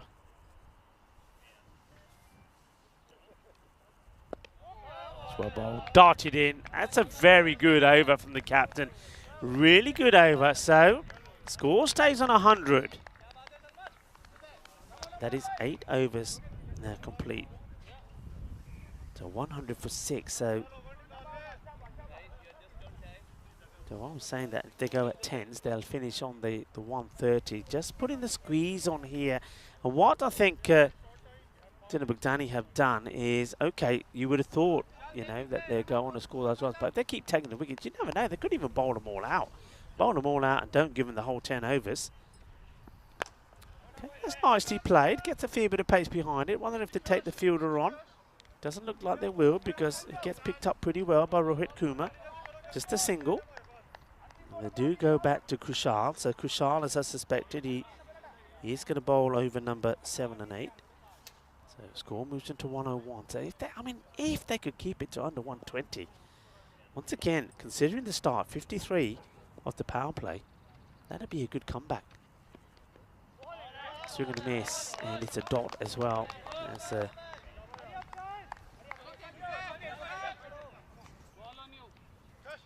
that's Karunaratne. Misses out on another one here. So Sanju. So got to play his part here. That's 4 balls. 4 dots. Fielder, and who, if he took it first time, Narishaman, it could have been interesting, but gets Zahid on strike. Zahid himself is 4 of 4, so neither one of these two have really got going at the moment. Up in the air, chance, and dropped by Dowell. And it doesn't look good at all. And it's a straightforward one for Chris Dowell. Gets it completely wrong. And Omar Zahid will be another batter, another Blizzard batter that'll get a life. Too many drop chances, isn't there? Too many drop catches.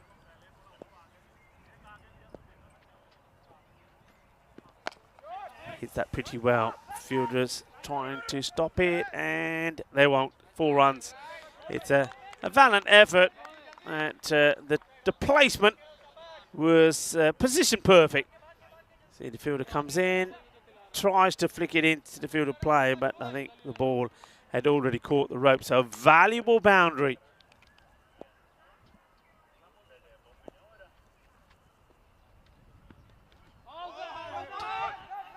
They will scarper for a leg by. So 108 for 6 at the end of the 9th. So Dinner Bugdani have got themselves back in here into this contest. And if they can avoid, well, I think there may be a retirement here. And I know we're having a look at the bowling figures, but out there in the middle, it looks like a retirement. 3 wickets to Bibek Singh, 2 for Nourishment. So yeah, there's definitely a retirement, I think, here. I think the batter looks like Omar Zahid has been retired out, and he was going at a run of ball 5 and 5. So he's retired out. That means a new batter comes in, and we are finally going to see the likes of Diraj bowl. Diraj bowled the 2nd over, so they've held him back for the last. Just I think we'll be waiting to see who the new batter that comes, who went out there is, and it's Mohammed Hasnain. He's at the non-striker's end at the moment. High up in the air, will drop safe. They've got to try for 2, if you ask me. In comes the throw, and it's a brilliant throw, and he's out. Run out. Brilliantly done by Tariq. Really is. I mean, this will be interesting, though, for me, because they're going to get the single. They also do get the batter that you want. I mean, you can see I can see here why, because otherwise that would have been, well, that would have been a genuine diamond duck, because Mohammed Hasnain would have been running to that end, and there's no way he would have made it if they'd gone for 2. But he's the man that comes in, courtesy of the retired out from Zahid. Now he's on strike, so let's see if that retired out works to their favour as we see the run out of the left-hander. So Sanju goes for 5 or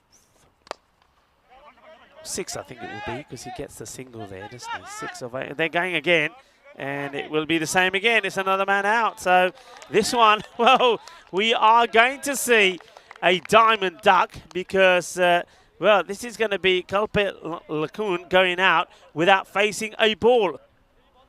So we're genuinely going to see a diamond duck now. So he's been asked to sacrifice his wicket to try and get Hasnain back on strike. And there you go. So come on, let's see the diamond. There we go, a diamond duck.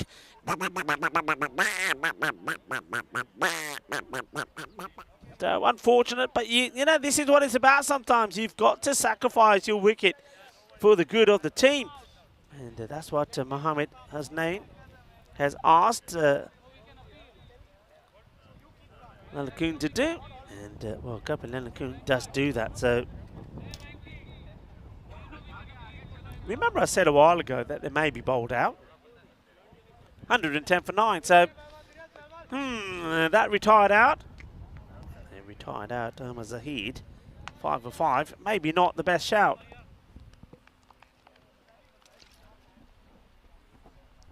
Have to say, very good work from Deraj on 2 occasions when called upon to get the run out. He's done well, and the fielders have thrown well to him as well, I have to say. That was good work from Rohit Kumar, and the time before, great work from Tariq. Okay, 9 down, high up in the air. They could be all out. Narishman doesn't look comfortable at all. He's all over the place. He's got his, well, beret on, hasn't he? The Peaky Blinder style. But, well, doesn't help him see the ball, so goes up in the air. A little bit of luck. So Hasnain passes on the strike to Vashi. Vashi hits it down the ground. They can't now, of course. The other thing is, can't be too risky trying to take these 2s. Well, Din Bugdani, what a fight back it's been. Remember, it was 92. It was 81 at the halfway point, right? It was 92 at the end of 6. The 100 came up at the end of 7. There we were saying minimum 130, just going 10 and over. Ideally, you thought they would at least get to 140, but Bugdani, what a fight back. And, oh, this has been blasted, but it's an opportunity for Tariq, who takes a catch. Well, Tariq has been formidable in the field. What a performance from him. And the Blinders, Blinder Blizzards, will be bowled out for 112. And so my suspicion of them being bowled out is exactly what happens. They're bowled out with 2 balls to go. And you have to say, that's a remarkable comeback. It really is a remarkable comeback. So they're all out for 112. And when you look at the splits there, I mean, 112, they were, like I said, 81 at the halfway point. 31 runs conceded in the last 5. I'll give Bari 2 deliveries. And this was one that came off the gloves and onto the lid of Mars Baji. He had a few lives, didn't he? Bazi, remember there was that wicket at the very, very first ball, the royal duck for Irfan Khan. But while that man was there doing that, you thought big runs. And I have to admit, folks, when he was dropped on 35 and then again on 36 and then again on 37, I thought we're going to see something special. I thought maybe Mars Baji is going to go on to score the old 100. We haven't seen that yet here, but it wasn't to be. That was a great catch to remove Ikram. That was after they dropped 3 on the spin, so needed something good. Ikram went, and then this was disaster, really. I don't know what they were doing. Deraj and Bibek, and I don't know who else getting all over the place. And that was when Marzi got another life. And then this one, down the ground, Tariq keep an eye on him because he was outstanding. His catching was great.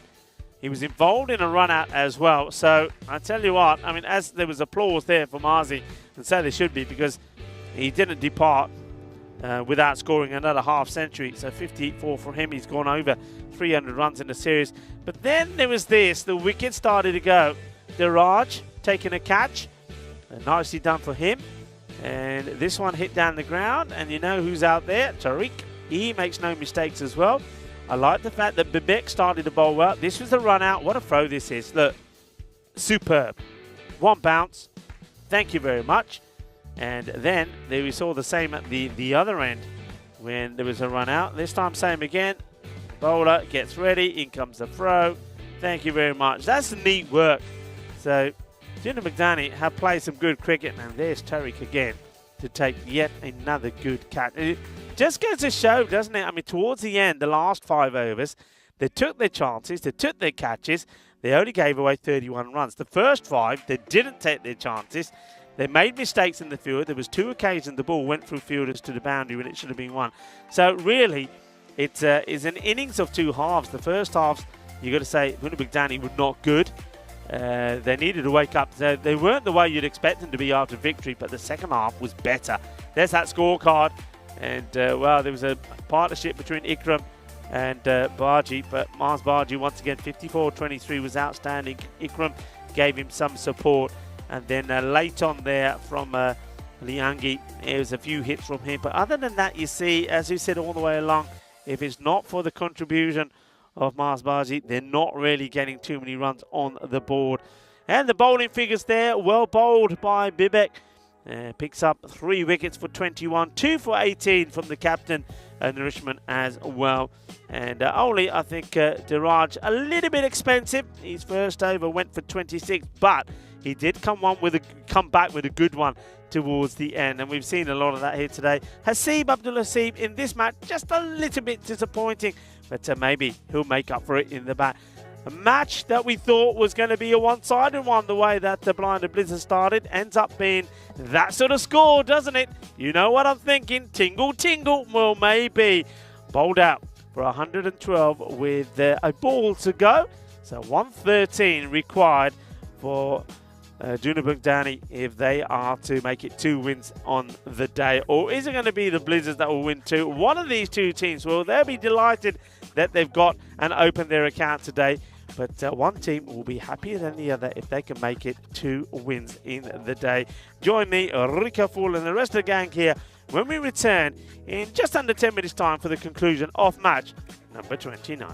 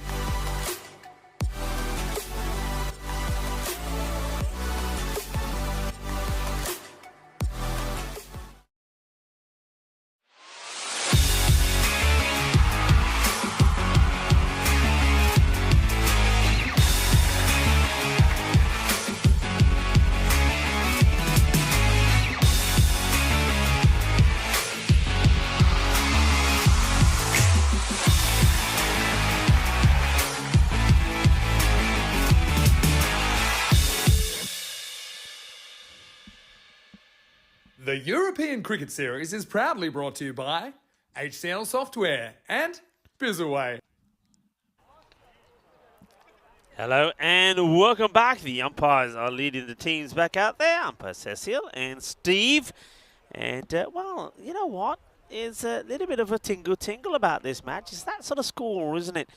With the Blinded Blizzards batting first. They looked like they were going to score big runs, especially the way they started. 53 in the power play, 81 at the halfway mark. But then the second part of the innings, in the next 29 deliveries, they only scored 31 runs. So big credit to Dunabugdani for restricting them to do that. So they give themselves a chance in this match.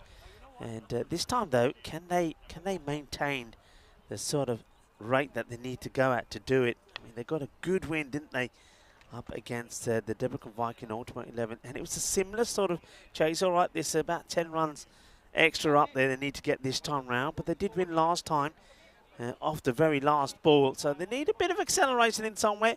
One man that can give them that is the likes of Yadwinder Singh. As well, it looks like a few issues for the wicketkeeper getting the helmet on. And just gets a little bit of assistance, courtesy of a mallet. So, bowler is going to be Sanju. And it's Kunaratna once again who's going to be bowling.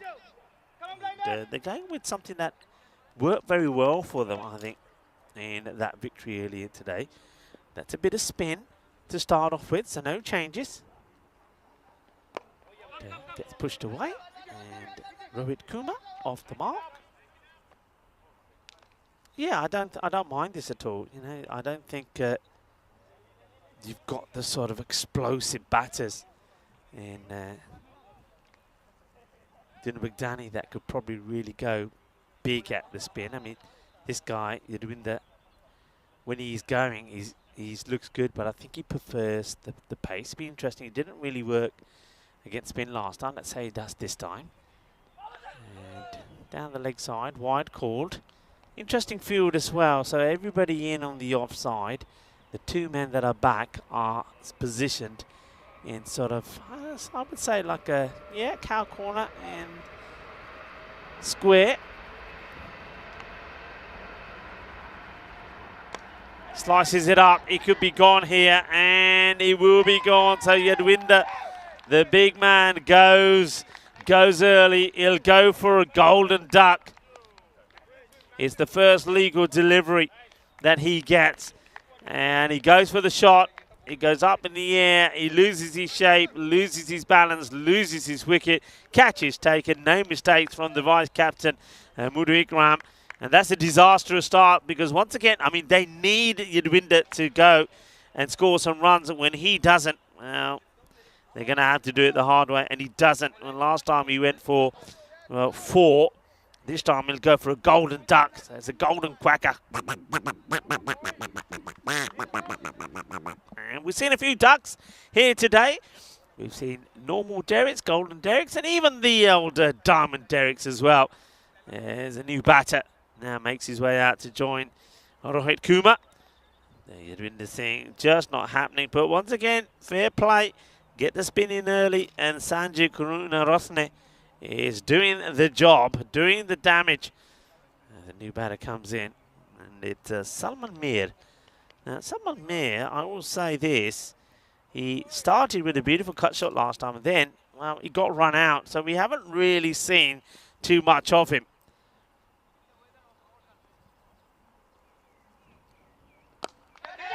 Goes in the air and gives the chance to Mars Baji. It is going to be first ball, and we're not going to see too much of him this time round either. Big smile on the face of the captain Marzi as Salman Mir, well, he will go for a golden. And that means we're going to, might as well see the hat-trick graphic up there as well, because are we going to see a hat-trick as Karuna Rathne gets another one? Sanju is on a hat-trick courtesy of that catch. Well, there's the golden derrick.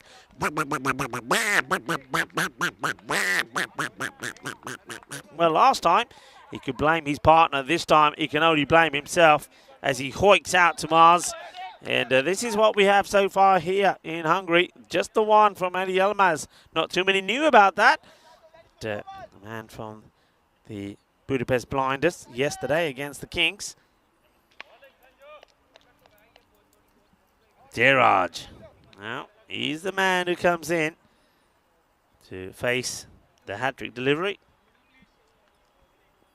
And it's Sanju. Hat-trick ball.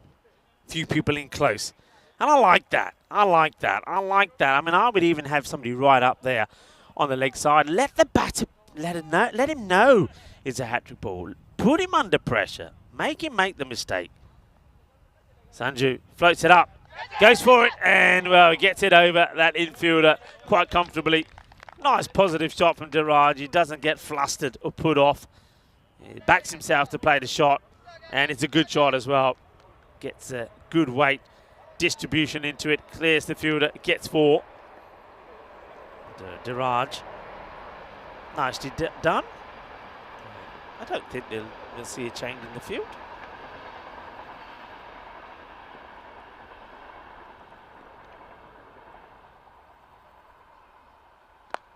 Chance. Oh, got it!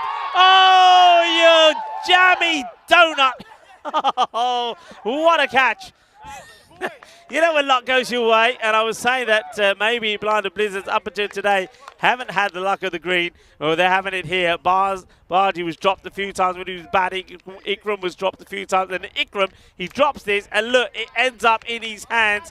It's a sensational catch considering the circumstances. So 4 and out for Diraj.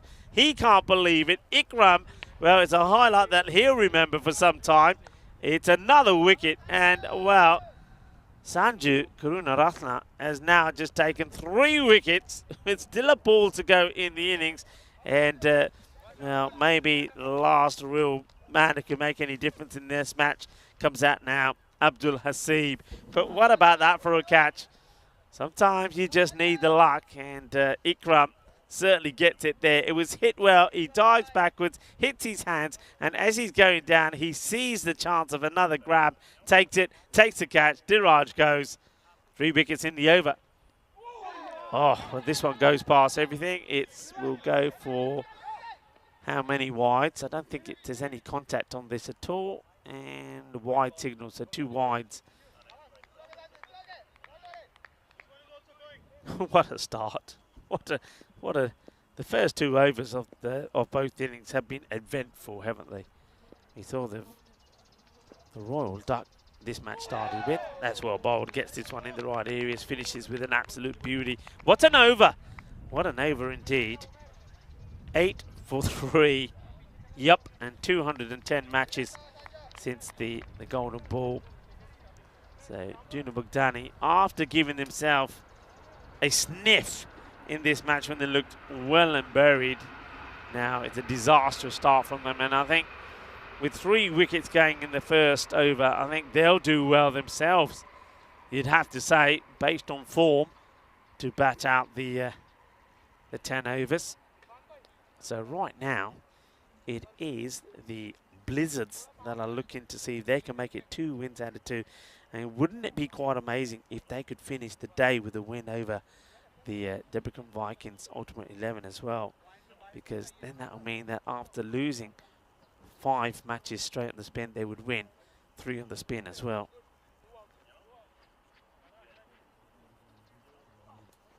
Swing and a miss.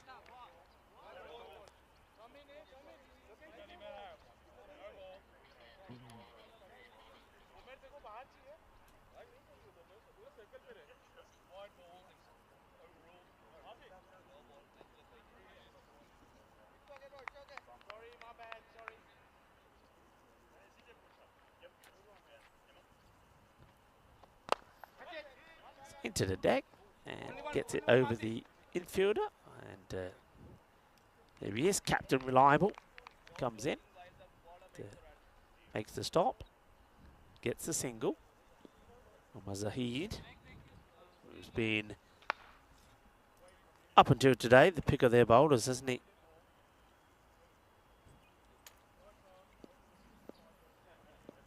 Kuma has seen it all happen at the other end. 3 batters have come and gone while he's been there, and he gets this wild one. Not a good delivery from Zahid, just tries to do something a little bit different. It's a wide ball.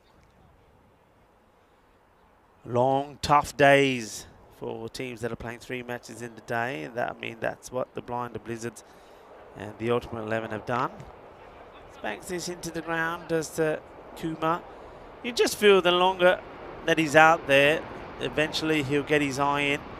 He has something like Abdul Hasib that we know can hit a good ball. Maybe he can get a good partnership game. He scored 22 of 9 in the player match performance in the win against the Ultimate 11. And that is out of here. Shaba, Shaba. Bulle, bulle, bulle. Well, what's happened here? Oh, my God. Tell me. Well, there's somebody that's fallen off his chair. It's right on the shed of where the scorers are. Onkar is on his feet. And I tell you, there's somebody who's down and out there. I reckon that's probably Maxi. Yeah, it's either Maxi or Sam. Well, who ends up? There's a hole in the. That's why. No wonder. That one has come through the top of the tent and almost taken someone out. And this one will go for 4 at the toe end of the bat. Yeah, I think that might have been Sam Williams. That was a diving, taking desperate measures. Well, somebody needs to repair the top of that that marquee now. Get the old duct tape out, boys. Get the old duct tape out. Can't be safe anywhere. Not safe anywhere. Okay, that one gets guided away. So, partnerships, isn't it? Partnerships win your matches when you're a batting side. So let's see if they can get a partnership going. And, well, hello to a few people in the chat.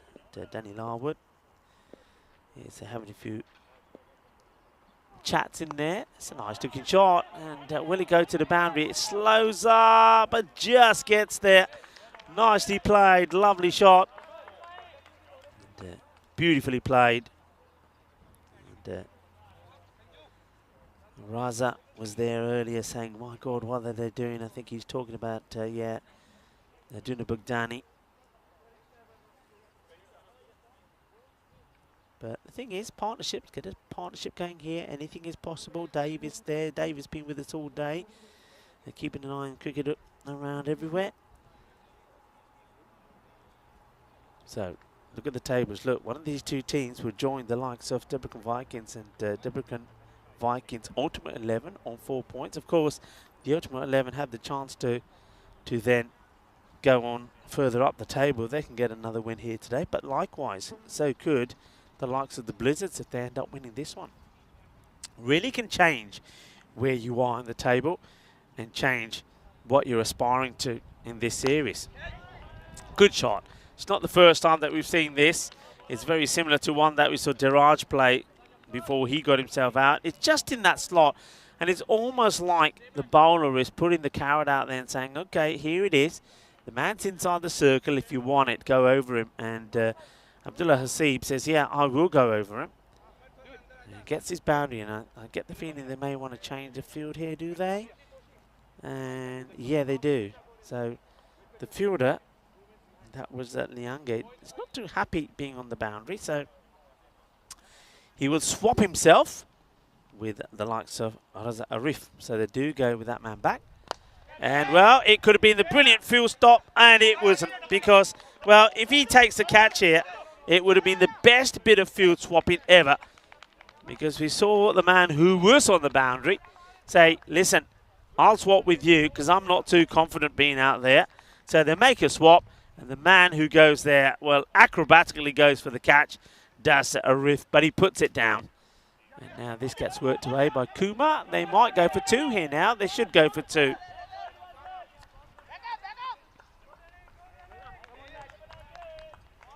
Hasib, to remember that he gets dropped on 16 by a riff. Yeah, that was a big opportunity. That's that Liange was the man who swapped with him after he was told it to be on the boundary. Okay, now this is more straightforward. Surely this is taken. Yeah, it is. He takes it lying down. It's another catch. And, well, he wants all the love at the moment, does Ikram? He's saying, I can do no wrong. Ikram, well, he can't. He takes another catch. He's like a magnet at the moment. The old Grizzly loves him. Whereas Rohit Kumar, a very soft dismissal now. He doesn't really get going. He doesn't play a shot in anger. And he'll go for 8 of 6. It is a soft dismissal. And Sanju Gunaratne gets another one. That's 4 wickets for him.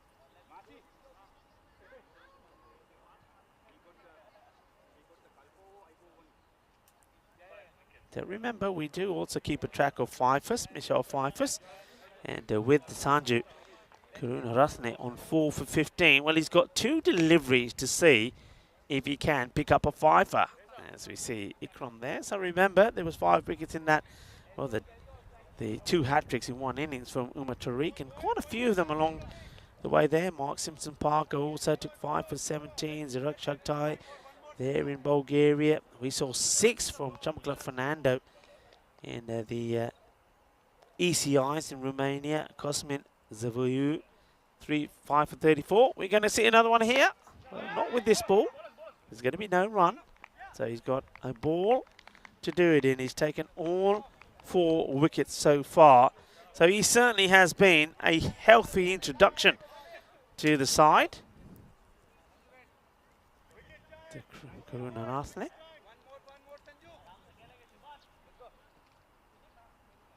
So last ball, can he get 5?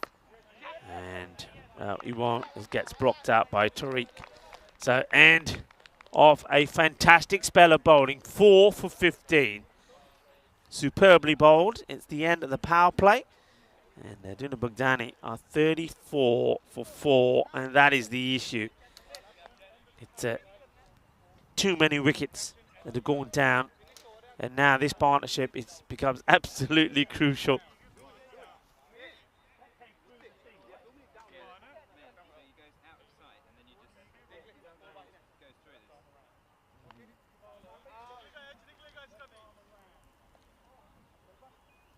Vashi. Bowled well last time as well. Another good inclusion in the side. More spin. Short. Gandhi. And gets hit away. The fielder does have a chance to get there. Uses his foot. Stops it. Bad running. Poor running. Only take a single. And only thinking of the second once it gets past the keeper. Got to run hard. You can't assume that the ball is going to go to the boundary. And you see he gets sent away, and I don't think Haseeb was very happy about it. He's still protesting, actually. And this one will go to the boundary. It's not a good length here from Vashi to start off with. It's short, it's horrible. That one gets thumped away, so that's a good shot. That's well hit. That's what they need. That's the only way they're going to win this match, aren't they? Just be confident and believe that they can do it. Tariq. He's unlike him in the field, Subhan Tariq. And now doing some hitting himself.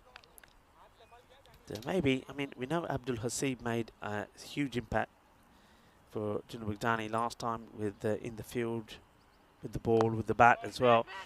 Maybe the 2 of these can do the same. And, well, they're asking the question, does he have his bat down?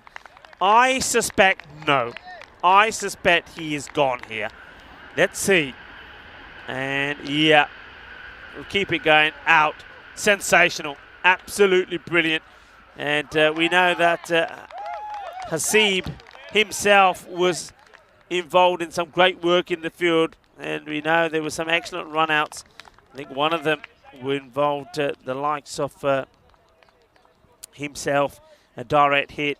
And now it's his turn to go with a direct hit. That is brilliantly done.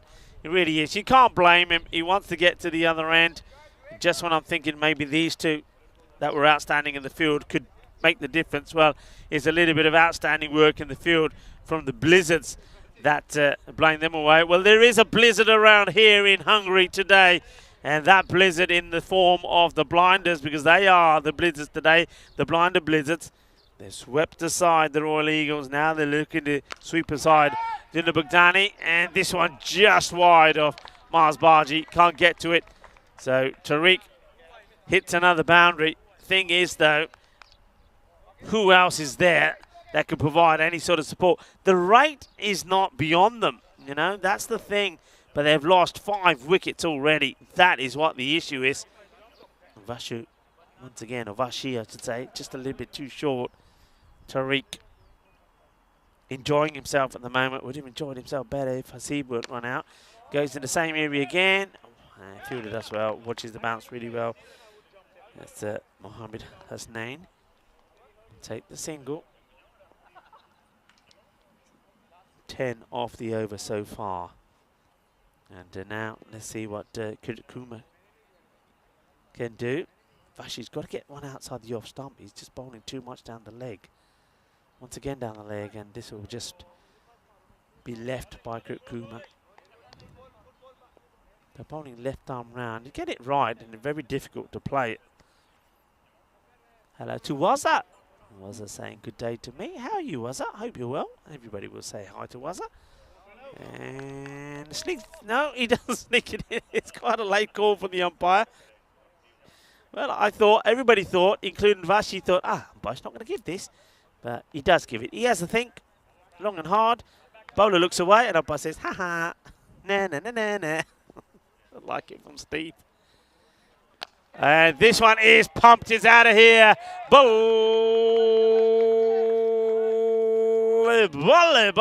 Guinness on her.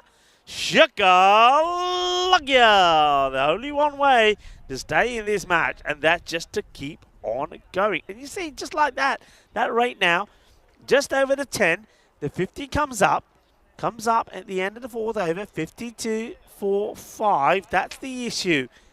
Partnership. Get a partnership here, you win the match. Partnerships are everything. Tariq and Kirit Kuma. I mean, the unfortunate thing there is, and it could be the match-changing dismissal, was that of Hasib. He was run out superbly, and that was thanks to Liange. Direct hit got him out. Catch it is a shout, but it won't go to hand.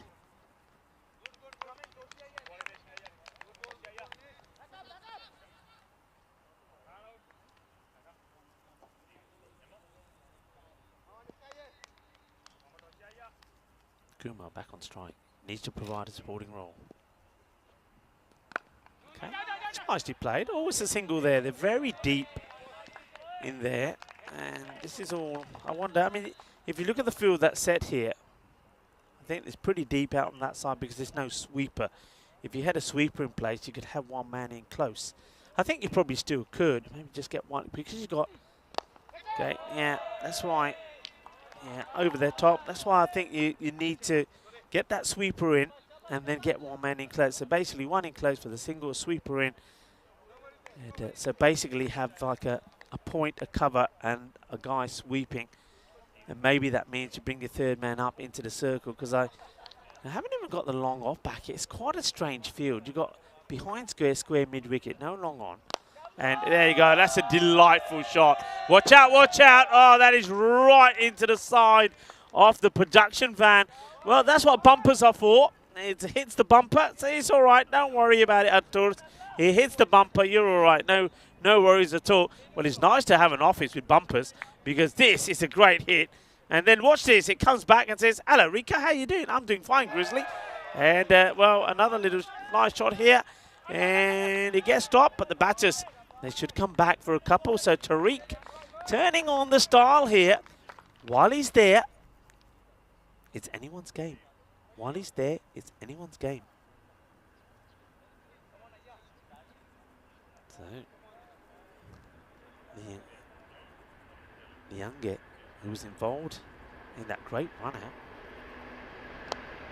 It's nicely played. It's a clever shot from Tariq. It's interesting, you know, we've seen teams that get into these positions and a guy comes out and plays the way Tariq is playing and you just scratch your head and say, why is this guy batting so low? And that's what I'm doing here now. I'm watching Tariq play and think, why is he doing batting so low? Let's take a look at this. And this is coming up on Monday. So this is the Medina Cup. Remember, we got Medina Cup and this is cricket in Malta and also happening there in Netherlands. So we've got Malta versus France, France versus Malta. 2 matches coming up in Malta. Then in the Netherlands, where Corey, of course, is on his way to. Vinny will be in Malta.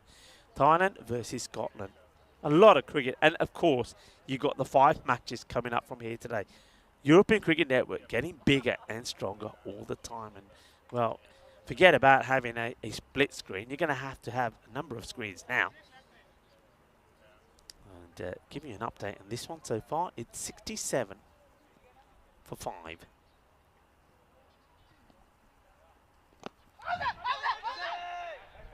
Not out, says Steve, probably because it's pitching outside leg, and also because up until this moment, he's saying there's a bit of battle involved, so that's why it's not out.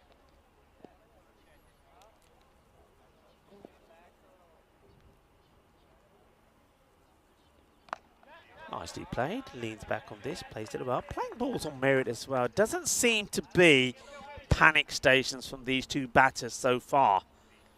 That's what I'm liking. No panic stations. Seem to be batting very well. To Kalpit Lalakun is the bowler. Dot ball. That helps. That rate. See it on your screen there. 9.2. But watch how that goes up and down depending how the overs go.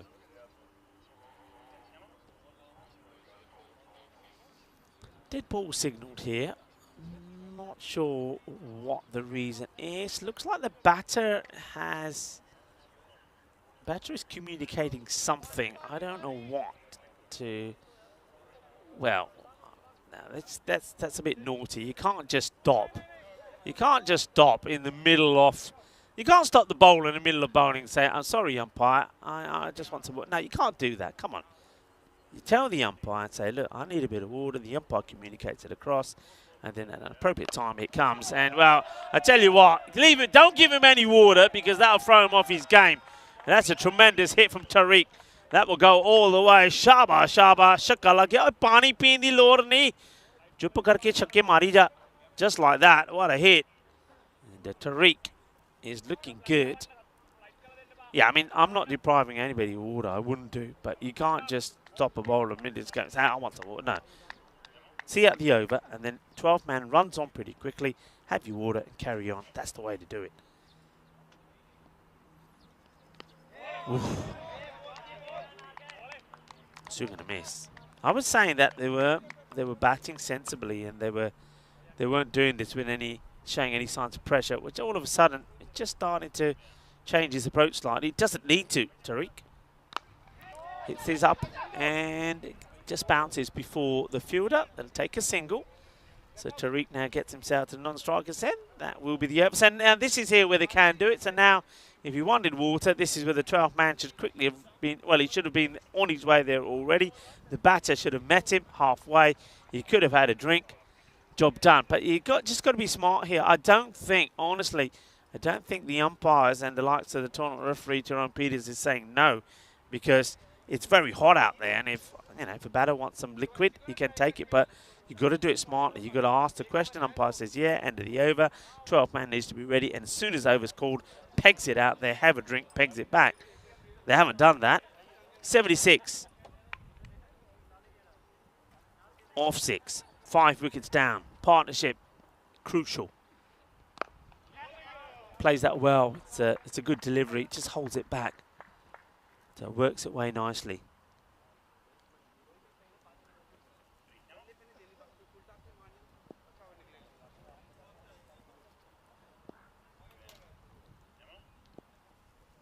Kirit Kumar needs to play his part in this partnership, and well, doesn't want to give his wicket away. You don't know what's to come, do you? Don't know what's to come. While you're there, while you're set, I mean, he tries to give himself a little bit of room. That's probably a little bit too close to play that shot. I think if he just stands upright and plays this, get the single. What's the question here? I think Steve may have spotted something in the field here. Steve may have spotted something in the field and just communicate. Oh, it is. It's too many men out. So the umpire, Steve, sees too many men out. It gets called. So no ball, free hit. And he hits it well as well. And it will be 4 runs. 4 carreras. So they get the bonus 1 for the no ball, and then the ball gets hit to 4. So Kirikuma, he's playing his part as well in this one. Mohammed Hasnain is the bowler. They need to break this partnership. Blinder Blizzards. Nice straight hit down the ground. And it's going to be a test for the fielder, and he can't get there. Plenty of power from the back foot of Kirikuma. And 4 runs. And now is Bavika, his wife. She's jumping up and down. Come on, get it. Come on, get it. Go, go, go, she shouts. Huge partnership. Huge partnership. 27 in 21 balls. Smashed. Fielder is out there. Straight in his hands. Oh, dear. Well, he got overexcited, didn't he? Gets overexcited. And that is the wicket they needed. And Kirikuma just, it's one of those, and it maybe just gets a bit overconfident. Hit it pretty well, but hits it in the air straight to the man who's out there. Takes a very comfortable catch, says, yep, thank you very much. Well done to Sanju Karunaratne. And he certainly seems to be the key man in this one. Taken 4 wickets and now takes that very important catch. So Karunaratne is the key maybe to success here. Well, we were talking about that blizzard that was blowing strong. Well, I tell you what, that Kirikuma and Tariq, well, they started to calm that blizzard down a bit, but with that wicket there, that blizzard is forming momentum one more time. 86 for 6. As Kushal is the new batter. It's all about smart cricket here now. It's all about providing the strike to Tariq and playing your part in it. Kirikuma will go for 16. That's hit. Could be, oh, just out of reach. I think this is all the way. It's manos arriba, arriba, arriba. Porque eso es 6 carreras. Eso es muy bien. Well, Kushal comes out. Well, talk about playing a supporting role. Well, that catches the rope. That is 6. Good call.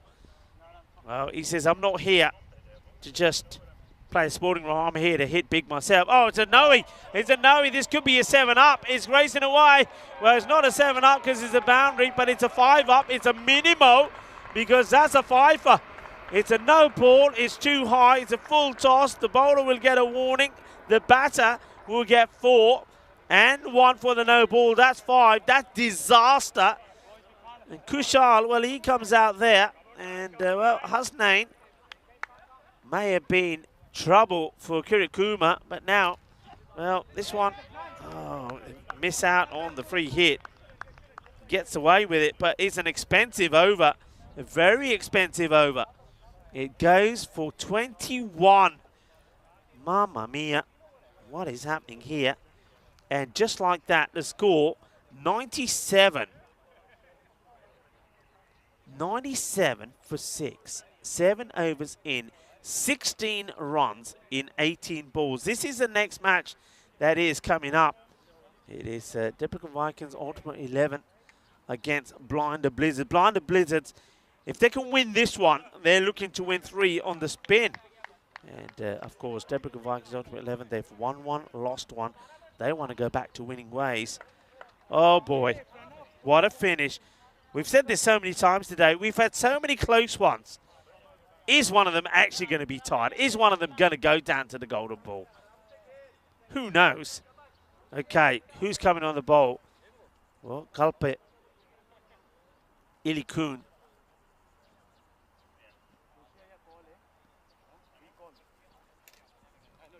Bowling to Tariq. Tariq is the key. Stay there, win the match. Get him out. Blizzards will get a chance in the air. Bounces awkwardly. But well dealt with by the fielder.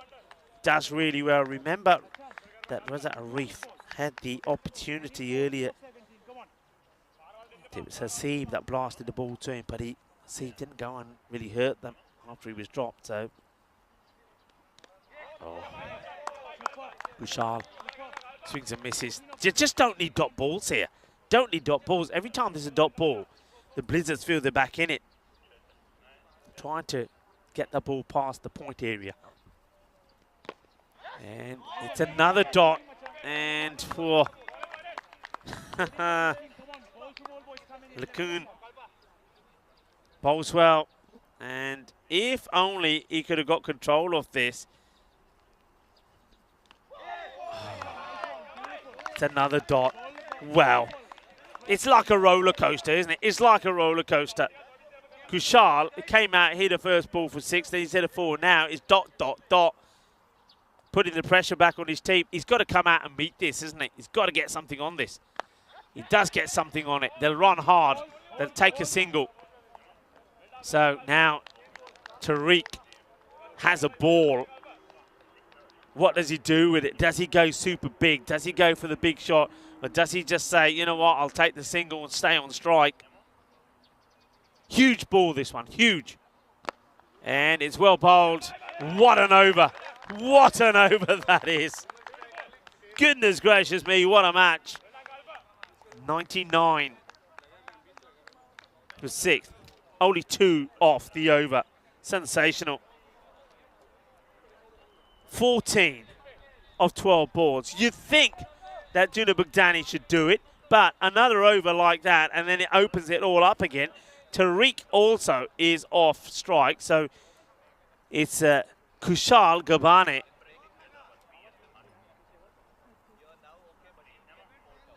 Who's on strike? Who's going to bowl this over? Who do they go with? It looks like they're going with Mr. Reliable, Zahid. Now, Zahid has fired a few wide outside the off. If he bowls a good over here, it's on. I think you've got to look to protect the backward point area. They're having no sweeper out the offside. Kushal is looking to hit it on the offside. So, interesting field. Very interesting field. A risky field. He hasn't hit square leg or mid-wicket. Kushal has been looking to it in the offside, but they're leaving that open. And, well, he gets bowled. He's gone. Well, this match is wide open as wicket number 7. Kushal Gavani will go for 11 of 8 deliveries. So he started well. And then, I don't think he's done his team any favours, has he? Zahid gets one on the money, gets him bowled. Tariq at the other end is set. He could win it with just a couple of hits. But at the moment, he's off strike. Now, is this the master plan? Is this the master card? They've kept back the likes of Chris Dowell. Chris Dowell has been opening the batting. And he normally takes a while to get in. But he can get bat on ball. He hits a pretty good ball down the ground. What will be his approach here? Will he just be thinking single, strike, get Tariq on strike? And no, he plays a lovely shot. This is beautifully timed. It will be 4 runs. Delightful shot. But again, it goes down to the field. Nobody sweeping out on the offside. I said it before the start of the over. I mean, to the likes of Kushal, who didn't play one shot on the leg side. They've got a square leg. You got a mid-wicket. You got long on. But you got nobody sweeping on the off. That's not good. And now they make that change. Mid-wicket comes in so you can have a sweeper out on the off. But has it come too late? What a cracking shot that is to get off the mark from Chris Dowell. 10 in 10. They could do it, run a ball. But 7 wickets down. I still think this goes all the way down to the wire, you know. Plays it, tip and run. But that's the other thing. Once you get your sweeper in, why don't you get a man in close? Mid-wicket. Push him in closer. You got a man back on square. You got Marzi, who's on the boundary middle, to push that square, push the mid-wicket in tight. Push the man in cover. That is Ikram in tight. Tariq, will he be patient or will he go for the big shot? Zahid, can he get another Yorker in? Go short. Gets played away towards the man at third. He does the stop. Gets the ball in. They'll take the single. What are you thinking, folks? Anybody got a tingle in this one? They can do it, run a ball. They can do it, run a ball. They won't want to take it right the way down to the wire, though. They get the opportunity to take a boundary. They'll take it. Chris Dowell. Hits it hard on the offside. He's going to get another boundary, you know. It's not a good delivery. It's too wide. There's too much width. And Dowell pumps it. He gets a boundary. Duna Bugdani look now. All of a sudden, they got their noses in front. This topsy-turvy right from the start. Remember, they lost 3 wickets in the first over. They were 8 for 3, 27 for 3, 34 for 4 at the end of the power play. At the halfway point, 5 wickets down for 67. They've, well, weathered the blizzard maybe. That gets pushed away. Oh, he's committed. He could be run out. He will be run out. Oh, that is amazing. That is a huge wicket. It is Ikram that does it. Well, Tariq was running for no reason at all. All of a sudden, the match comes alive again. They only need 4 for victory, but they get the wicket of Tariq. Tariq starts to go. And Dowell is saying, no, wait, there's the direct hit. He is gone. It is the 8th wicket that goes down. Oh, my word. So now I get the feeling Chris Dowell will probably be thinking he's going to try and finish it with 1 shot. Crazy from Tariq. Where are you going? He was 34 of 20 deliveries. He looked in no danger at all. And then he gets himself run out when they're needing 4 runs of 7 balls. There was no need to do it. Ikram, who's been superb. He's taken catches, he's got the run out, and now he gives the team another chance. What a match this is. Which way is this going? There's still a ball to go in this one. Chris Dowell is on strike. He's on 9. They've only got, look, I changed the field here. And, well, was that the over? It was the over. So 109 for 8. Bibek Singh on strike. The bowler, Liange, Bibek, goes for it, hits it well. Is he going to get the boundary? He is going to get the boundary. Bibek Singh wins it for Duna Bugdani with 5 balls to go. Bibek, get off. It's done. It's dusted. Surely it's done and dusted. That's the match, isn't it? Yeah, it is. Come on, get off, boys. Get off. Bibek wants to stay there. He said, yaar, mainu ek hi ball mil diya, more chahiye. Mars Baji is on his knees. He cannot believe it, the captain, that they've lost this match. The blinded blizzard was blowing strong. It had Duna Bugdani all over the place, all over the place. They were struggling. They were being blown everywhere, but somehow they managed to weather the storm and they've come out victorious. Tariq was instrumental in that partnership with Kirit Kumar. Then Kirit Kumar went, and then Kushal played some interesting shots. But Chris Dowell then came in at the end. What a master plan that was to hold on to Chris Dowell to come in later on. Don't forget his important shots on the offside, those boundaries. Then right at the end, with 4 required of the last over, Bibek Singh comes and hits the boundary. Well, what a match Bibek has had as well. Don't forget that he bowled brilliantly to take 3 for 21. Somehow, Blinded Blizzards have managed to lose another match, and it will be Duna Bugdani that finished with 2 wins here today. But remember, Blinded Blizzards can do exactly what Duna Bugdani have done as well. They can still get a 2nd victory, but they've got to overcome the Duplicate Vikings Ultimate 11 in the final match of the day, in match number 30. And that one coming up in around about just over 20 minutes time. Well, amazing scenes here at the moment as, well, Duna Bugdani have made it 2 wins out of 2 after losing their first 5 matches. Well, that was a sensational catch, and Ikram somehow managed to keep their side in it all the time. It was quite amazing, and some shots were being played, but then this, Tariq came in. Well, that one almost wiped out Sam Williams. It went through the roof, and Sam Williams ended up on the deck. That one was Hasib getting a chance. The thing was, though, fortunately, though Hasib was dropped on 16, I think he was at the time, he only went to the score another 2 runs, so they got his wicket pretty early.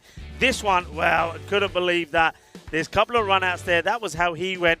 I mean, there was 2 run-outs here which I thought were going to cost Duna Bugdani the match. That was one earlier. Then there was one right towards the end with Tariq, who played brilliantly. And that is Tariq there. What an innings it was from him. Once again, I don't quite understand why some of these guys are playing so late down the batting order. That was Kirit Kumar getting out. Just when he started going, he then blasted one straight into the hands. Now, don't forget this as well, because I think Kushal Gavani, though he did play out a couple of dots, don't forget his first 2 shots were 2 big boundaries. Then after that, there was a few dots. He gets bowled, but the thing is, I think he did enough to keep his side in the match.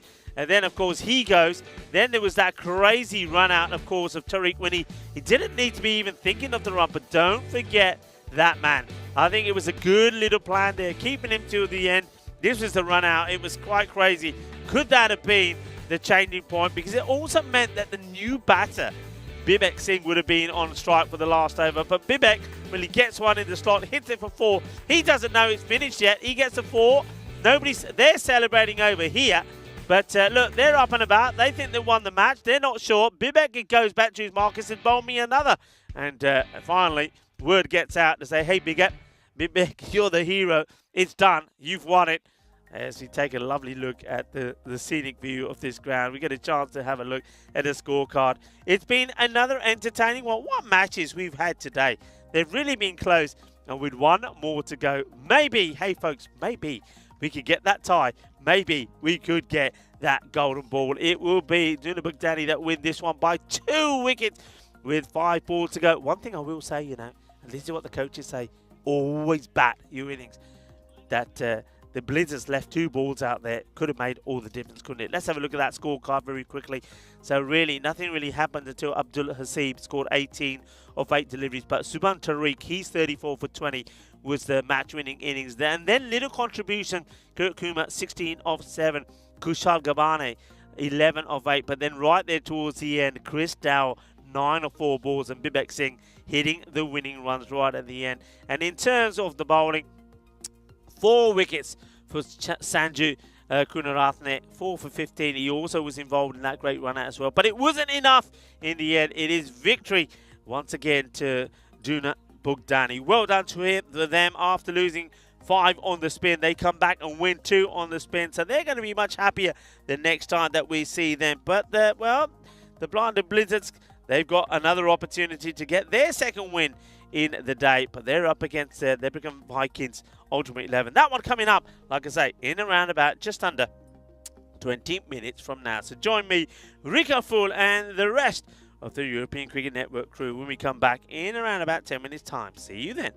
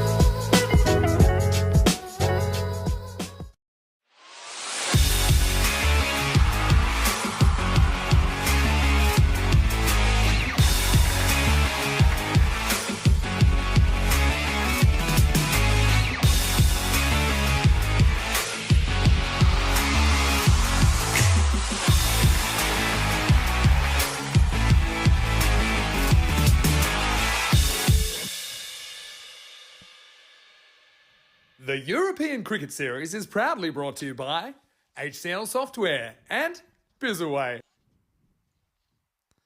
Hello and welcome back everybody to what has been a super Saturday. We still have one more match to go though. It's the final match of this Saturday, match number 5 in the day. And what a big match this is.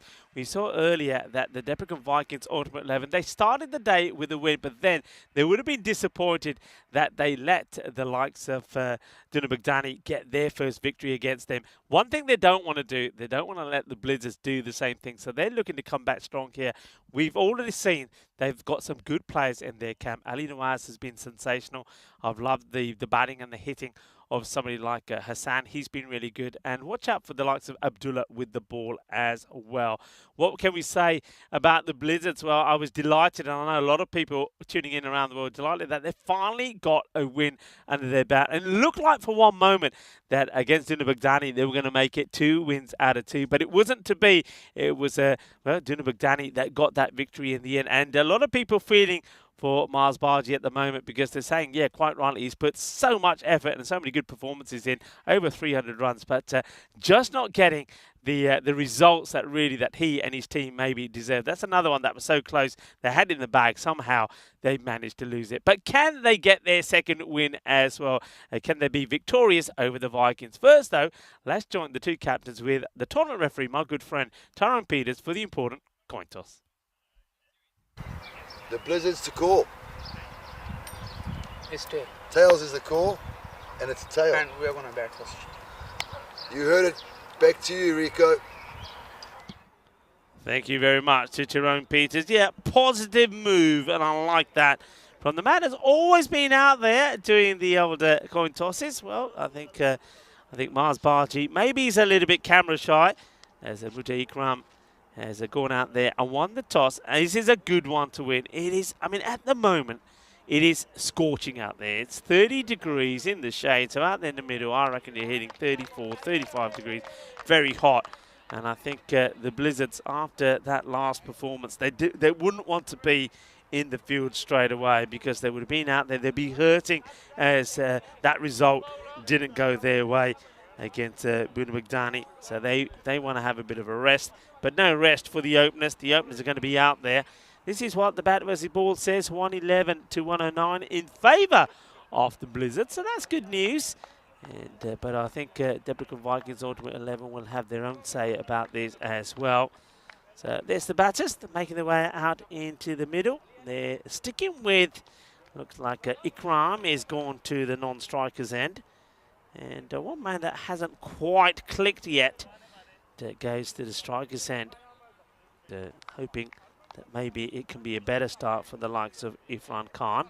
Does look like Irfan that is going back out there again. And what we have seen in both matches that the Blizzards have played today, 1 win and 1 loss, and that Ikram hasn't lasted too long out there.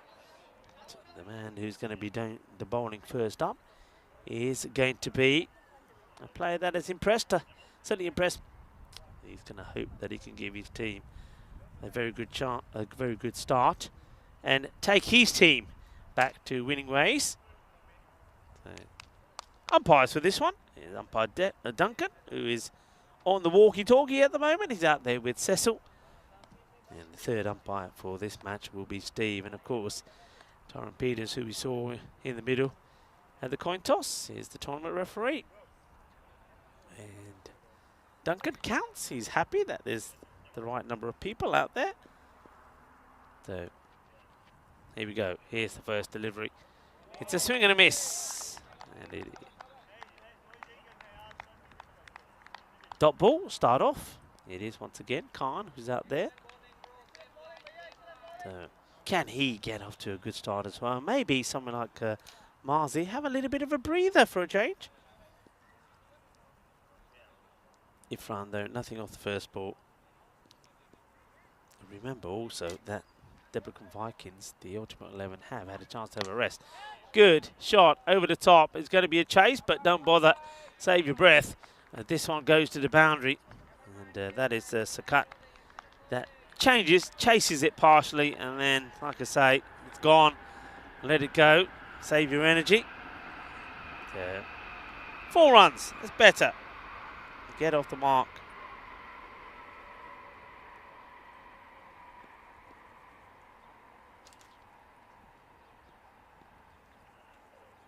And maybe just gives a little bit too much width there to Irfan Khan. It's up in the air, and the fielder won't get there. Will be, oh dear, just runs past this. Does Ali Nawaz, but they don't take any extras. Nice to see some new names up there. So Ali, hello to Emily. Elizabeth, Emily, how are you? It's wonderful to hear from you. I hope you're having a wonderful weekend. Hello to Mandrake, who's saying good afternoon to everybody. So Mandrake saying, come on, Wolfie. Yeah, come on, Wolfie. So Wolfie, it's a name that has stuck with Marzi for a while. It actually came when we were in Portugal. It's a nice delivery, well played by Ikram. Yeah, I'm going to Coimbra, of course, in about, well, once this series finishes here, to start the night series there, and that's where Marzi got his name Wolfie, because where we stay, and we'll be staying at the same place again this time around, so looking forward to it. But where we stayed was surrounded by like a sort of a natural reserve. Gandhi ball, and well, it's sort of been well stopped by the man. If I gets a throw in as well, that's not that far away from the stumps actually. Will be a wide, be 2 wides. Yeah, there's natural reserve, and you know you have sort of deer there and a few other animals, some birds, peacocks, etc. But also wolves. They're enclosed, but you know wolves when it gets dark, and especially when there's a full moon, make a fair bit of noise. And I remember getting to the hotel base. It's been hit nicely down the ground. Ali Nawaz can't catch up with it. It's going to be 4 runs. Nice shot. So Irfan Khan has made a much better start this time than we've seen before. So it looks like the openers are showing some fight in this one. That's good. That's a good sign for the Blizzards. Yeah, I saw Marzi going to reception as I was checking in, and he didn't look happy. He looked really flustered and a bit worked up. Wide, another Gandhi ball. So not sure what's happened to Moise Hassan here. And I said to Marzi, what's up? He said, Rico, I can't stay here. Can't stay here. My room, this, that, and the other. I said, what's up? He said, I can hear the wolves and I can't sleep. I'm so scared.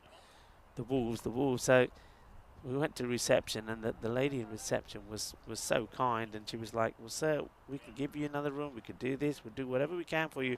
But unfortunately, we can't do anything about the wolves. Where we are, we're surrounded by them. At night time, you're always going to hear them. So it took a long time to calm Marzi down. But in the meantime, myself and the likes of Rhino, who was with me at the time, as we have a look at some of the top batters here. Remember, that was up to match number 28. So Mars Barji has surpassed 300 runs in the series, because in that last match he scored another half century.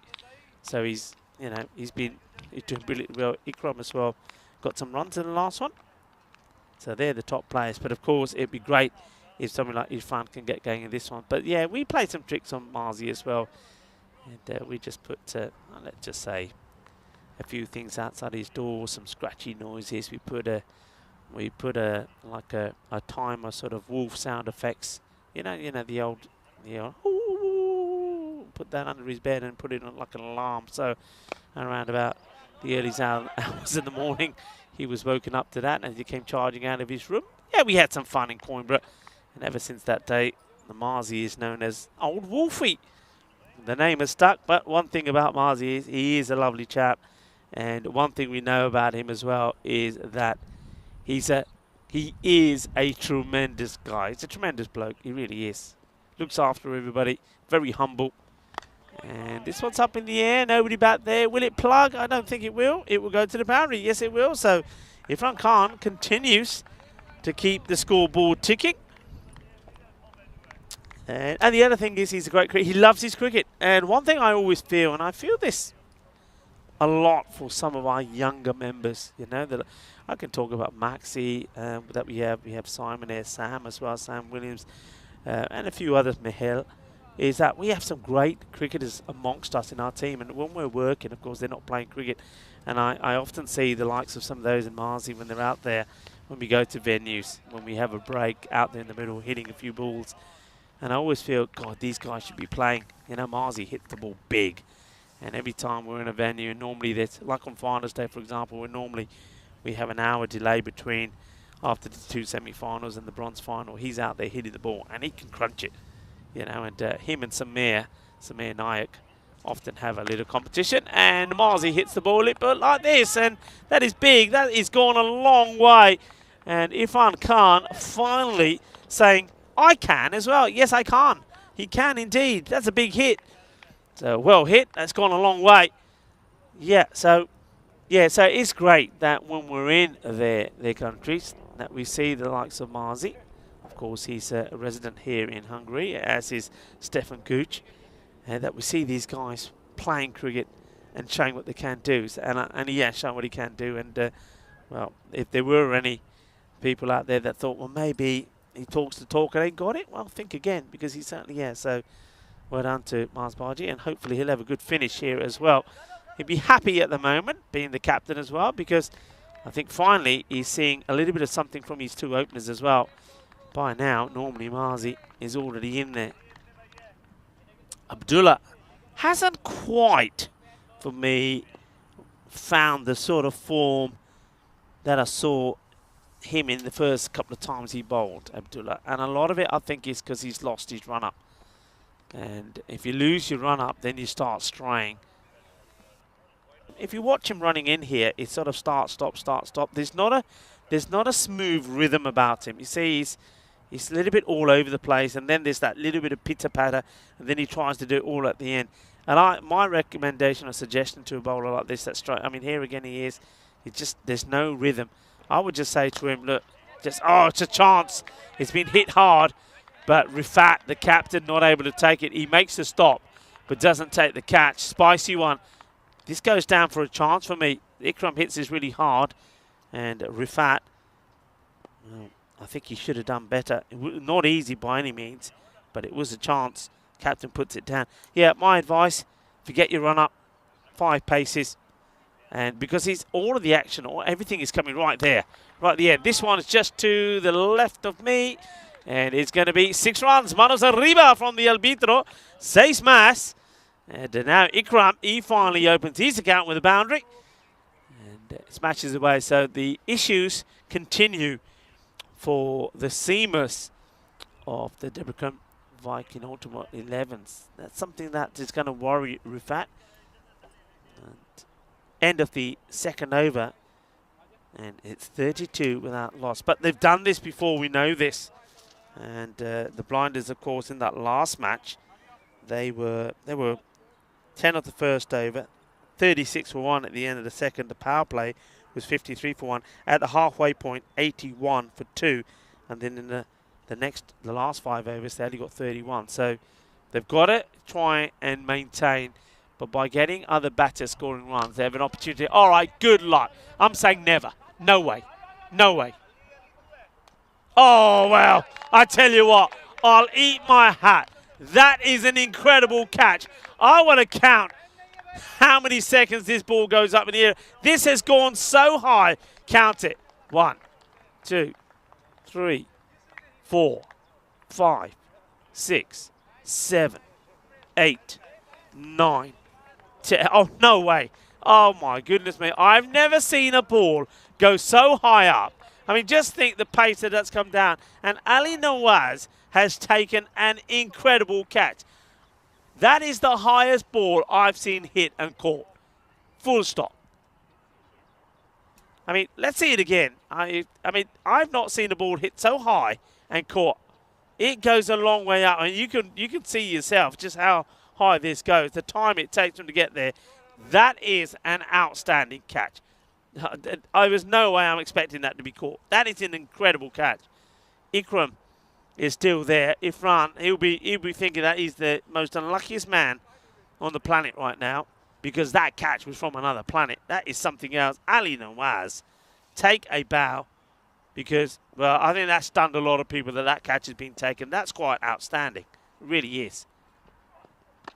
Marzi. Oh, well, he wears this one. Wants to go aggressive straight away. Must be feeling it by now. Marzi. Remember, he did take a bit of a tumble earlier. Bari comes in after Irfan Khan went for 20 of 9 deliveries, but at least he got game this time. That'll make Mars a lot happier that he's coming in with a bit of a score on the board this time. Catching chance and taken. Oh dear. Mars Bari will go for a duck. And this is so unfortunate. We're not going to see him with the bat in hand again because this is his last match, because Marzi will be wearing the ECN colours from Monday when he goes to Malta for work.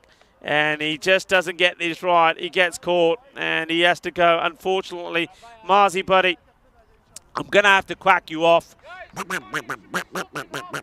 But you know what? I'm also going to stand here and applaud you as well, because your efforts have been absolutely brilliant. And well done to Mars Bari. He limps off like a wounded wolf, doesn't he? Oh, Wolfie. But he's had a tremendous series. And unfortunately, though, in this one, he's not going to make any scores. So he will go for a 2-ball duck. And that's the way it goes. That's the way the game is.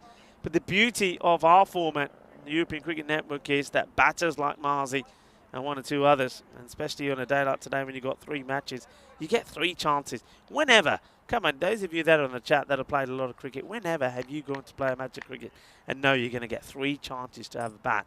And of course, if you get dropped a few times, like Marzi did in the last match, well, how many chances is that? It doesn't normally happen in cricket. But here on the European Cricket Network, you do. Well, there's a bit of a wipeout here now. Oh dear. I think this is the batter now getting tangled up with the wicketkeeper, the non-striker. I think it's Ikram. So there's the shot. Watch what happens here. So I don't think it's all accidental, but boom. And, well, bad ejection and everything as Ikram goes down. Now Ikram is still down on the floor. I think he's okay. He said, come on, is anybody going to help me up, or am I going to have to do it? All right, we'll help you up. Stop being like that. Okay, well, just for his troubles. He gets a little bit of water, which he'll take through his grill. The umpire is satisfied he's okay, and I'm liking that from the umps. Cecil was saying, okay, boys, let's just keep it ticking. So, Liange is the man that has come out to replace Mars Bari. It's a good catch, I have to say. It was dipping sharply, and Kaiser Ahmed did really well to take it. So credit to him. Hassan, though, does take his 2nd wicket. So his first over was all over the place.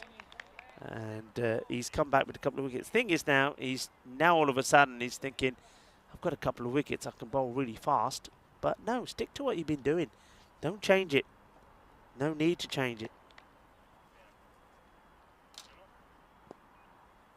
Back to his mark, Hassan.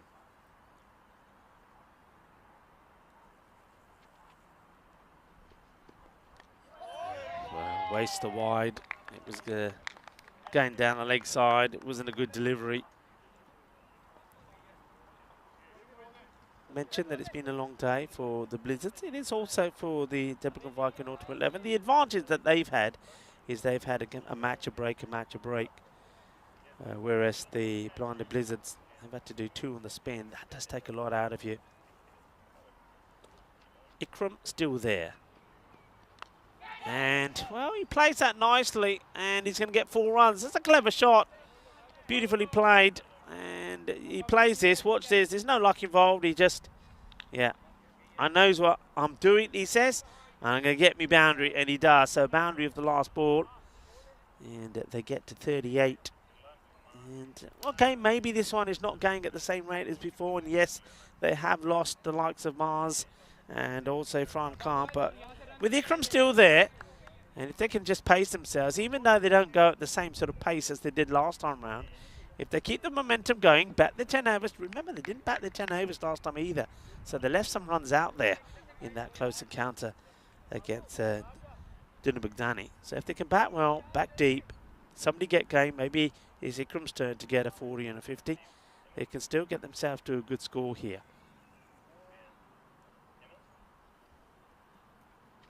Imran Vidayat to bowl. It's not a bad ball, is it, to the left-hander? So Liange misses out on this one. So they don't go to Abdullah straight away. They make a change here. Don't mind that at all. You've got other bowlers. You've got other options that you can go with. And Imran has had an interesting day. He started it last time we saw him. The first time we saw him this morning, he surprised us all big time.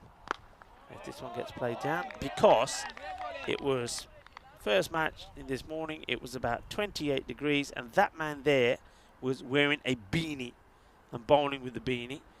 And there he is. See, he's feeling hot now. Can you imagine a beanie? He was also wearing glasses. I reckon maybe he's put some context on. The reason he said he wore the beanie was to help his glasses stay on. That's well bowled. And now he's not having trouble with his glasses. He's having trouble with his with that band. What do they call that, the old band there? I know some of the footballers have it on. I don't know what it's called, but that's a good delivery again to the left-hander from Imran Vidaya.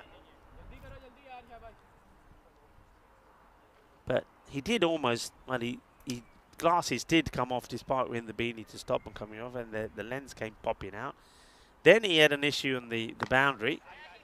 It should just be a single, where the ball came to him and he completely misjudged it. It went for 4. It didn't look good. He got moved from the boundary then to third man, and then pulled off an incredible one-handed catch. And that will certainly be at the end of the highlights if you're around to see it. So watch out for those. He's had an okay day. And he's had a good start with the ball here as well. Just a 1 run from him so far. And doesn't know too much about this, does Ikram. There's a wild swing. It's just a different angle, you see. When you're used to, I mean, that's the one thing, I've mentioned batters getting so many knocks in the day, like these guys have batted three innings, the likes that Ikram has had. But if everything's been right arm round, then all of a sudden something's a different angle. When it does get you do need to get used to it a little bit. Liange hasn't been able to deal with the bounce that's been created by that. Oh, that is just a ludicrous throw from the fielder. Who is that that's throwing that in? There's no need for this at all. Wicketkeeper's nowhere, and he's in easy, and, well, thankfully that was backed up. It's the end of the over. Going along at around about 100 pace. Hello to Mandrake once again. Mandrake is having a chat with Dave. Dave is still, well, Dave, I like your feeling, Dave. Dave is still trying to see if we can have a golden ball here. And hello to Kadir, who is saying that he thinks Deborah Vikings Ultimate 11 are probably favourites here because they have perhaps a better bowling 11.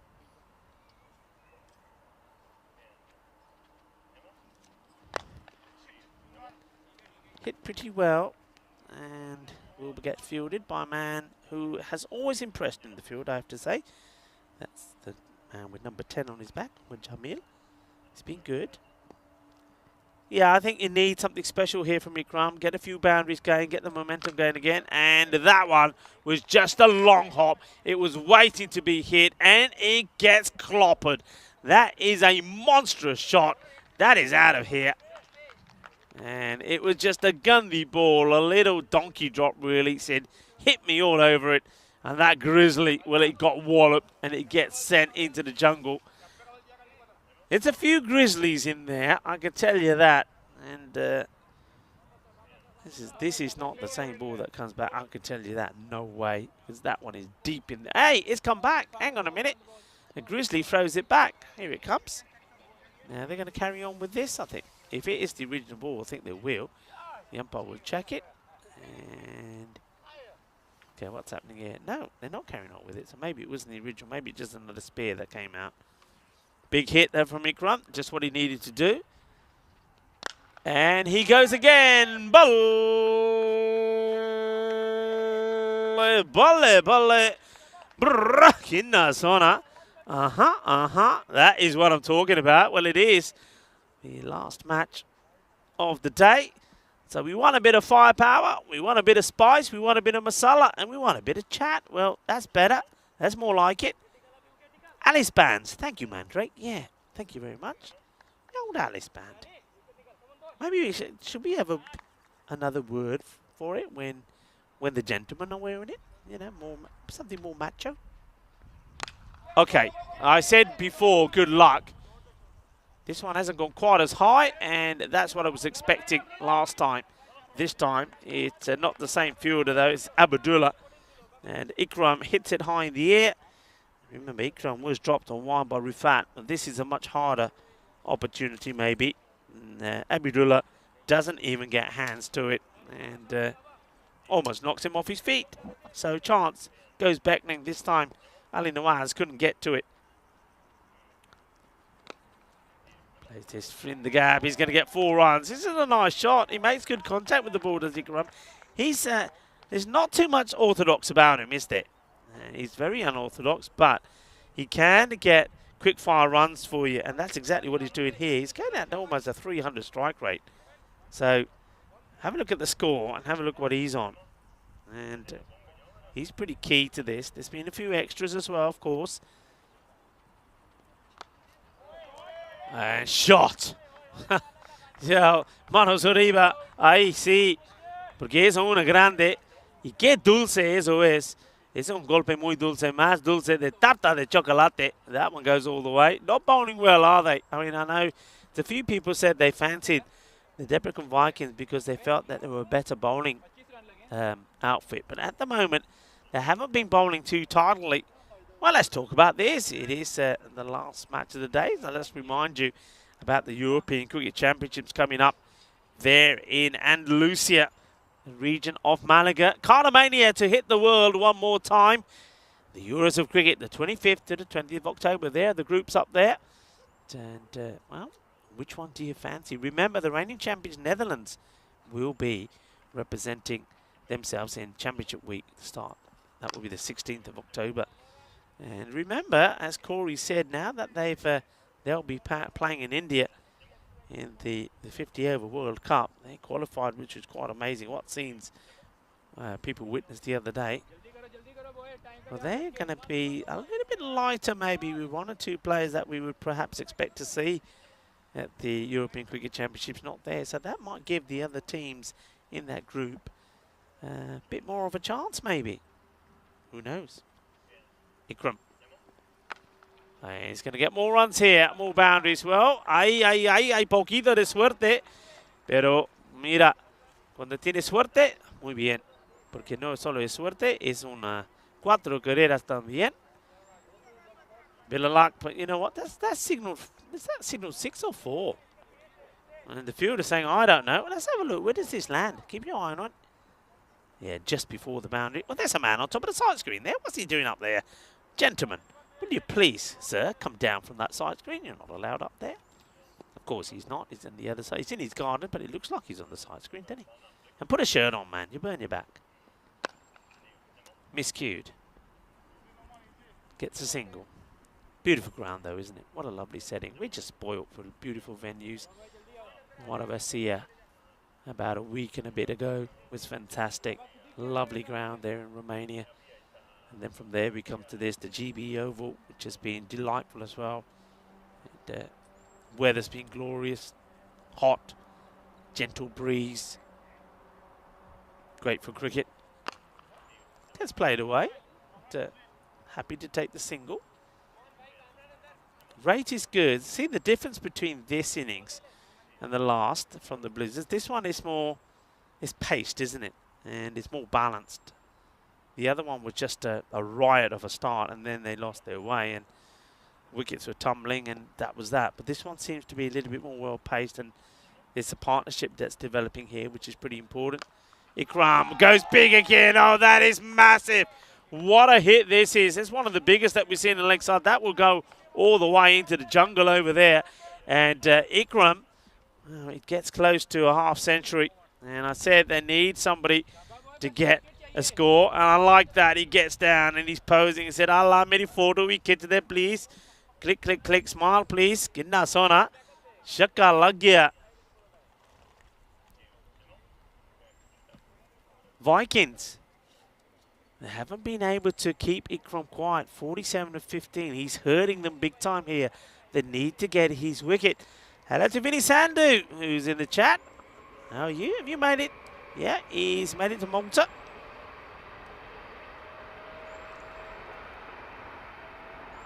Oh, not a good ball down the leg side. Yeah, Vinny, best of luck. And no, that's starting there on Monday. We've already seen the schedule. We'll have a look at that a bit later on as well, what will be happening on Monday. We'll keep an eye on things there. I was saying about bands for the men's, and we call it Alice. Could we have it more, a bit more? Oh, what a beautiful shot this is. Balle,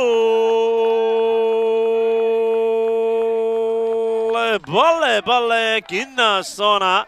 Shaka, shaka. Shaba, shaba as well, because that's his half century. And Muta Ikram brings it up in style. 16 deliveries, 53. Both badanya. Apne Ikram nu apne half century puri kalli. That's the one thing that the Blizzards have done. If Marzi hasn't performed, then Ikram has. One of the two have always found a way to get runs on the board. And what an important innings this was as well. And the other thing in this match as well is that we did see a start from Ifran as well. But there's that, the wagon wheel. You can see there, not too many on the old, the offside. But they've just bowled bad, they bowled short, and he's been able to latch onto it, saying the bowlers haven't made him play out on the offside. That's something that other teams will have a look at. It was also the end of the over, so 6 overs down. And they gain good guns, 86 for 2. Up in the air, it won't carry to the fielder. As Umar Jamil keeps it to 1. And Liange playing the perfect role at the moment here, just providing a lot of support. And well, Ibrahim once again, and rolls on it. Can the fielder get to it? No, he can't. It's over him. And it's 6 more. And we're seeing a special little innings here from Ikram. And the way they're bowling to him at the moment, well, he's just clubbing it. He hasn't hit anything out on the offside.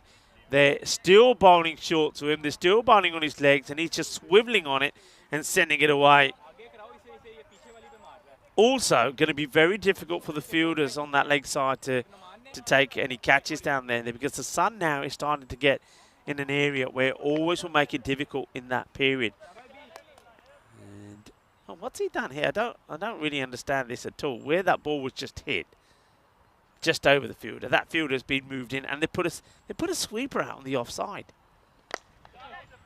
This one will go through the covers, only just over Rifat. Gets a single, so he's obviously backing himself, Ibrahim, here. Says to the captain, I won't bowl it there anymore, so can I have a sweeper? Bring that man in. Okay, fair place. Now he's got to get it right to the left-hander. Deliange at the moment has been pretty patient, but look at him. He's very focused on going leg side, isn't he? Misses it. Perhaps could have taken an extra, something like Bobby. How will we see Bobby this time? Bobby Patel hasn't really got going here today. He would love to finish with a few runs under his belt. Ibrahim. Oh, perfect delivery really. And he's unlucky not to hit the stumps. You can see they're getting a bit of acceleration in here as well. And I think the reason is they realise that they're a little bit tight on the time as well. There's the time. So we're getting to a point of what coming down to, well, this should be okay.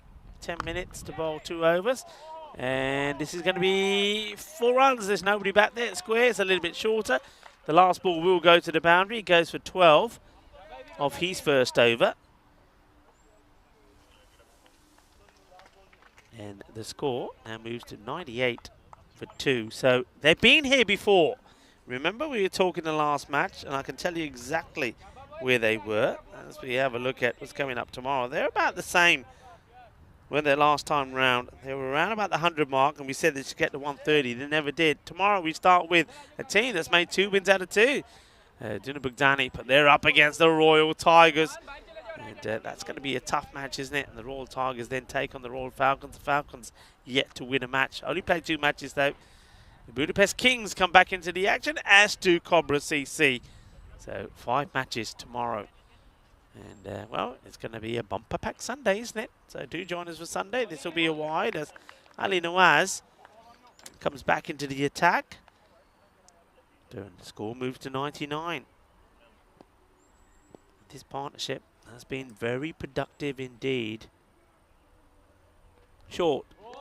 Swings and misses. Surprised that he's bowling short. He normally gets a good Yorker delivery in. Came together at 32, these two.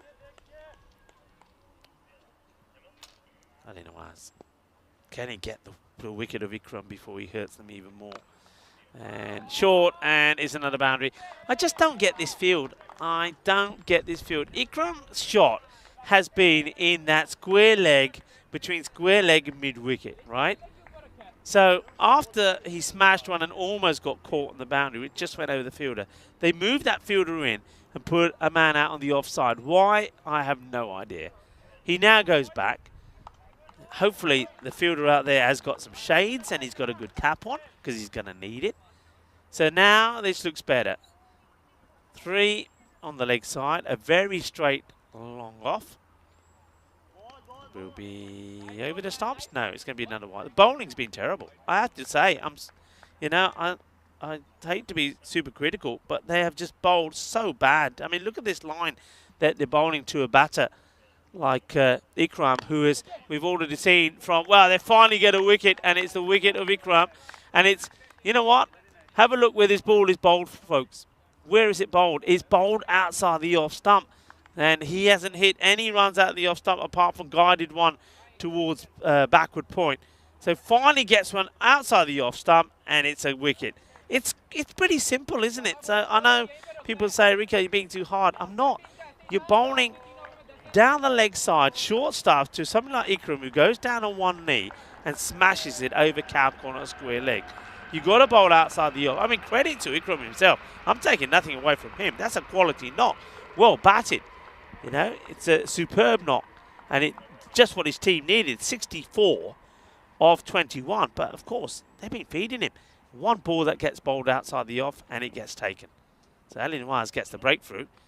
And is he going to get a second? And they're going to ask for it. And the umpire doesn't even have to give the decision. It's going to be 2 in 2. So it's a first baller for Ali Shabazz. It catches the gloves, does it? Yeah, catches the gloves. The wicketkeeper does well, one hand onto it. And steadies it, does Bobby Patel, then takes it. So we're going to have a golden quacker. There we go. Unfortunately, golden duck for Ali Shabazz. So, caught by Bobby. So Bobby takes the catch. The catch was taken by the captain, Rifat, to get rid of Ikram. Ali Nawaz gets the wickets now. He is on a hat-trick as a new batter comes out. And it looks like it's going to be Adnan Khan. So, once again, can things change? Remember I said before where they were? Well, it's another. Oh, has he taken it? Have we got a hat-trick here? Have we got a hat-trick? Well, the umpire gives it out, and I believe that is a hat-trick, thanks to a sensational catch from the captain. He doesn't take it cleanly. He's hit hard and low, but the umpire sees enough of it to give it. Watch this. It's absolutely creamed. It's low in. Does he look how he catches it? He catches it in between his legs. Rifat, the captain, has taken the catch. Ali Nawaz has a hat-trick.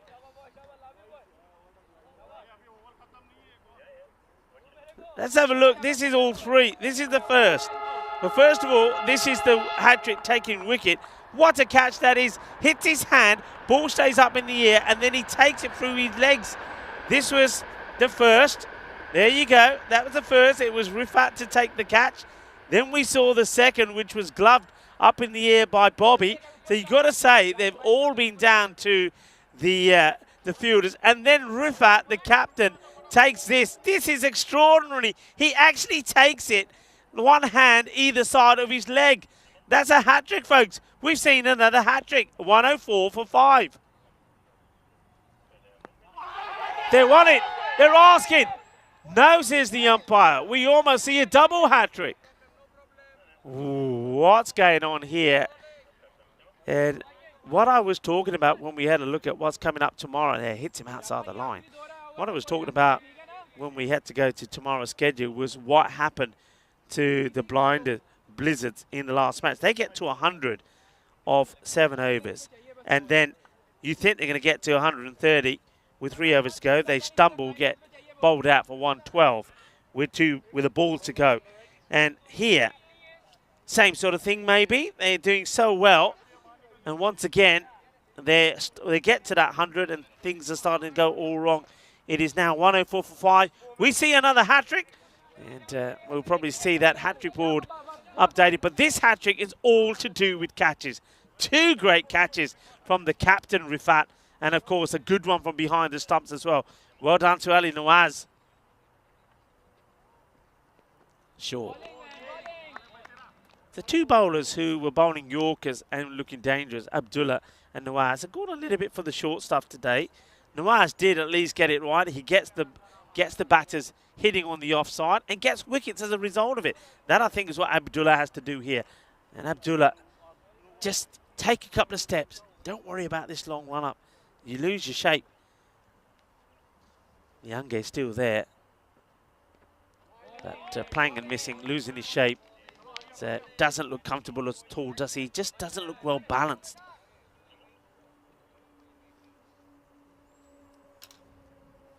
Blinder Blizzards.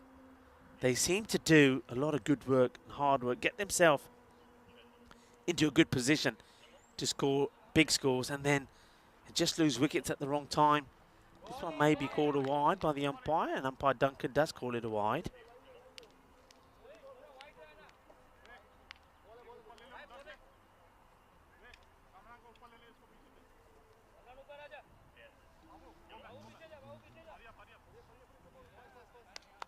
Sanju is the batter at the non-strikers end at the moment.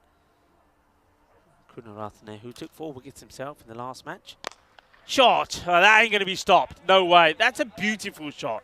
This time, stands upright, hits it on the up, straight down the ground. And that's nice. Well, that should give him some confidence. Much better this time. He doesn't run out the way of the ball. I tell you who has to run out the way of the ball is Duncan. Well, don't hurt Duncan. Duncan brings me ice creams.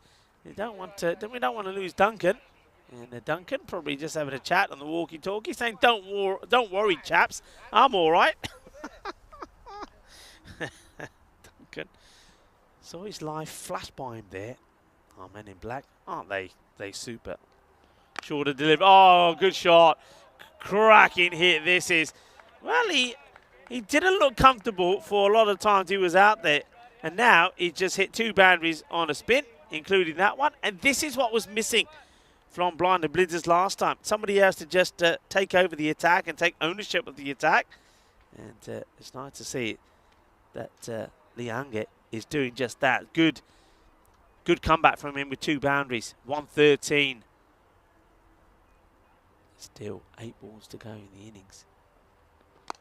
Up in the air. I don't think anybody's there to take the catch. In fact, they should run 2.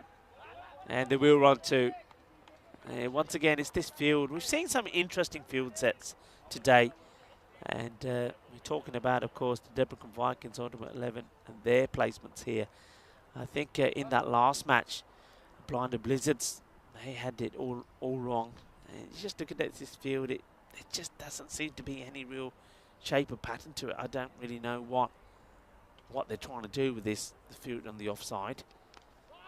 And this one, they're going to be running again, and they're just saying, just hold on to it, that'll do. But that's not a bad result. It's Liange will get another run, and he'll go back on strike. He's 22 now of 19. 116 for 5. So what they have done at least is got past that 112, and they should, from here, again, they want to get to that 130. They'll be disappointed if they don't. They brought up the 98 at the 7th over mark, similar to what they did in the last match. And now, minimum, I said, 10 and over to get to that 130. They get to that, they'll be happy. They get to that, they'll feel that they've got enough. Nawaz, who's got a hat-trick already. Oh, Terrible. That is not good. And Nawaz can't believe it. He gives a dirty look back at the fielder. That's Ibrahim. Valuable runs these. And gets it completely wrong. Doesn't get behind the ball. Can't believe he's done it. Nawaz's figures take a dent.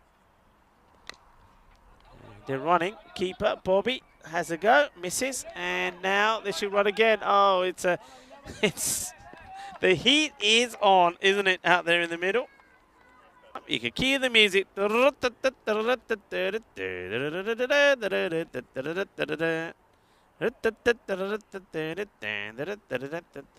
a bit of that. They're lucky to get one, let alone two. 120s. Oh, smashed. 4 runs. Lovely hit. Oh, that sounded beautiful. It's still going, and it's still going. Can we have our balls back, please? Well, Liange absolutely hammers this. Much better this from the Blinded Blizzards. And this is what I'm talking about. Very different sort of innings to the last time where it all happened in the first 5 overs for them and then fell away. This time, okay, it's been better paced. Of course, that innings from Ikram helped. But this time, other batters have played their part. And Liange, he looked all over the place, didn't he? But he's come back well. Getting us a winning score on the board here now. And that one's hit down the ground. And Jamil will make the stop. And they'll be happy to get Liange off strike. Kunath tonight now. His turn.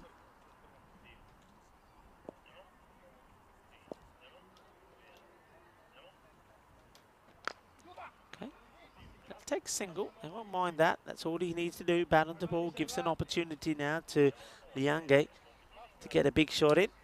And I reckon this is what I like about that score. It's something that the likes of Gunaratne and the other spinners will really appreciate. I think he and the likes of Vashi could be pretty key here with the ball. That's well struck. And they're going to finish with another boundary. Really good hitting towards the end there. And Liange, he'll finish on 37. They bring up the 130. So this time they do it.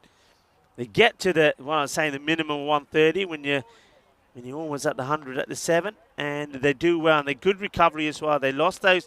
There was that hat-trick in between there, wasn't there? When Ali Nawaz picks up a hat-trick. But they weren't able to capitalise on it. They weren't able to stop the likes of Liange playing some nice shots. So good finish from him. They get another bat. They get contributions. The difference between these innings is 20 from Irfan Khan, 64 from Ikram, 37 from the likes of Liange. And even though Mars Baji doesn't perform, that's the difference between having a team performance and just expecting one man to do it all for you. And even though there's nothing from Marzi there, it still ends up being a much better result for them. It's a good score. And they should be hoping that they can finish with a victory here. They would have been disappointed, the Blizzards, that they weren't able to win the last match. But they can go back to winning ways here, though. But there's still, it's been a long day for them, as it has for the Debrecen Viking Ultimate 11. But they can still do this here. But they've got to bowl well. But I think with runs on the board, if their spinners bowl in the right areas, they could cause a little bit of problems.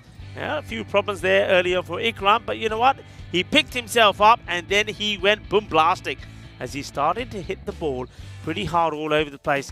Field wasn't right though, was it? The bowling length wasn't right, and he was just getting down and under and smashing the ball big until it finally got one on the off stump to him. This was Ali Nawaz coming to the ball, and just when someone was saying, look, they're bowling in the wrong areas, you get one out in the offside, catch taken, and this was a hat-trick time. So they get the wicket of Ikram, and then this one, a really good catch from Bobby Patel, which got that's the second victim, and then that, a great catch to take the wicket of Adnan Khan.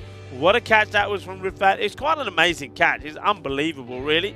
But then Liange decided he's going to turn on the side. He never looked the part the first sort of 6-8 deliveries he faced, and then all of a sudden everything came out of the middle of that bat.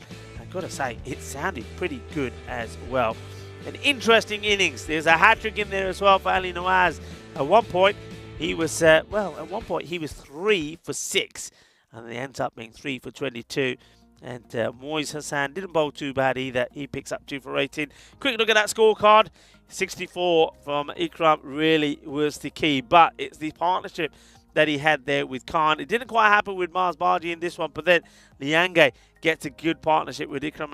And then when Ikram departs, Liange decides it's time for him to put his foot down on the throttle. And despite those 2 golden ducks there and that hat-trick for Ali Nawaz, they still get to a good score on the board. 132. Will it be enough time? This time, I should say, for the Blinded Blizzards to register their second victory in this series. Can they do what the likes of Juna Bogdani have done? Well, there's only one way to find out. Stay tuned, stick around as we have a look at the bowling figures. One thing that we need to pay attention to, Ali Nawaz, well done. He does take a hat-trick, 3 for 22. Another man that's going to have his name up in the Hall of Fame here of the European Cricket Network. Join us in, well, a very short turnaround. It is the final match of the day. We'll be back in well under 10 minutes time for the conclusion of match number 30 of this European Cricket Series in Hungary. Join us back in about 10 minutes time.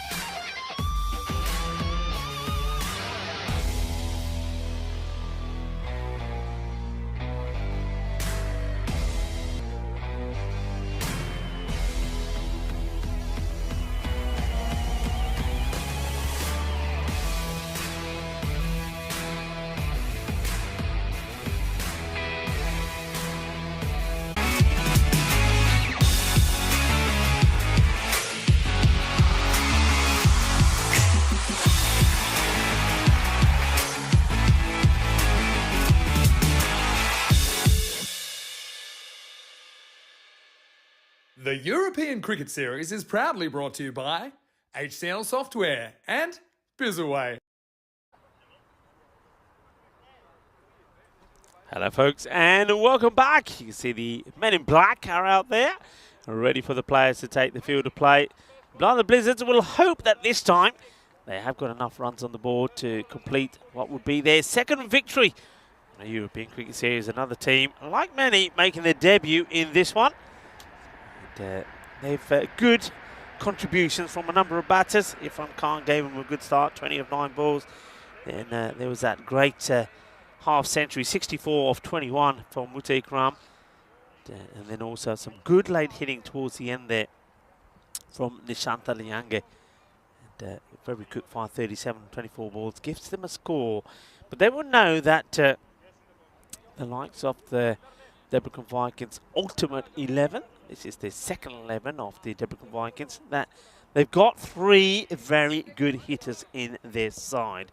And the same way that Blind the Blizzards did, if those 3 get going and make contributions, then it could end up being another disappointing loss. So they need to get wickets. Now, they're not going with spin straight away. I wouldn't have minded going for spin to start off with. It's something that they've done a few times. I just get the feeling that the likes of Bobby Patel, that he likes to pace on. So if you went with the likes of Sanju Kunaratne, I think they would have, struggled with that. And they've got a few slow bowling options there. They're going for pace to start off with. Into the pads as this one swings into Patel. So Bobby Patel. He's had a few hits, but hasn't gone big. And he'd like to in this one. And he's got the Ali Nawaz out there with him.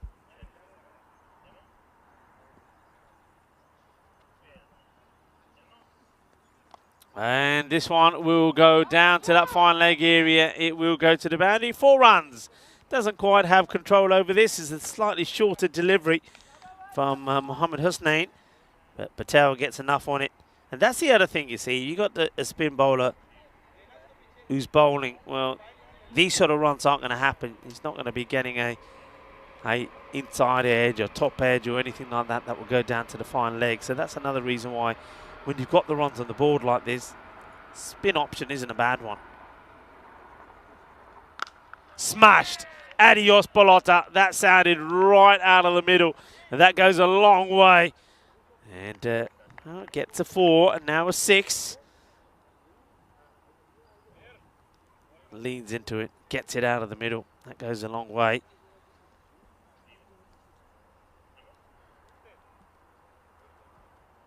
Just waits for the next ball. Wants to stay focused. That's what he wants to do. Wants to stay focused. And, well, he loses his shape here completely, doesn't he? And stay focused. It's a better delivery from Hussain. It's not into that swing zone this time of Patel. Not in the arc, as they say. No runs. Got him. Beautiful delivery. Full Yorker length. Plays all around it as Patel. And well done to Hussain. So he gets one of the danger batters. So Bobby Patel, he hasn't had the best of days here. I suppose he gets a couple of boundaries for his side. It doesn't chew up too many deliveries. It's going to be 10 of 5, 1-4, 1-6. And he gets cleaned up. Jakade Fante style. Dande Jakake Rakadite. Well bowled by Mohammad Hussain. So Bobby Patel goes. And Ali Nawaz is still out there. And he will be joined now by Moise Hassan. These two can hit the ball pretty well. That's the wicket. It's just a full length Yorker delivery and too focused and trying to hit the ball down the leg side. Bobby needs to play straight as well. Disappointed as his timber gets knocked over. It's a wide ball down the leg side and will be called by the umpire. It's a shake of the head on the bowler. He's disappointed that he's bowled that one first up to a new batter. So you would be. You've got to challenge a new batter.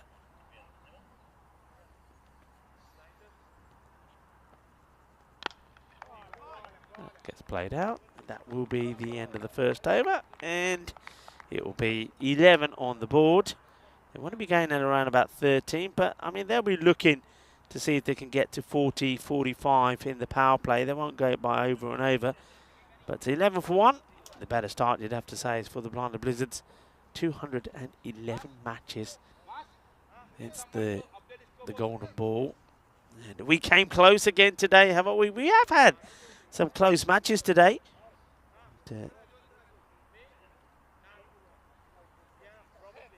Match number 28, 105 to 101 between Duna Bogdani and the team that out there at the moment, Debrican Vikings, ultimately 11.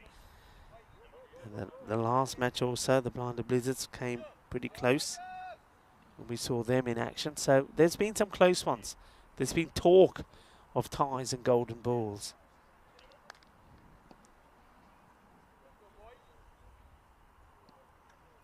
Of course,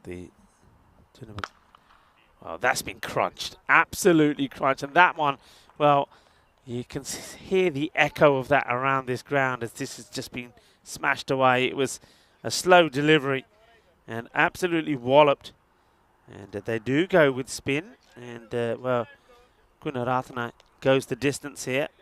Sanju just a little bit too short.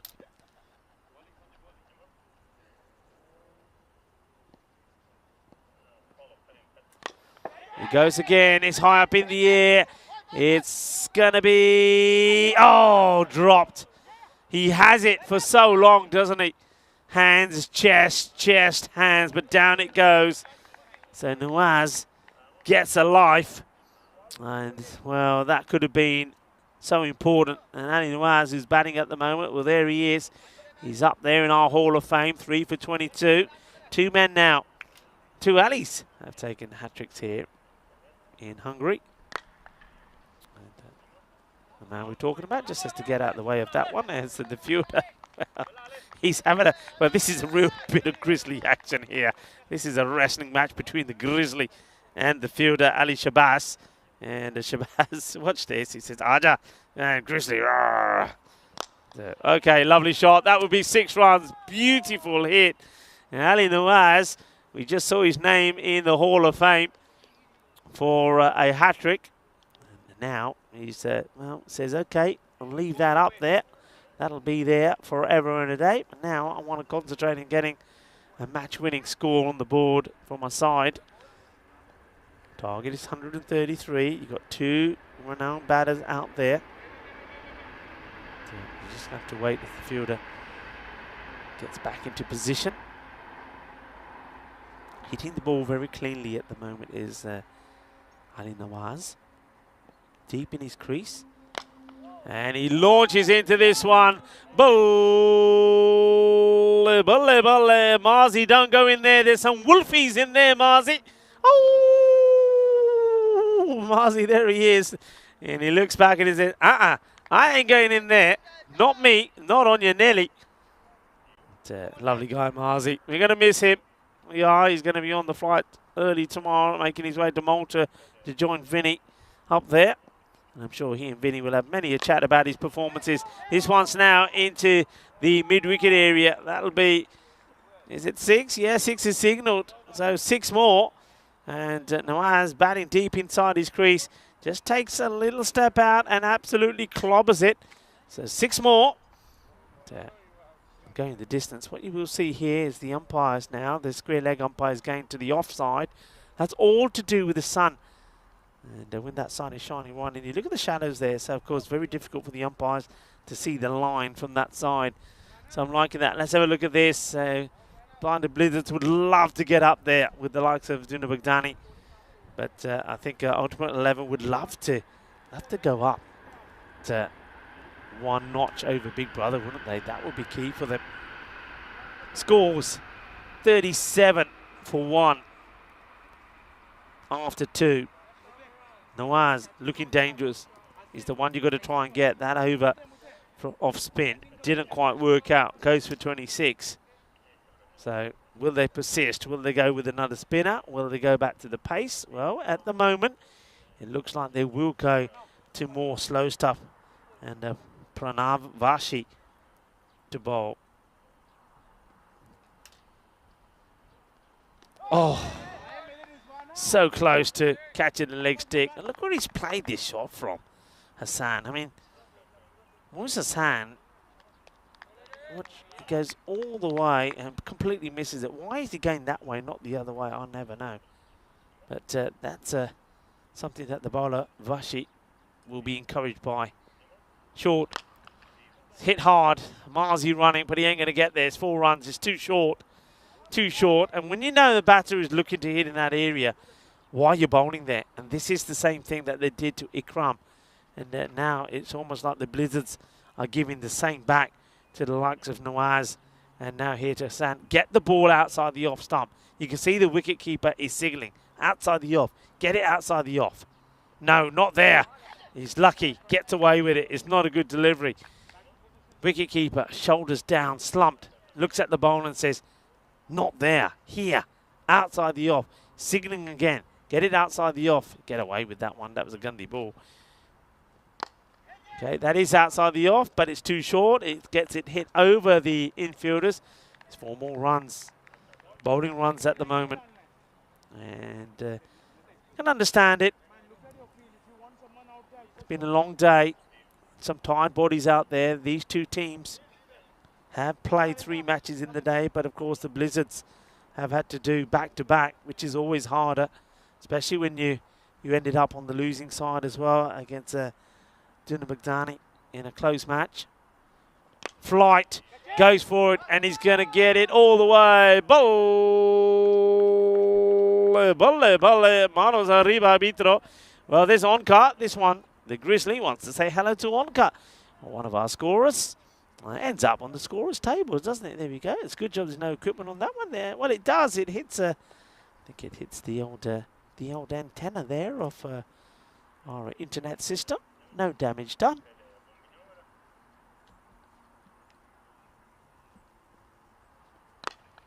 Well, hits this pretty hard, gets through the infielder, and Marzi does the backing up. Keeps it to 1. That one got through Ali Shabazz, wearing the white floppy. Over is called, and 50 coming up in the power play. 52 for 1. So this is the sort of rate that we've seen the likes of the Blizzards going to. Just get the feeling here that you get 2 more overs that go at this sort of pace, that the blinder Blizzards will really start to frizzle. The shoulders will go. They'll start to feel the heat even more. They'll feel that we're on course for another loss. They need a wicket in the next 12 balls for me. Need a wicket or 2 in the next 12 balls. Stop this run rate. And that way they'll pick themselves up and be more motivated. If that doesn't happen, I can see this going one way again. And there's still a lot of runs to get. They still need 81 or 42. And that rate is just under 12. But they need things to happen. And Kalpe Lanankun floats one up. And was this bump? Let's see this again. It wasn't. I think it was this into the deck. We might see it side on whether the ball is banged into the deck. Might even see it with this angle. Let's have a look. Yeah, I think that's a bump. Gets fingers to it, which slows it down. Interesting field that's been set.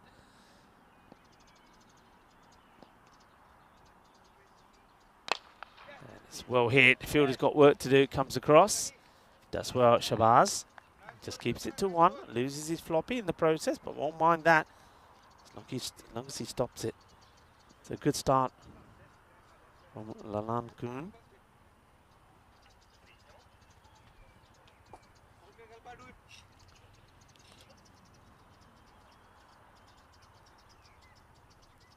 Some of the things celebrated today.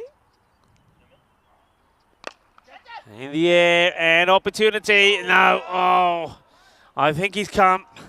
He came a little bit forward off the field, did Mars Bargy. It's difficult. I don't know if he came too far forward.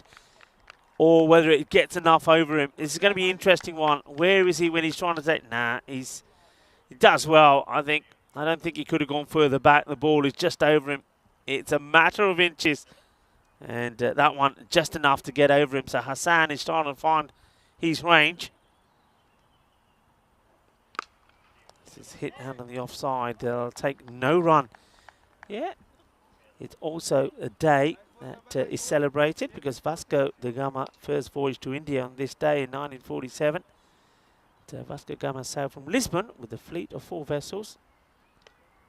This will be a wide, and he ultimately opened a sea route from Western Europe to Asia by the way of the Cape of Good Hope, ushering a new era in world history. And this day in 1947, we mentioned that it was when the Spice Girls released their debut single, Wannabe. That one gets played for a single. What else? And something that was a big, well, they're going to take a couple here, a little bit sloppy.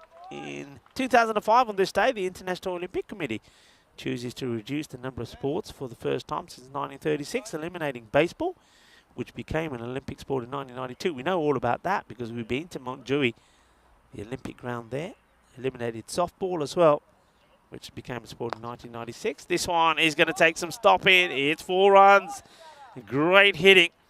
And those changes were in fact for the first time for the 2012 game. So that was on this day in 2005, and I already mentioned a lot of cricket happening around the world at the moment. Of course, there is the Ashes, but back on this day in 1961, Fred Truman takes 5 for 0 in 24 balls to rip through the Aussies. How's that going, people? Any updates? Give me an update on the Ashes. I know that the weather was a bit of an issue. Well, have a look at that chart. And how about that? 3 perfect red dots in a line, because there was a hat-trick there from Ali Nawaz. And there's a good start, isn't it? 67 for 1. That over going for 15. So they're keeping the pressure on. Need a breakthrough. So that's 6 balls. I said 12 balls. They need something to happen in 12 balls.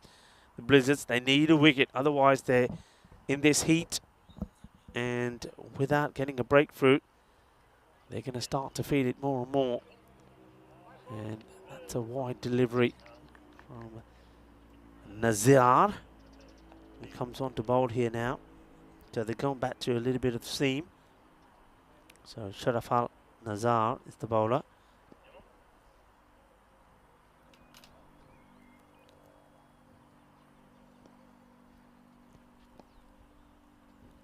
Short.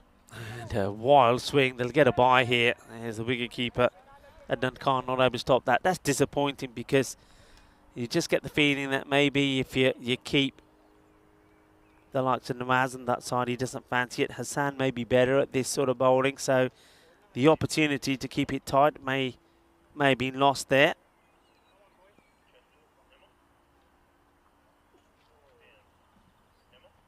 Short. Wide outside the off. He plays it well. Should be looking for 2, and they're not. Lazy running. Probably easy for me to say. I keep mentioning it's very hot out there. Batters probably trying to conserve energy, but you've got to take the runs there and offer. But look how slowly they're running. Not one of those batters saying, hey, come on, yard. Doa, doa. So Nawaz goes back on strike. So far, I have to say, it's not the worst of overs from Nazar. He is very short, though. Oh, wow, this has been cream crackered. Adios, pelota. Esa pelota no va. Esa pelota va por Silo. That is a big hit. And clobbers it. There's Simon. We'll go and fetch that one. Mano Zariba from the umpire. A big hit. Scores have been high here, haven't they? I think by tomorrow we would have had a week of cricket, of course, at the end of today. Tomorrow we'll have some scores per day, and I think they've been high, and well, this one is high and mighty as well, and it's going to be 6 more. Manos arriba. Well, I'll tell you what, the umpires, all our umpires have been getting a lot of exercise. It's been hands up, baby, hands up, because there's a lot of hands been going up, down, and Simon says, I'm not going to get that one. He started to feel the heat. 82 for 1. Racing along both these batters. That's after getting the early wicket of Bobby Patel for 10. They need a wicket. 2 more balls. I said in 12 balls, they need a wicket in 12. 2 of those left. And, oh, that is huge. That is absolutely huge. You'll forget about 6. Call that 12. Just call it 12 because they're going to have to start sooner or later. This is a 6 on any ground. This has been absolutely blasted. And Ali Nawaz moves on to 44. If he can stay out there and get a win for his side, well, I think the player of the match is he's for the taking. He's already taken a hat-trick. How many to come? 1 more, says the umpire. 88 for 1. Got to get a wicket pretty soon here. Need it now. And it ain't going to happen because it's another short delivery. The over will go for 26. New balls, please, as this one sails as well. And he's just there. He's waiting. The length has been all wrong from the bowlers. He got away with the first couple. That was short, did Nazir. But he doesn't towards the end. And what about that? What a 50 that is. That is a 50 for Ali Nawaz of 11 deliveries. So 50 of 11. Well batted to Ali Nawaz. Not only has he taken a hat-trick, now he scores a 50. 94 for 1. And this is what's coming up on Monday, of course. Keep all eyes on this. The Medina Cup starts T20 against internationals, of course. Malta versus France, match 1. And France then take on Malta. 2 back-to-back matches between France and Malta. Then, of course, in the Netherlands, Thailand versus Scotland. Vinny Sandhu will be in Malta. And so will Mars Bari, by the way. And Thailand is going to be Corey. Corey will make his way there tomorrow after he gets back to the Netherlands tonight. So follow all the action. And, of course, we will be here. Well, I will be here for a couple of days solo. On Monday, I'll be on my own. But by Tuesday, Charlie Hunt will be joining me again. And I've had some good fun with Charlie lately in Bulgaria, in Romania. And Charlie will join me here as well. A single, a rare single. There's been a lot of boundaries. And 94 for 1. This partnership, by the way, is, well, been going up pretty quickly. They came together with, how many on the board? I'll tell you how many. 10. And all 10 were scored at that time by Bobby. Up in the air. Is this going to go to hand? No, it's not. It's going to go over Mars Bari. It's going to be 6 more. And they're bringing up, well, they bring up the 100. The 100 comes up in style, and now they're looking to bring up the 100 partnership between these two. Ali Nawaz is just on fire. And like I said, if they didn't get that wicket in those 12 deliveries, heads will go down, and they're going down here now. And, well, there'll be some, oh, that is absolutely humongous. Well, that's another 6. And they're just doing this in style. They're hitting 6s for fun. How many 6s in this innings? Well, that's been 10 have been hit by Ali Nawaz now on his way to 62. Hassan has hit 2. And 1 there was from Bobby Patel. There's been 13 6s in this innings already. It's quite incredible. 107. Okay, this is a bit of toe ender, but it still will go all the way, you know, even though it's not on the middle. It's 6 more despite the efforts from the fielder. And that was a Lunakun having a go. So that brings up the 100 partnership between these two. It's been quite extraordinary. And I'd like to know in how many balls it comes up. And normally the computer puts it up on your screen for you, but maybe it hasn't had time to work it out. This 100 partnership has come up rapido, I'm telling you. I want to see the rate of it. Somebody put it up there. High up in the air. Right, this is the chance. Has it come too late, though? Will they take it? They do take it. And it's Ikram that takes the catch. He's taken some good catches there today. So finally, they get the wicket of Ali Nawaz.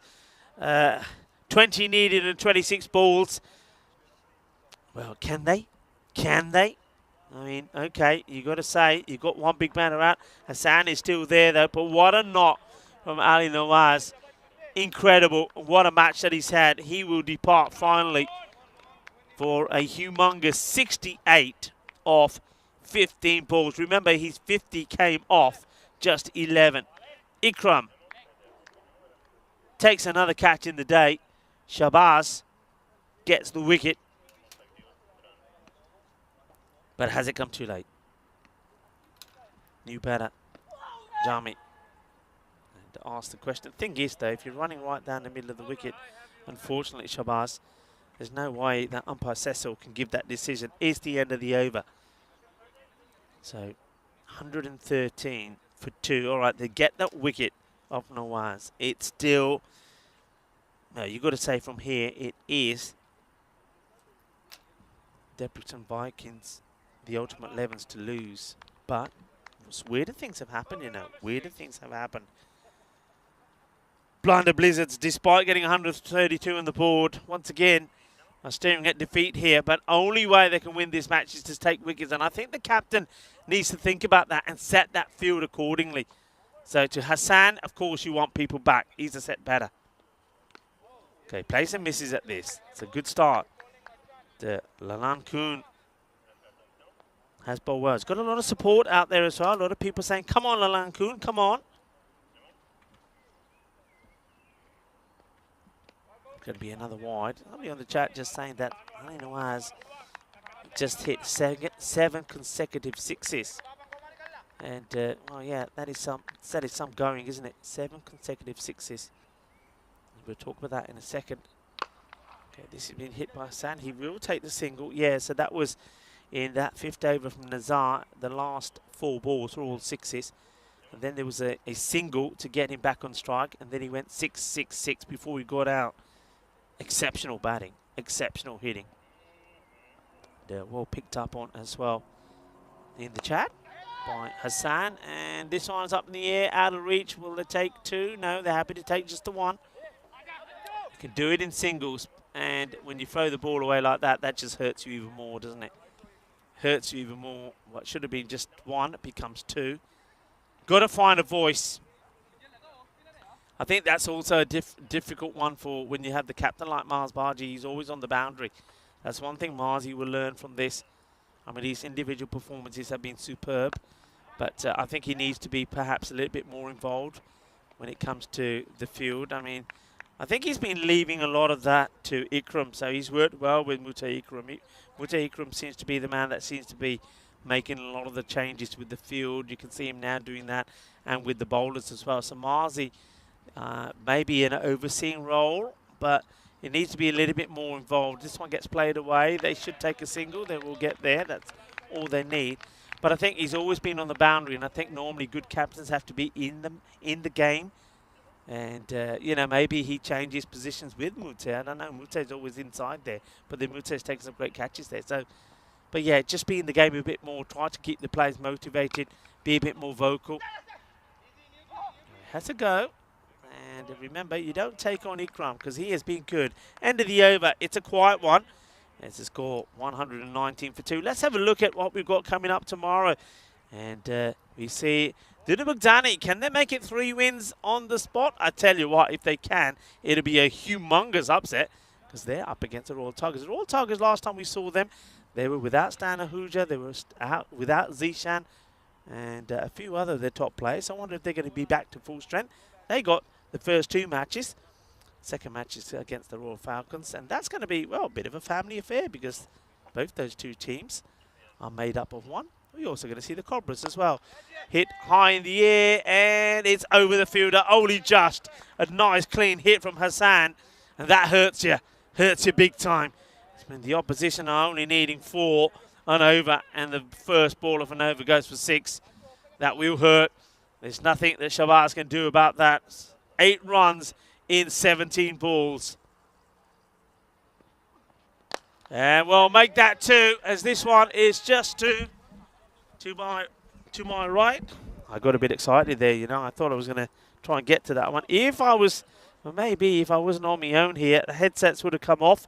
I would have said, Corey, I'm having this. And you see it here. And not that far away from me. I wanted it. But, well, I think I would have pulled the cables out and I would have got a big telling off from Andis. Andis would say, Rico, your name's Rico, not Corey. Not supposed to do that. The fielders were shaking hands. They were congratulating each other. This has got to be out. This has got to be out. Look, he hasn't gone to the boundary. The throw comes in. Look, they're shaking hands. Watch. He says, this is out. That's out. And that, I think they're saying dead ball. I think this is Marzi, actually, the captain. It probably is out. And Marzi is saying, no, we're not doing it. is under. Yeah, that's the character of Marzi. Well done, Marzi. Well, that's a bit of comical moment for you. So I think is now 1 required. The scores are tied. And they will stay tied because we see a wicket as Jamil will get out. Corey by now would be so frustrated saying, come on, boys, let's get it done and dusted. I want to go home. I want to be out of here. Well, it's a nice moment for Sanju. And Gunarathnai. Well, I said that all wrong, didn't I? Yeah. Gunarathnai gets the wicket. So a bit of spin. He's bowled well. I know he didn't quite go to plan when he bowled that second over, went for 26. So gets a wicket. So it was, he got a reprieve for Mars Barji, and then the batter said, you know what? I was out, so I'll just go for the big shot. I'll get out. So what we at here? So Hassan is still, he's on 46. Maybe he's saying, hey, just block out this one and let me get a chance to get my half century. Or maybe that's what will happen because that will be the over. It's 132 for 3. The victory will come. And maybe it will come with Moiz Hassan getting his half century. So once again, we know that the key players for the Debrecen Vikings Ultimate 11 is going to be the likes of Moiz Hassan, who's still there. Nawaz Ali, Ali Nawaz, and also Bobby Patel. And they've shown it, haven't they? Haven't been at the best of the ball today. I think Abdullah hasn't bowled so well. And even though Ali Nawaz has taken a hat-trick, there's been times when he's been too short. And that's why the likes of Blind Blizzards did get 132. But when they haven't bowled well, they're batted well, and they're looking here now to get this victory. Remember, they're bouncing back after losing to Dina Bugdani. So here we go. Hassan, any boundary wins them the match and also gets him a half century. And he whips this away, and that will be it. So well batted to Hassan. He'll get his half century. He'll be 50 not out of 22. And at the same time, that will be a victory for the Debrecen Vikings Ultimate 11. And that's a big victory for them because that will take them above the Debrecen Vikings side, the A team, if you like. You know, they said we're the first team and second team. So for the second time in the match, the players congratulate each other. But this time, it is the end of the match. Well, that is something that, well, we'll have to see again.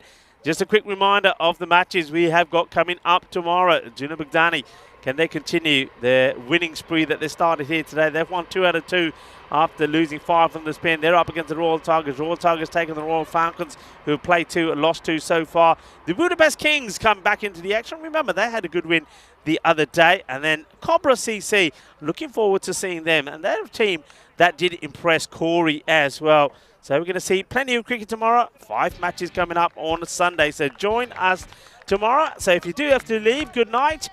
God bless. See you tomorrow. If you're not going anywhere in a hurry, stick around. Not just for the highlights of this match, but also for the highlights of the day. It started pretty well because they got the wicket of, well, Bobby Patel. And just then you thought, okay, maybe. But then these two came together. That was almost the catch, wasn't it? That was almost the one that could have made a difference, but it was not to be.